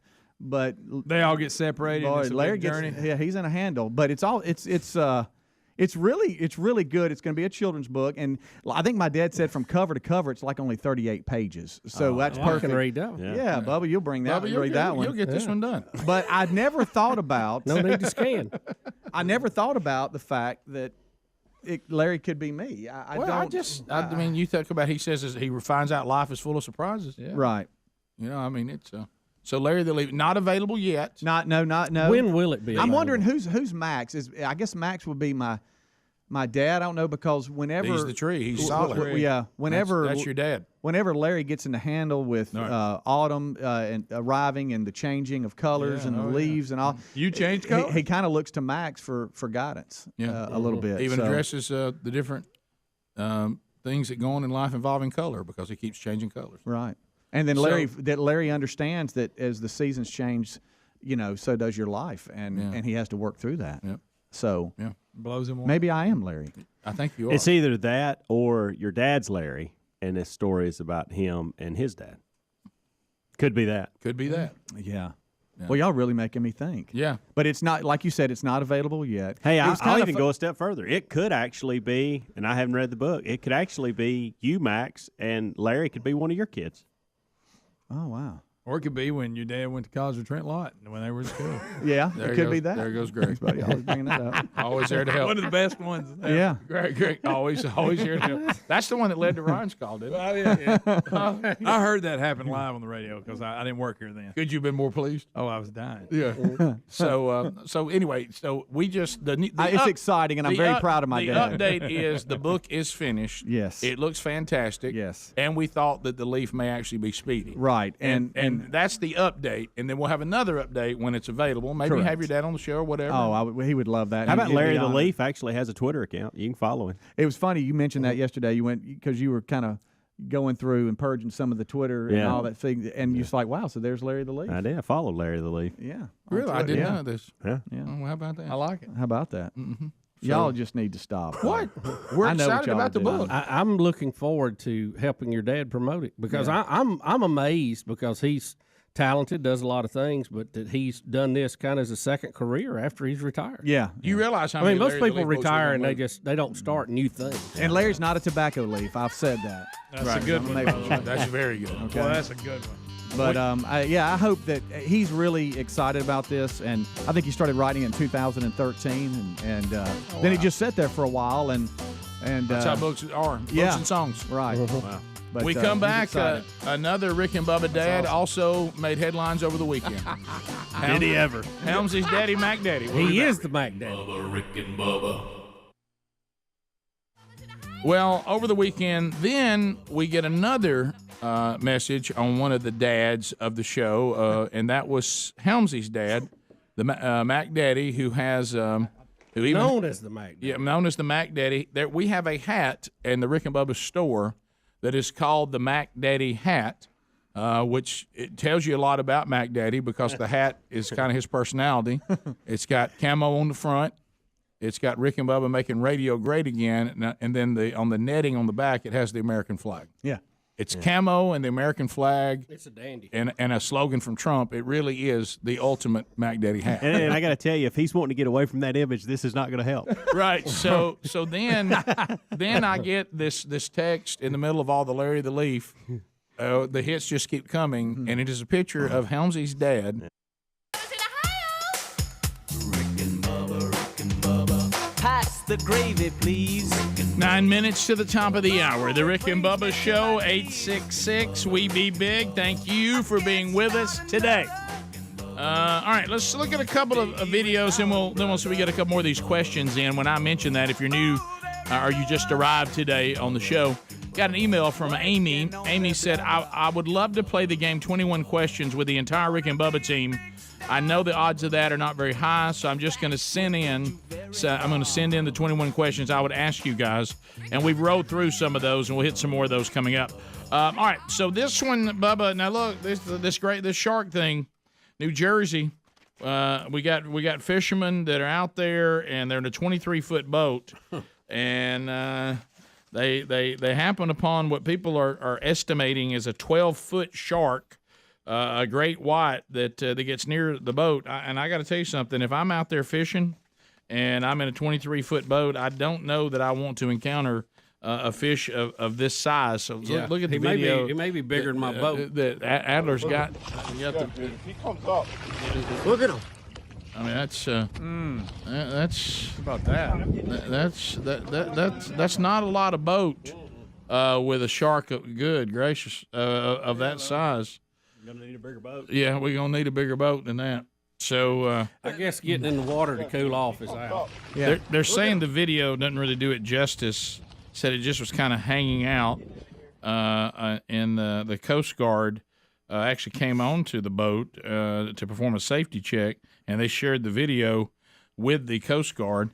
And they're saying they think about 12 feet worth of shark. So they're not rare to New Jersey, but getting video and that close to one, a great white that big, is the warming waters. They said is what brought it in. A shark is bad either way, but it's horrible. I don't think of great whites when I think of New Jersey. I don't either, but apparently normally maybe we would. So Tyler just came back from deep sea fishing. He said, I don't know, because I think the last time I was with you guys is when went down to Pensacola area and went.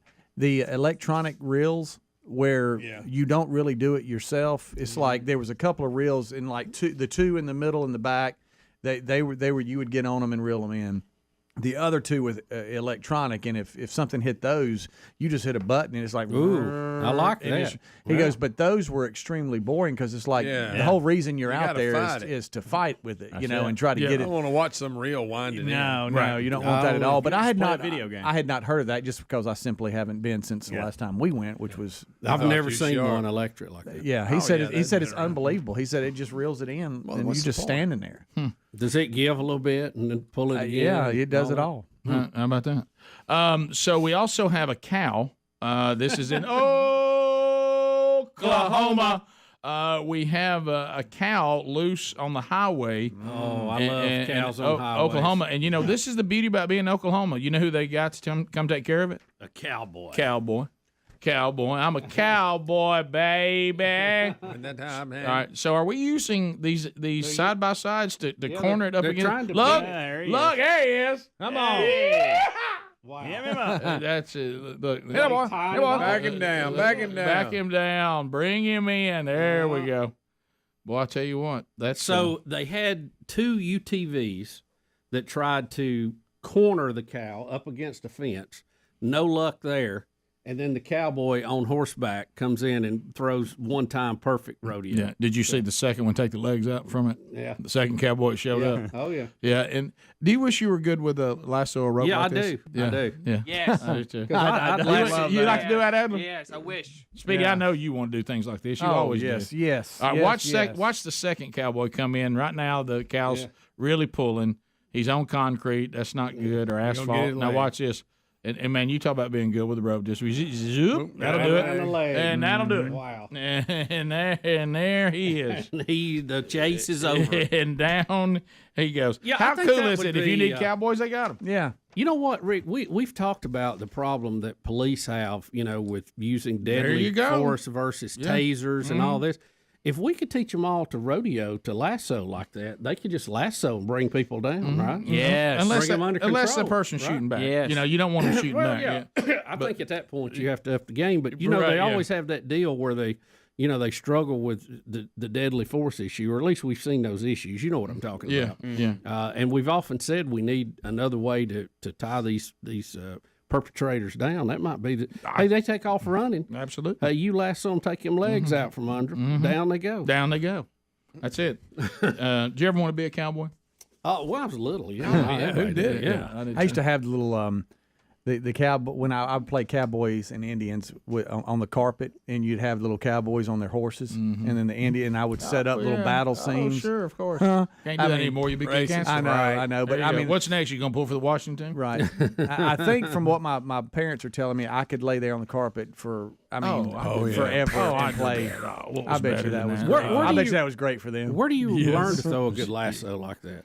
Oklahoma. On your back porch. I like for somebody to come out here in the parking lot and teach us how to. I know lasso. somebody who was a rodeo champion. I might have to get You them do to- not. Yeah, I We used do to get too. us. You don't know about the rodeo champion? Yeah, like a national champion. Really? Yeah, We used to get ropes absolutely. and try to throw and catch a fence post and stuff like that. But you start with your foot. Yeah. Are y'all Way interested in on the para hawking video? Another hawk, some hawks. Well, it was somebody that was. Were they using a falcon to hunt with? Is that what it was? Oh, we They got a paraglide. falconer? They paraglide and use a falcon to hunt with. Yeah. Yeah, I kind Is of like this the to one see that lands? Okay. What do you mean it's guiding them to thermals? What does that mean? That's Yeah, when, that's when you're the pa- wind. Yeah. Doesn't it land on him here? And Yes. go for a little ride. Yeah, I Yes. remember seeing that. This is not a falcon. This is a buzzard. It does look I've like a seen buzzard. this video. Yeah. This is not a falcon. This is That's a not buzzard. a falcon. Parahawking, I think. It's a hawk of some kind. That's not a hawk. Doesn't look like it. Falconry. Looks like a crow. Wait when it turns Rick, ahead. You're a little upset about It's a this. buzzard. Watch it turn its head. It's like I a thought the same vulture. thing. Well, it's trained either way. Look right there.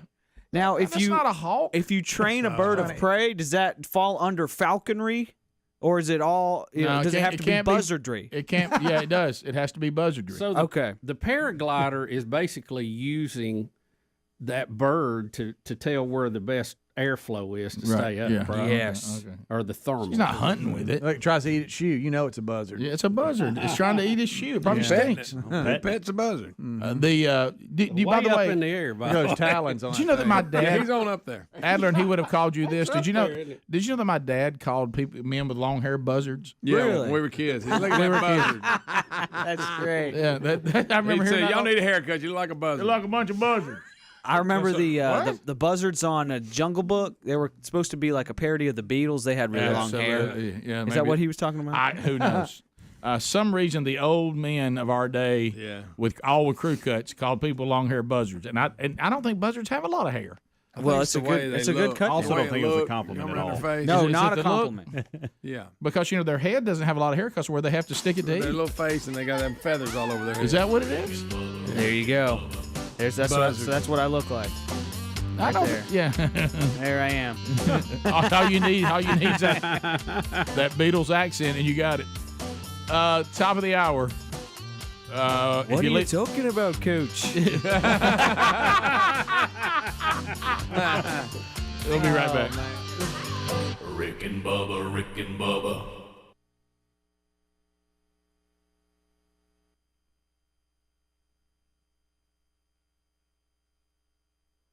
Mac Daddy himself sitting in a lounge chair, grinning from ear to ear, Which he's won, by the way. And it The was recliner. and it He was, won the recliner. and it was featured in the Gadsden Times, which is a Correct. newspaper back from where the show started in Helmsley's from, where his dad lives. He's in the Gadsden Times newspaper, sitting in a lounge chair that he won. Is that correct? Yeah. As what, the Yeah, that's ultimate armchair quarterback? Is that so- right? So how do you win Wait a that? minute. So did you sign up at this particular furniture store? Or? And you pick games? Or what? I guess, Mom, because my brother, you got to understand, the Larry the Leaf thing text started coming in on Saturday. And so this is the first thing I see Sunday morning as I'm actually walking into church when I get this text at 7:33. So this is the last image I have before I turn my phone off, and I'm thinking, what is going on? What is this even for? And so I just took my phone off and kind of went about the morning. And then I picked it up a little later. My brother chimed in because he was included on the text. He said, he's wanting to know more, which I'm glad he was asking the questions he's asking. Evidently, there was a pick'em every week that was in the Gadsden Times, and he would enter it.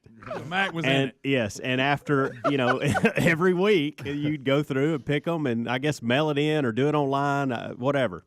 And so he's won this contest, and the winner got a recliner in which Mom said that they've given away to somebody, I guess, that needed a recliner. I don't know.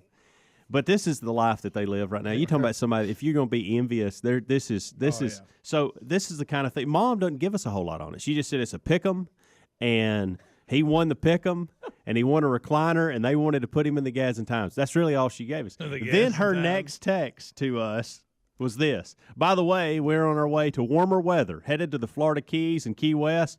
We'll probably be back around the 24th. I'll let you know. We're going to keep an eye on the weather. Stay warm. Wait a minute. I love that. I love that lifestyle. We're going from recliner and then the Gadsden Times to, I think we'll just pick up and head on because it's too cold. Well, it sounds like they sold that recliner for a pretty good amount. Right. Yeah. So, now they're snowbirds. Right. Yeah. Now, your parents are just doing whatever they want to do whenever they want to do them. And you know what? Because you realize that even if, this just tells you the life he's gotten to now. Yeah. If I even desired to be involved in a pick'em, I would never, ever find the time to go do it. So Mac Daddy says I think I'll do pick'em, and how about this? And he proved once again. Here's what I appreciate. He's always been brilliant when it came to sports, and he's proven it once again. I guess that he knows more than most of these people. Yeah, he does. I hope he's not listening. He's to very this. wise. Times pick'em. Well, look, he's got the crown. Did he get to pick him? Is he in the lounge chair? Yeah. Did he outpick everybody in Gadsden? Yep. Yeah, he did. Well, and this is what I appreciate. Everybody. Greg and I were talking about this, Speedy, this morning off air and kickoff hour. I appreciate him and my mom so much because they were blue collar people. Okay, they worked their fanny off. Okay, he was a fireman, and then firemen, they have other jobs. So he drove trucks and he mowed lawns and he did construction and he laid carpet and he did all these things on top of being a fireman. And so, and Mom worked too in a doctor's office for many, many years. And so for them, they just did well with their money. They were smart. They saved appropriately, and now they can do whatever the heck they want to do when they want to do it. Yeah. And I told them, I said, go for me because I'll never be able to do that. Headed to the Florida Keys. Yeah. Be back around the 24th, we think. She said they're going to look at the weather and decide when they need to come back. Keep you updated. We think. Yeah. Golly. Wow. So living it up. Mac Daddy, he just outpicked everybody in Northeast Alabama. I guess. And then he's going to roll down to the Keys, and he'll be eating fresh fish tonight. Rick got my recliner. I'm headed to the Keys. Well, my brother said, is "What are he y'all gonna carrying do the with recliner with him? No, my brother asked. He said they just gave the recliner away. I don't know who they gave it to, but we didn't get any details because we're on the way to the Keys. You know what that tells you? Let me tell you what that tells you. And that is a kind thing to do, but let me tell you what it tells you. The recliner he's got at home is exactly the way he likes it. Yeah, there's no need to change. Yeah. That's right. He was in the contest just to be the winner. Yeah, just to say. And for competition. And he'll give it to something maybe up at the firehouse. That's a good. Maybe my gut tells me that my mom wanted the chair because to get rid of his. Yeah. And he didn't go for it. The whole line got drawn. He probably got home and said, I got a recliner, but I just gave it away. That's typical. Yeah. Maybe he gave it to Bill. Like, what are you talking so about? I just want to. That's funny. That's so good. I knew that was coming. So let me. So are you? Inside joke. Are you telling me, Helms, crappy Bill, that in the Keys of Florida, there is a man walking around with that Mac Daddy hat on? Absolutely, like he likes it, because he's going to wear it. He'll have his common sense shirt on too. He likes it. That's his favorite shirt because he thinks it gets conversations going. Yeah, which he lives for. Oh sure, yeah, because he likes to tell everybody about what happened to common sense. So if he ever combos the two hats, look out. And he will. He will. Oh, he really? lives for it. Yeah. You think he'll report back and tell you what kind of damage is still down there from the hurricanes? They got hit pretty hard. Mm-hmm. Probably. He'll give you a report on it. I love how that's where they pick, though. They just close their eyes and point, and then wherever it lands, they go. Just wanted warmer weather. They wanted warmer weather without having to fly. That was the thing. Well, they went as far south as they could. Yeah. Maine. Yeah. Next stop, Cuba. And here's the thing, y'all realize this was not planned. It never is with them. It's not planned. It was they woke up yesterday morning, and I guarantee you, Mom said, "Hey, I got to go serve at church for an hour. I'm gonna get worship service in. You get your bags packed. We're going to some warmer weather." And Dad's like, "Hey, let's go." Well, Bubba, That's the way they roll. Bubba discovered this phenomenon about us years ago, and it's 100% true. I love doing things, but mainly when it's spontaneous. If something's planned and I have to do it, and it's on my calendar for some reason, I dread it.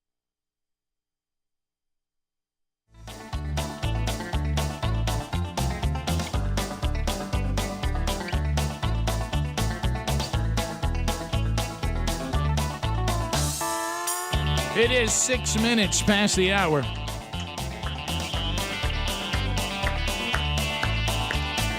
So as we start a brand new hour from the No Name Studio, we'll get with you at 866-WE-BE-BIG, and we'll also check our website, Rick and Bubba, spell out the word and.com. Have you gone there to pick up something for Dad?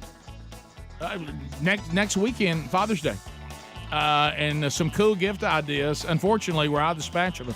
But there's other grilling items there, and also a lot of cool dad stuff at Rick and Bubba, spell out the word and.com. Just simply click on the store. Speedy, the real Greg Burgess, Helmsley Adler here. And there he is, Bill Bubba Bussey. Rick, glad to be here, and thank all of you for joining us. So you were telling me in the break, you know how you look to see if anybody's learned a lesson? You know, one of the ways that usually I know in my own life, same thing, when there's a sign that somebody's learned a lesson, they change their behavior. They don't do that anymore. And we've come off this circus that is the Johnny Depp, Amber Heard, whatever you even call that. And you were telling me that one of the first things that Johnny Depp has done does not show he's learned his lesson. Well, there's a report out today. You know, he, right after the trial concluded, he headed to England and was on stage with Jeff Beck and these other guitarists and some big show there. I don't know exactly what it was. But reports out today that after all that occurred, they ran up a pretty good tab partying after that event to the tune of $62,000. So you're telling me that I'm in here talking about that my now ex-wife has defamed my character so much that I can't make a living anymore. I blew through enough to get a $15 million judgment in your way. Yeah, I blew through my money, which I've made gillions, and accountants came forward and said, we were telling you that your spending habits, you ignored us. And you would think that this trial and him, you know, losing all of his money, you would go, hey, I got to change. I got to change the way I spend. And then you go out and you run up a $62,000 bar bill? That's pretty impressive. Well, that's quite a party. His net worth is still like $150 million. So that's like me running up a $62 bar tab, and you could probably write it off as some kind of tax deal. Yeah, he's probably not hurting on this. Well, deal. you remember his accountants though said his spending was exuberant. Yeah. Well, and so I mean, does this show that he really is an had example of that? There was one report that he had spent. And he still has some. Don't get us wrong. He's not in the poorhouse, but he had blown through $600 million. Is that right? $600 million? Well, I remember he was suing his financial people, and they were turning around going, "Look, we've been trying to tell him, you know, he owns I forget how many vehicles and how much a year he spent on wine, something outrageous." Well, you said, but as long as Jack Sparrow was kicking, he was fine. Because by the time he'd make one of them movies, big pay. He'd go right back. But you said you did you see the whole monologue when Mike Tyson? Oh, he'll break it down on how you can blow through hundreds of millions of dollars. Yeah.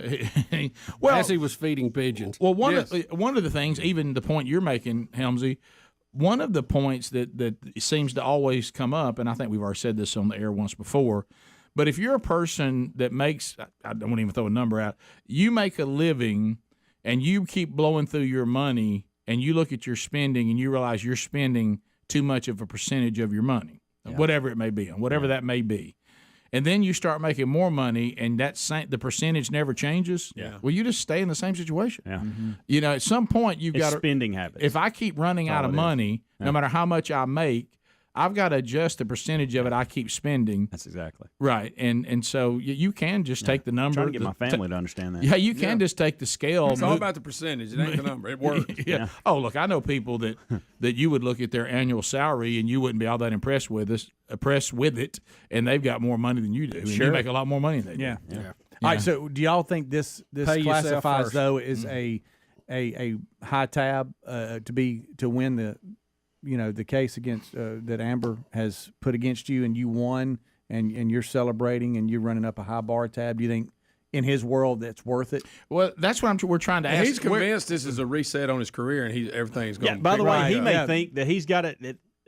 $100,000 might have been a normal deal for him on this. He might be doing better at 60. You're right. Good point. Hey, he's cutting back. All this we need to know because we don't know what his percentages are. Right. I don't know. I'll tell you, the winner here is the bar and restaurant he was at. Yeah. Man. Them seeing Johnny Depp come into their bars like Bubba and I walking into your restaurant. You're about to do well. You're fixing to do well. You're about to do well. Unless you're an all-you-can-eat buffet. I'm trying to figure now out. You lose on that. I'm trying to figure out how he went through that much, though. That's a lot of spending. There's a lot of these. He had a lot of drinks homes. He had homes all over the world, not did. just here, man. He had all kinds of stuff.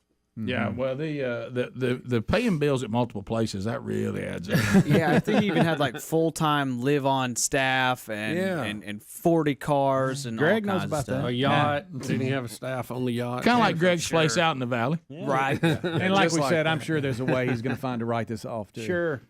Well, but still, the fact that he's on record that he did blow through all the money he'd made once before, he's just trying. He's just trying to see if he can keep the income coming. Yeah.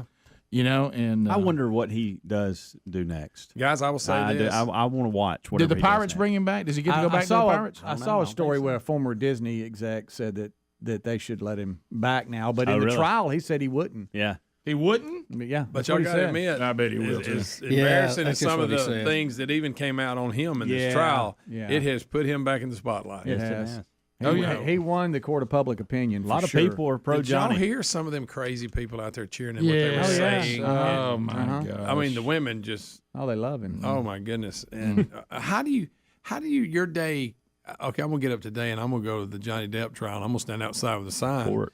Yeah. And I can't get a block. On. I can't get, closer than a block from him. No. And I'm going to scream and cheer like that matters. That's what I'm going to do today. Yeah. He'd buy him breakfast every now and then. Speaking of Disney, have you seen they got one of the actors from their new Star Wars stuff that's just gone to jail? Yeah. He's in trouble. Yeah, no, that's not good. You remember in the trial, Amber Heard even mentioned about Johnny carrying her to an island that he owned in the Bahamas. So, I mean, the level that he was at. Yeah. This story here says that he's still worth about $150 million despite having squandered almost a $650 million net worth at one time. All right, so when we're talking about he's worth still gonna that, how much cash does he have access to? Well, that's a whole different thing. You could go into those properties and get to $150 million. Yeah. I mean, that's paper wealth. It's not folded money.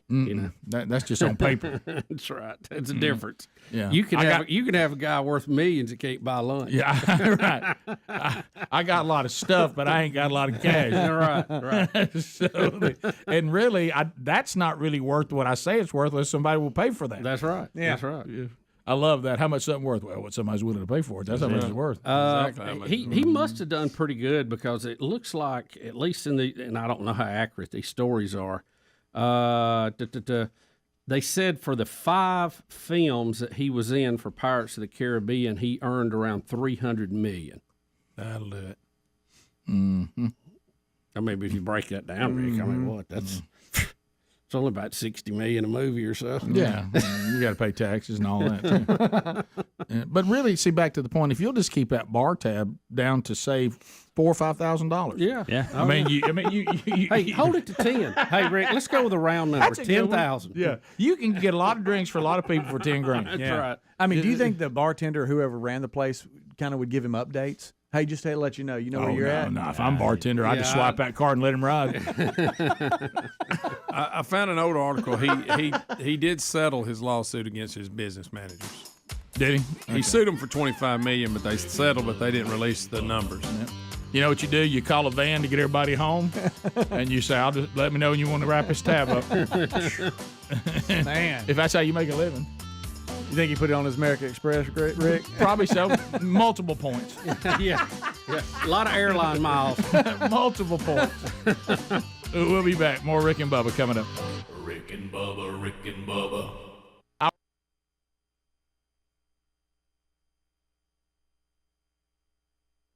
I dread it. I dread it. But if I could have the same event, if it wasn't on my calendar, and I just look and go, hey, I want to do that, I'd be all excited. I know. Why is that? What kind of sickness is that? I don't know. It's got to have a disease name. Is it because we're constantly thinking about that's out there on the horizon? We got to get planned for it. We got to get packed for it. And if you never have to live through that, you just go. It could even be fun things, Rick. I might put on there, need to go hit golf balls, work on my short game. Yeah. And I see it and I go, God, I hate to have to go do You're that. right. Perfect example. And if I don't have anything to do, right. and if I don't have anything, I might go, I'm going to go hit some golf balls, work on my short perfect game. example. Yes. A perfect example. If all of a sudden we're hanging out with some friends, whatever, and we end up playing basketball, it's great. If somebody says, now in 3 weeks on Tuesday at 7, you want to come to that basketball thing? I'm like, good night. I ain't got time for that. Who wants to do that? I mean, look, there it is on my couch. Stupid basketball thing's coming. And you dread it, too. What is that? What is it with that? There's got to be a name for it. Yeah. Some of you people in mental health, let us know. We'll be back. I know back in the kickoff hour, and that's been a while ago now, the boys were talking about this Hawaii story. Have you seen this where we have a Hawaiian civil defense worker who triggered the false alarm? Yeah, I saw that this weekend, and with them kind of being in the crosshairs of the North Korean deal, that was probably a little uneasy. Someone accidentally sent it out and caused quite a panic. I don't know if you saw all the stars that were in Hawaii for various things that had to be ushered into bomb shelters, thinking that this was going to happen. But they've changed the system up now, Rick. It's impossible for one person to send it out. They have to have a buddy system. So they hope, but the FCC's investigating, the Congress people from there are investigating, everybody's investigating. But that system, you want to trust it, and it has to be 100%. You can't have fake things, because right now, if something did happen and they issued that again, how many people would go, it's just there he goes again. That crazy system. You know? So this is as they told you, and as Bubba's telling you, this is the system that means if it is actually set correctly, that Hawaii has incoming missiles. Mm-hmm. So that's the alarm that was accidentally set off. We have incoming missiles, and people, of course, lost it. By the way, it took 38 minutes for a second alert to be issued across the state for everybody to calm down. And I love this line: the civil defense worker who triggered the false alarm has been reassigned. Yeah, not fired, but reassigned. Well, you can't fire government workers. Well, I'm going to say, what else do you have to do as a civil defense guy that's in charge of the button to get fired and set off a false alarm? My God. So did you hear in the kickoff hour us play the audio of what went out on the local TVs? No. Don't play. This is of course what was heard on local TV stations there in Hawaii. Tell me if this doesn't get your attention. Stay indoors. If you are outdoors, seek immediate shelter in a building. Remain indoors well away from windows. If you are driving, pull safely to the side of the road and seek shelter in a building or lay on the floor. We will announce when the threat has ended. This is not a drill. Oh, no, this is a fake. No, this is false not alarm. Yeah, I tell you why it's not a drill. This is not a drill. Yeah, because it's been set off wrong. Not supposed to be set off at all. But guys, it just seems like it'd be harder to do this. And well, they say that the guy, somebody sent, it had two options there, and he clicked the wrong one. Like it said, test or real deal, and he clicked the wrong one. And he didn't know he did it until other people in the office started getting messages on their phone that they were in some kind of warning. And I said, they were like, "Hey, bud, what'd you do?" What is the first thing you do when you get up in the morning, Rick? Most everybody, what is our reaction? When I first get up, first of all, I'll stop the alarm. And then go to the bathroom. And go to the bathroom. And then we grab our phones and see if anybody's texted us. And that message that Adler keeps showing on the screen is what was on everybody's phone when they woke up. Picture that. I mean, what do you do at that point? You wake up and see that. I mean, I see panic. that. I know what you're talking about. Exactly what that looks like on the phone, to your point. Mm-hmm. Ballistic missile threat inbound to Hawaii, seeking immediate shelter. This is not a drill. That's on your phone. Yeah. Now, keep in mind, too, we have a history here of Hawaii. That's, the attack by the Japanese started World War II for the U.S. So there we go. Also, it's really, really sad story. Florida, is fired up about their new high-speed train. And so they decided to do a preview run to feature it, and it killed somebody on the preview run. Rick. But it was kind of on them. It was. Wasn't the But, train's fault. but that's not what you want. No. Well, that'll ruin the initial What run. you're saying is now we introduce a high-speed train to life in Florida. Got a lot of important people on it, I'm sure, for the inaugural run. And a We're gonna woman be sharp. was run over by it who tried to get across the track. 1 minute past the hour, the Rick and Bubba Show, 866 We Be Big is our number. Fire up. Amy is a listener of the Rick and Bubba Show, sent an email yesterday, said, I would love to play 21 questions with the entire Rick and Bubba team. Probably not going to get that opportunity, so I'm just sending my questions in. Now, we've already done 10 of them. Not quite 10. Not quite 10. All right, so 7. And so I'll hit you with a few more. We've done about 5. Let me get my negative Greg list. We've done about 5. Here we go. You want me to go with one? Let me go with one that I think that we can get through quickly, because some of these will require some real thinking. You're right now. You have to join the Army, the Navy, or the Air Force. Which one? Oh, wow. Can I be Maverick? I'm going Navy. Can I be Maverick? Rick, I don't know. It just says, am I swabbing the deck or am I Maverick? Complicated. It just said, which one of these would you go to? Navy. I guess the Marines are under Navy. I'm going Navy. I'm going Navy. I like boats. I'm going Air Force. Okay. Death from above. I'm not smart enough for that. Adler, which one are you going with? Yeah, my grandpa was in the Marine Corps, so I got to try to honor his legacy going forward. So that falls under Navy? Yeah, that's where I'm headed. Going to be an Army Ranger. Rick, I think I'm going with you. All right, I'm going to the Army. You can be out there. I know. Well, I want to be out there. Y'all need me. Fort Benning. Be glad that I'm out there. All right, so we'll take you somewhere, Rick. I'll provide you air cover. Rick, we'll take you somewhere. Hey, I'll get it done. Yeah. Now, y'all may not like it. And I'll tell you what I wish. I wish you'd just say thank you and move on with your day. Adler will be the first ones there and last ones to leave. I'm not going to have y'all live in the very freedom that I provide, then question the very way in which I provide. That's right. All right, so let's go with if you could make one purchase in your life and you would automatically have the money you need to do it, so money's not an option, but you could only make one purchase, what would it be? Tennis Academy. All right. Oh, I got it. Land with the coolest barn I've ever seen in my entire life. Okay. I want a rolling hills, open, just pasture and everything. Mm-hmm. A little bit of a lake, so I guess I want your barn, your farm, Rick. See, Speedy kind of got mine. About to say I won't mention that one since I already have it. But the Pittsburgh Steelers. Listen, you're welcome. You're going the down Roonies. You're going down the line. I was thinking too, because if you buy the right thing, it makes you money. There you go. Right. So I'm going to buy the Dallas Cowboys. I went with the Steelers. But Dallas is the most profitable there is. Right. But I went with the Steelers because I loved them as a kid. I've got oil on my land though, so I got. Oh, okay. Now I he's got can't all buy of the Minnesota Vikings because I can't take losing. Adler, what are you buying? I know this is a very stupid, but it's a stupid purchase. But this guy right here, this Earth Roamer. My goodness, Adler. Well, that is pretty cool. You know what that reminds me of, Adler? There used to be a show on Saturday morning, and this scientific team was going around the globe, and they were driving a thing that looked like that was white. Right. And it was like after the nuclear Holocaust and all that. And they just were going around fixing things and helping people dig wells again and all that stuff. What was the name of that show? That sounds like cool. I don't know what that was. They drove a white. It was a big white looking thing. But that was a dream you had. No, I saw it. It was a Saturday morning show. Before Greg gets negative, go. There was a guy with a beard on it. That was a pilot. With a beard. Yeah. Captain Planet. No, I want to know what that show was. Here's a good one.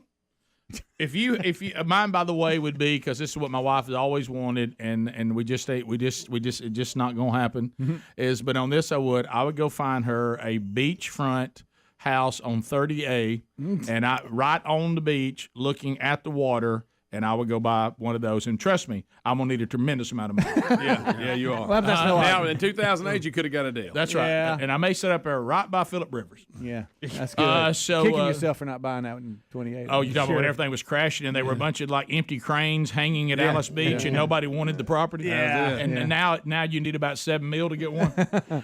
So anyway, all right. So here's a good one. Would you rather have to be born in 1840, 1910, or 1990? 1840. 1990.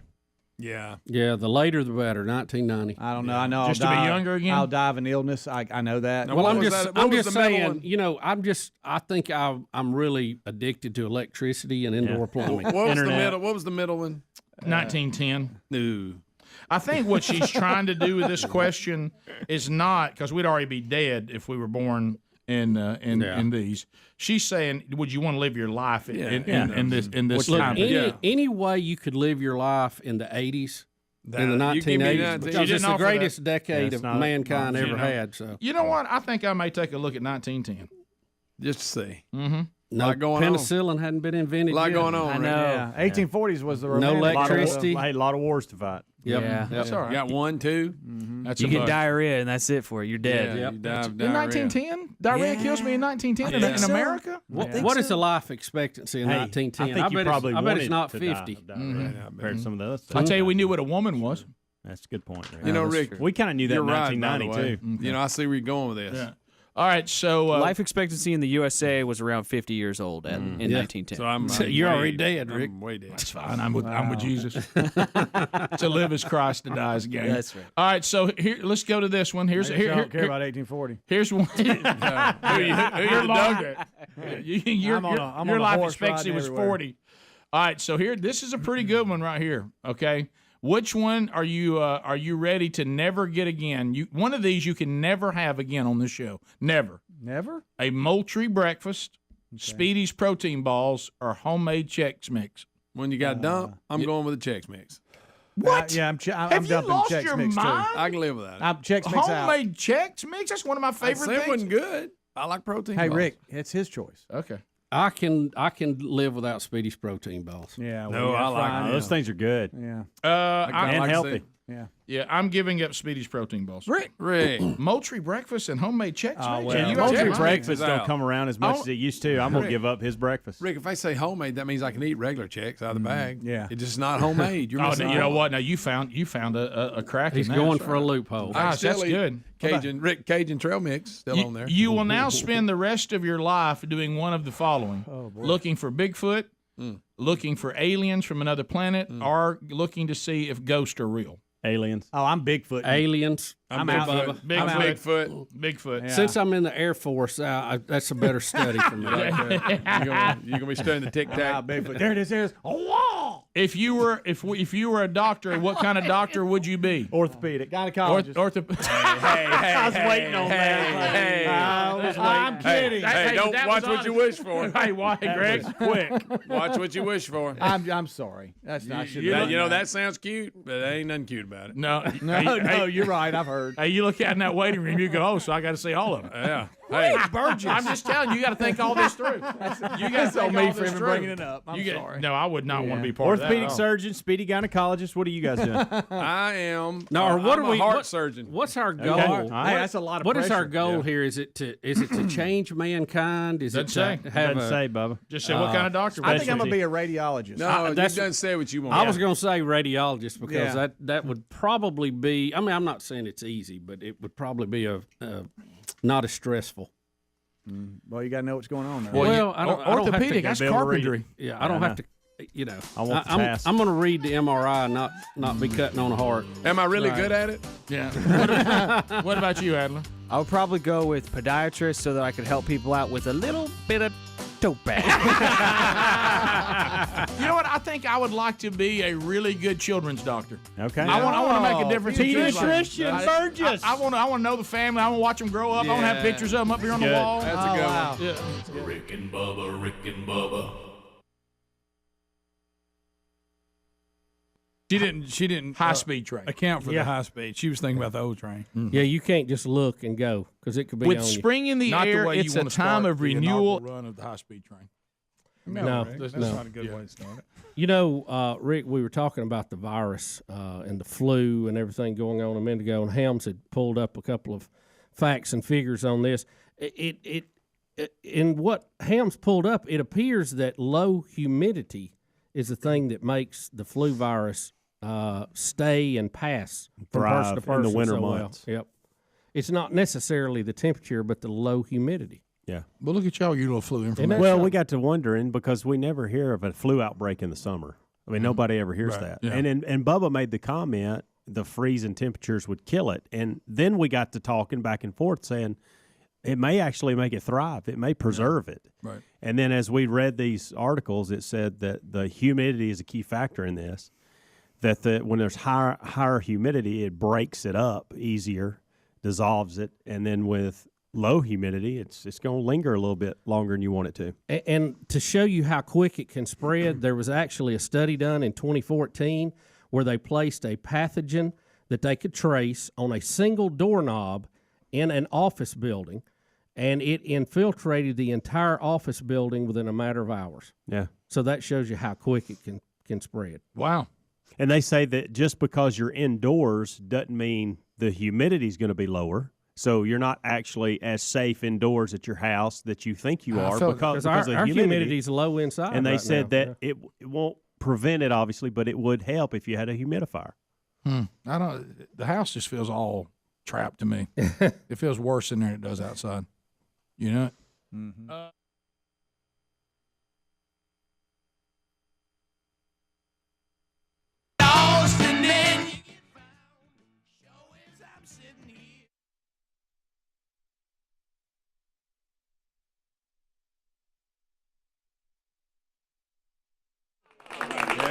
It is a 3-dog night for a lot of you. If you're gonna get cold, snuggle up. It's 3 dogs. Keep warm. 1 dog is not enough. Nope, 3-dog night. One dog is warm in the bed sometimes. Well, I have not experienced that. Hopefully, and I never will. You need to let that little one stays on the porch get in there with you and snuggle. Rick, he's a good snuggler. We've worked so hard to be civilized. Sleeping with dogs, I think maybe that was in the past. In the Middle East, I'm sure it's frowned upon. Right. I'd probably go out and get on my big old tractor too, not get a mule out and pull it on the plow. Yeah, that's right. I took a spin yesterday. Did you? Yep. So we do have. I almost tried your format, but I didn't. Really? From the day before, yeah. Look, that you told us about yesterday. Yeah, well, look. I'll tell you this: anytime that it goes back to what we said before. I think a lot of things about hunting is when we don't have success is when you got a lot of racket and a lot of things going on. Yep. And when you don't, they kind of going about their day like they normally do. All kinds of things happen when you're not there. Yep. You know why?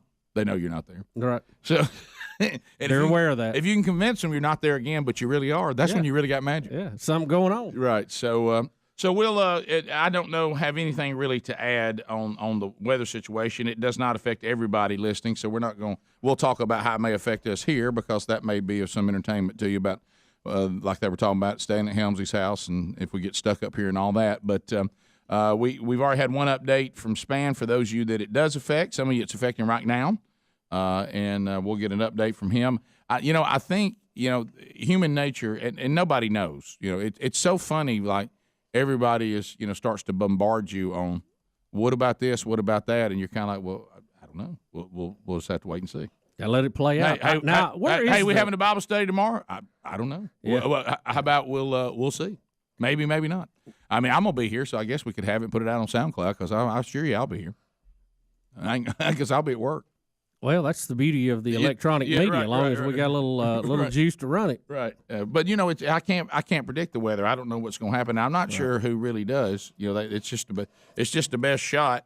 And I think in human nature, and I don't blame Span because of the fun we've had. I think Span's going to tell you end of time. So when it doesn't happen, he'd rather get that email as opposed to telling you it's not going to be that bad and it goes bad. So I think Span is that dog that's been hit by a car, and so he's up to the road now with a little different attitude. So I'm gonna give you worst case scenario as opposed to best case scenario because I like landing there better.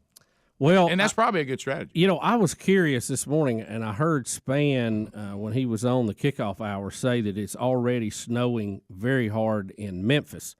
So I was kind of looking at the radar, and we've got it's a big system.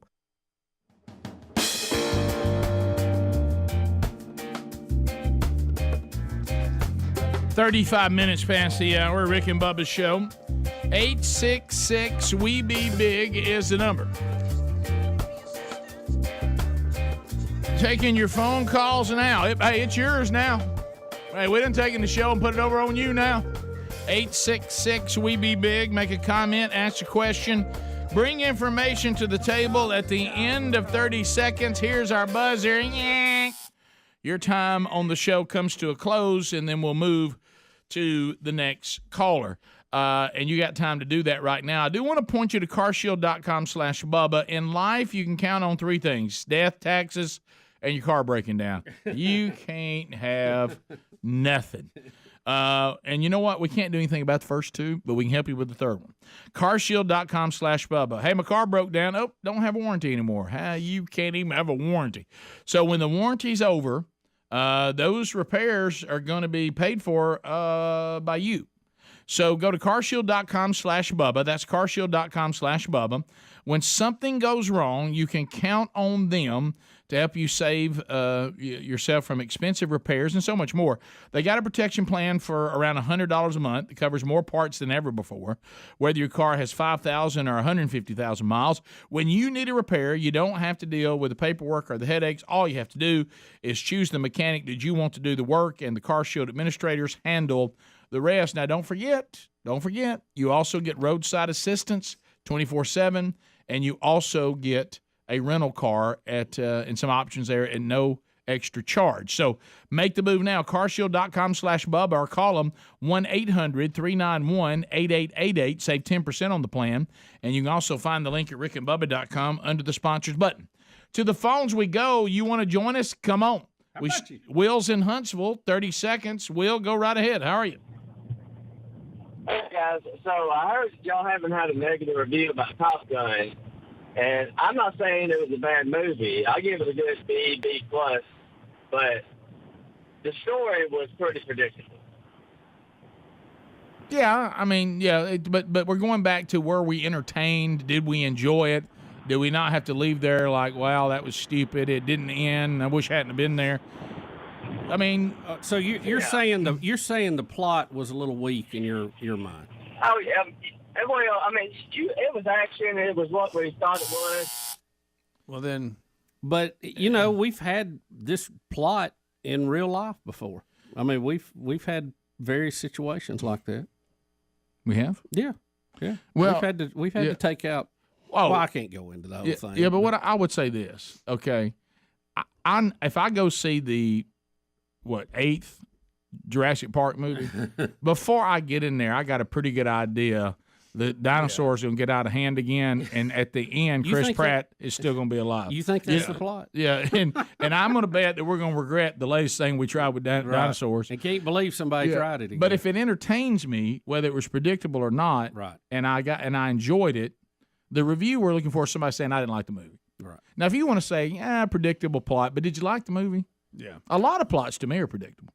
True. And I like the fact that I finally saw a movie that actually has some resolution at the end, as opposed to this latest trend of we give you a movie, leave it wide open. Yeah, you got a bunch of dialogue. No you got a bunch of dialogue, but the movie never went anywhere, nor did it ever end. I can't tell you how many movies that Lisa and I've watched, and all of a sudden the names pop up at the end. You look and go, "What just happened?" Was that the end? What happened? And then somebody says, "Oh, look how sharp I was." And for some reason, it's sharp to film it where you're blurry. Yeah. Or somebody's shows like half of your face. Give me a headache. Brent in Anniston. Brent, go ahead. Hey, Bubba. Hey. The name of that show that you were talking about earlier on Saturday morning is called The Ark 2. The Ark 2. Yep. I love that show. I was writing it down. What are you talking about? I must not have been listening. I'm going to have to find what is the Ark 2? It's that Saturday morning show I was talking about where that big white thing was driving around helping people out after a nuclear war or something. I see. Okay. So, I mean, everybody was pretty much back to caveman status, and they're driving this big high-tech thing around. I got you. There it is. There it is behind. There it is. Adler found it. How'd you find the show? It came on like where Fat Albert used to come on. It was like the last Was it show all on the years Saturday ago? morning lineup before Soul Train came on. Oh, I thought you meant like recent. No, I was a kid. Oh, really? I don't remember that. You know what I do like? remember Some of that. the things you watched as a kid like that, I like to go back and watch it now. It's so, It is- if you it look is at so it, stupid. Yeah, it is. I did the same thing. I actually thought this was good. Yeah, I remember just being gripped on what was going to happen to Hong Kong Phooey. Yeah. Oh, yeah. I will. Yeah. Barry in Hoover, ZZK. Bear, go ahead, buddy. Yes, I just wanted to thank y'all for playing FDR's speech yesterday on D-Day, and I wish y'all could put it on your website. Well, it was very eye-opening. Did you look under show notes? I mean, Helmsley might have linked it there. We usually do on stuff like that. It might have been there for yesterday, just under show notes at rickandbubba.com. But that was very eye-opening, and at times it was sad. Yeah, to see how far we've removed ourselves from that. And I wonder if you're a Democrat, if it dawned on you yesterday that FDR couldn't be nominated now by the Democratic Party. Jeff in Texas. Hey, Jeff, welcome to the program. Go ahead. Hey guys, just wanted to comment on Top Gun. I think the reason why everybody likes it so much is when was the last time we had a movie that was so patriotic? Yeah. I mean, if you don't walk out of that movie ready to scissor kick a communist, I don't know what to say. That's so true. And by the way, the FDR prayer is on our website. Yeah. So Barry, you can go back to yesterday, rickandbubba.com under show notes. Use yesterday's date, and it's right there. Yeah, I think June when you 6th. leave the movie, the feeling you have after both Top Guns were very good. But I think the one I was the most fired up was Red Dawn, the original. But I remember missing how leaving you that. I don't remember the end of being that fired up. Well, we're fighting. I know, but the way it the ended, heroes though. get shot. At the Yeah, end. But they're heroes. Remember, and you see, we made it, and they have their monuments and everything. I like the movie, but I don't know. Well, we were fired up. I was watching it with about 200 MPs too, and they were ready to go, buddy. You better not break a law in there. No, they were ready to fight. I mean, Jeff, welcome to the Rick and Bubba Show. Go ahead, 30 seconds. Hey, guys, just comments about the clown that called you about 3 calls back about the predictable plot of that movie. Yes. Evidently, he never watched his Lifetime or Hallmark with his wife, because every Hallmark movie, this couple that dated in high school fell apart, got together 30 years later, and if it's on Lifetime, it's a toxic male who was the rapist, or murderer, or an abuser. Yeah, you're right. And look,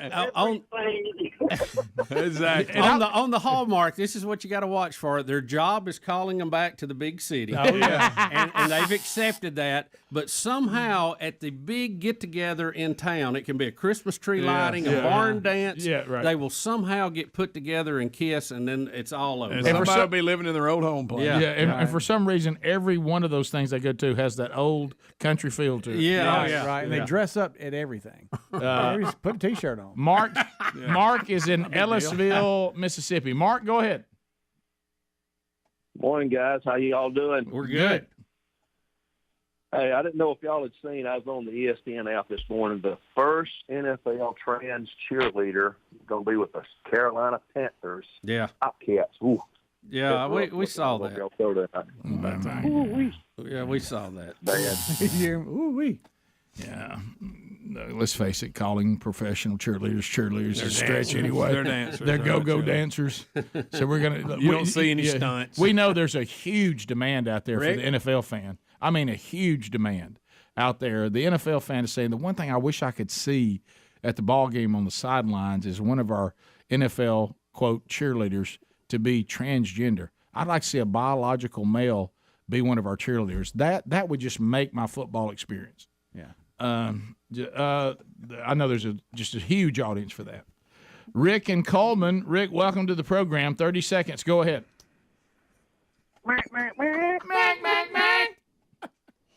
What's going on, fellas? Fired up. That's all we know.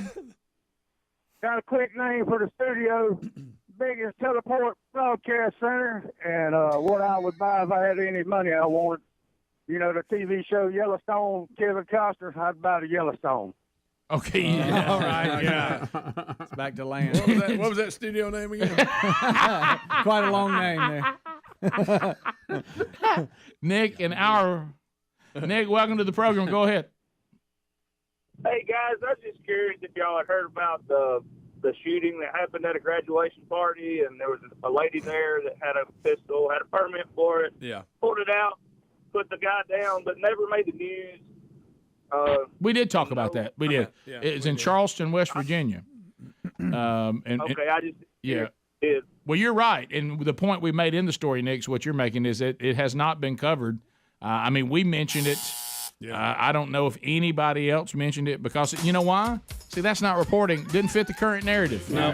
We don't fit the narrative or we don't report it. We don't want to do stories where a legal gun owner actually saved other people's lives from a criminal with a gun. No. Or a murderer with a gun. We can't do that story because it messes up the whole narrative. That's right. But it did happen. I mean, just because they don't cover it doesn't mean it didn't happen. Yep. It did happen. We'll be back. More Rick and Bubba coming up. Rick and Bubba, Rick and Bubba.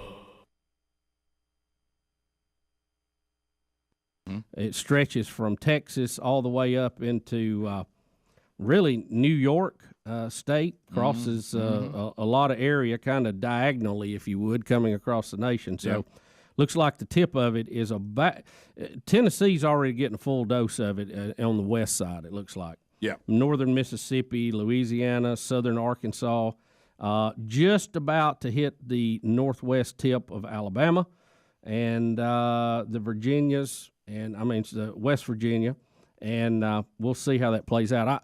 I hope it's not as bad, but James used a term. You know, weather's always giving us new terms. Oh, yes. He used the term overperforming with a winter storm, and that's not good.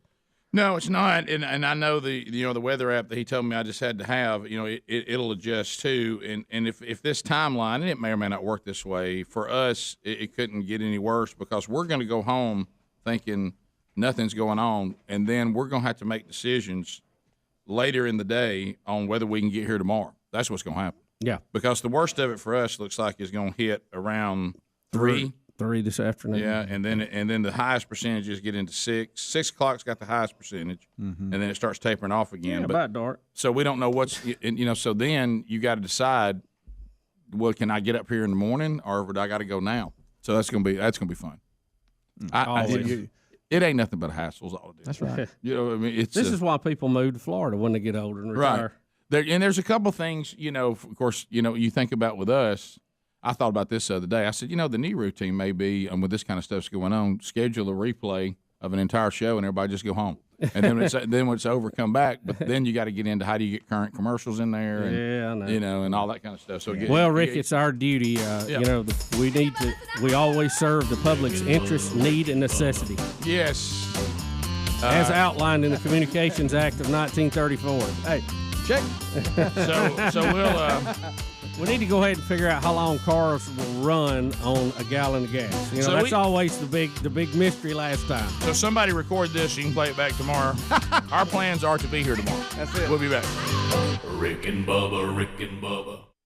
And you hate when there's more of this. We have 4 policemen. It looks like there's the headline says cops, 4 cops, and then I see a county sheriff's car. So I guess these are county. Said that 3 York County Sheriff's deputies and a K-9 officer. And a K-9 officer have all been shot. The suspected shooter's in custody. He opened fire on several of South Carolina law enforcement officers, striking 4 of them, as we mentioned. Bubba mentioned where they were, that we have the York County Sheriff's deputies and the K-9 officer. They've been taken to the hospital. They do not know the severity of the injuries. The gunman has been identified as Christian Thomas McCall, 47. He suffered gunshot wounds while in the crossfire, police said. They said, obviously, the sheriff's office is asking for prayers as these officers are clinging to life, I'm sure. We don't know the severity of it. I don't know whether they are or they aren't, but we do know they've been shot, so that's not good. And the names of the officers have not been released, and that's kind of where we are right now. Said they responded to a domestic call after 10 p.m. last night. The suspect fled the scene on foot, and then I guess they ended up in a gunfight with him in the early morning hours. So there you go.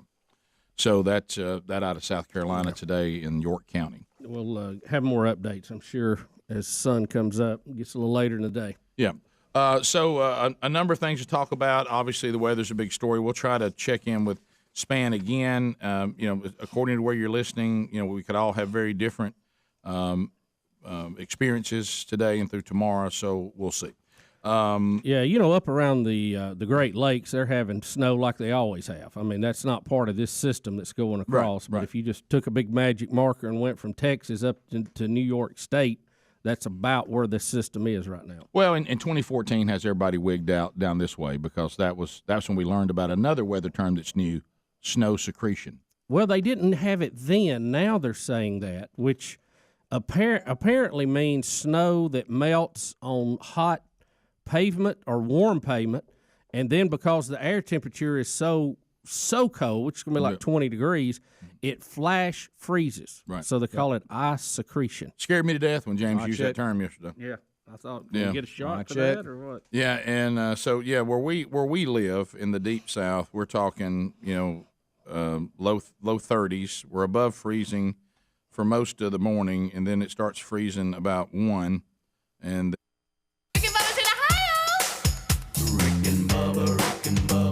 Pass the gravy, please. 10 minutes to the top of the hour, the Rick and Bubba Show. 866-WE-BE-BIG is the number, and we thank you for being with us. As we make our way back, Bubba, anything there you got listed we need to cover? I've got a couple of items still left on the 21 questions that was sent in if we need to finish that out. Rick, just a couple we got this one here. Couple of notes here. MSNBC finished May with the smallest monthly audience among the advertiser-coveted demographic age of 25 to 54 since November of 1999. So the lowest rated month that they've had in 22 years. But I mean, you know what? Bless their heart. They don't have Donald Trump to talk about. They're obsessing. I don't know how they are obsessing, but even CNN under its new, it's getting better. But still, the obsession with the MSNBCs and the CNNs with the January 6th thing. I mean, they're just they are obsessed with it. Well, here's the thing. Here they've got to try to get some narrative to take everybody's mind off of inflation and gas prices for the midterm. Mm-hmm. And you see them trying little things. We've tried monkeypox. They're getting lukewarm on that. Right. People are kind of tired of the pain. We got to try the January the 6th thing. They're really going to try to make that a big deal, too, to change the narrative. Because, as you said earlier, the White House is saying, behind the scenes, they're very concerned about Biden's ratings with the public and the fact he's now being compared to Jimmy Carter. And, look, as bad as it is, and obviously he's losing some of his skills to speak and think, which we all struggle with to some degree. Sure. But listen, It's called aging. if you lived through the Carter years, gas was extremely high then, but there wasn't any. Yeah. That was what was even worse. Okay, so I hope we don't get to that point where you have to wait to odd or even day to buy gas, depending on the last number of your tag, which that was a disaster. Right. Well, you're right. White House worried about Jimmy Carter parallels to Biden presidency as approval ratings remain low. So it's happening. Yeah. People that are old enough like us, and of course we were just in high school when Carter was president, junior high and all that. But so I don't remember. I just remember my parents discussing it.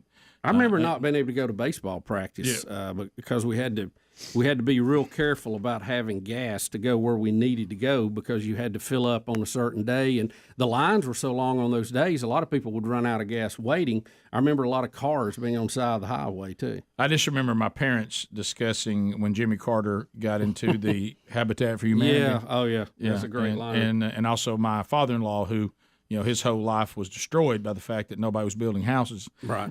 He said, I wish Jimmy Carter would have remembered me with a house when the interest rates were 21%. Yeah, keep in mind, You're right. We're worried now that it's ticked up a little bit. What is it? What's the prime? 3, 4 something now? Something like that, 4.5. It was 21%. Ugly. 21%. So the comparisons may not be there yet, but there's a murmur. Yeah, I think there's definitely a murmur about the way things are going, but I don't think the numbers say they're that bad. No, but when you hear fuel problems, interest rates going up, inflation, recession, it feels very Jimmy Carter. Then you get stagnation down the road. It feels very Jimmy Carter. I did not know that Jerry Seinfeld had a lawsuit going on with a fake $1.5 million Porsche. Did you know that? Is it Porsche or Porsche? Is that how you supposed to say this car? I've heard it both ways. This feels like Adler's area. It's Nike. Yeah. No, it's not even on the table. It's not at all. No. Bikey. I think it's tomato. Nobody says tomato. I think it depends on where you live on this one. Is it Porsche? I think we know it is Porsche. I say Porsche.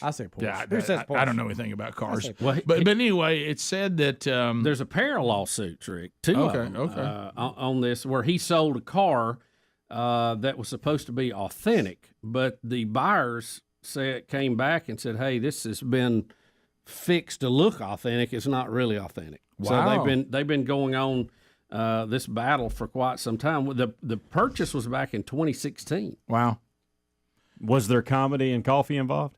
That's good. Yeah, and cars.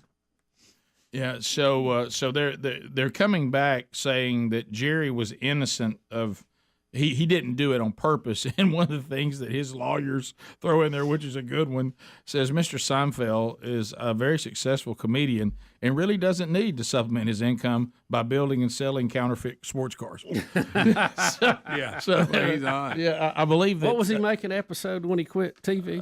And he quit. By the way, that wasn't canceled. Yeah, wasn't it about 10 million? Well, I think Something I ridiculous. think he was about to Crazy. be offered to if he would continue. I think they were getting him up to $1 million an episode. I think it was more than that. I think Was they were it? all making $1 million for a long time. Yeah. Do you remember how offended he was when Larry King asked him if he had been Good canceled? night. Oh, my God. If he did what? If his show had got canceled. Oh yeah. He says, "Anybody prepping Larry?" have you not heard about this? You know, it made him mad. You can tell Well, him. yeah, mate. Wouldn't it make you mad? Well- you decided to go. Everybody wanted to pay you more money to stay, and Larry King gets up and says, "Tell about you when you got canceled." He did not It like it. reminded me when they canceled Policewoman with Angie Dickinson. That would offend you a little bit, wouldn't it? You realize how hard it is to have a successful sitcom that goes on and garners the ratings and revenue that Seinfeld did and still does in syndication? But It says here he revised his salary of about $500,000 per episode. 46 episodes, season 7 and 8, and then come the final season, he became the first television actor to ever cash in $1 million per episode. Ooh. And Yes, then the quite a Friends threshold. cast did that. Yeah, and they all stuck together. They went on Big strike. Bang Theory hit that too. did they? Yep. Oh yeah. Wow. Yeah. Yeah. That's Amanda and I have been going back and watching Friends at night. Just an episode. That's a funny show. Forgot how funny it Yeah, was. it is funny. They all stuck together and said, "Let's hold out and we can get the money," and Yeah. they did. Nobody stabbed anybody in the back or anything. Well, you got to stick together. And then you have Netflix paid $500 million for global streaming rights to Seinfeld. Yeah, now Peacock's got it, don't they? Didn't they get it back? He's worth an estimated $950 million. Okay. I bet his bar tabs are not $60,000. Probably not. Gosh, that documentary. That's good. Yeah. I feel like Jerry's a little tighter with his money Yeah, I do than too. Johnny Depp. Let me tell you that documentary comedian when he's trying to work up Nobody's laughing. 60 new minutes. And he comes out there and he's not getting laughs. He goes, "Look, it doesn't get any bigger than me." It's like some guy was complaining. He said, "It doesn't get any bigger than me." This is it. This is as good as it gets. And then he comes back and tells his agent what it was like out there. Like monkeys throwing. Yeah. It's like monkeys throwing. But think dung. about this when He goes, you know what? When you got a little celebrity like this, an audience watching a stand-up comedian, they'll give you about 10 minutes. 10 minutes of it is you're already a star. After that, you better be funny. You better be funny. when Jerry hit that 1 million mark, though, you got to think about when that was on. Oh man, I mean that was quite a while back now. Yeah. It doesn't get any bigger. I'm sorry, but who is Matt Stone, the comedian? I don't know Matt Stone. He is they say second richest comedian out there. Huh. Really? Yeah, 700. What does he do? 700 million. Is he an American? I've never heard of Matt he's one of the Stone. South Park guys. Okay, I just don't find that to He be made his funny at money all. off that. I don't find that South Park thing to I be funny didn't at either. all. That's just weird to me.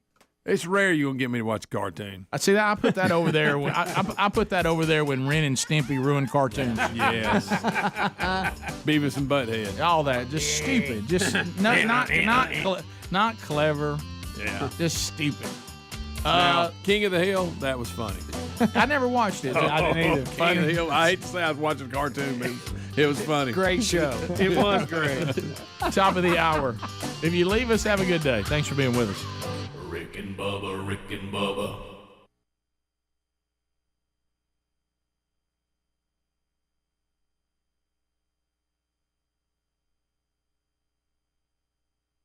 Hey, thanks for watching Rick and Bubba live on YouTube. We're here live at 5 with a kickoff hour, bright and early, Monday through Friday. Don't forget to subscribe and click the bell for notifications on our YouTube channel. And catch a commercial-free Best of Hour on Blaze TV every day. Rick and Bubba, it's must-see TV. Or radio. Well, yeah. Rick and Bubba.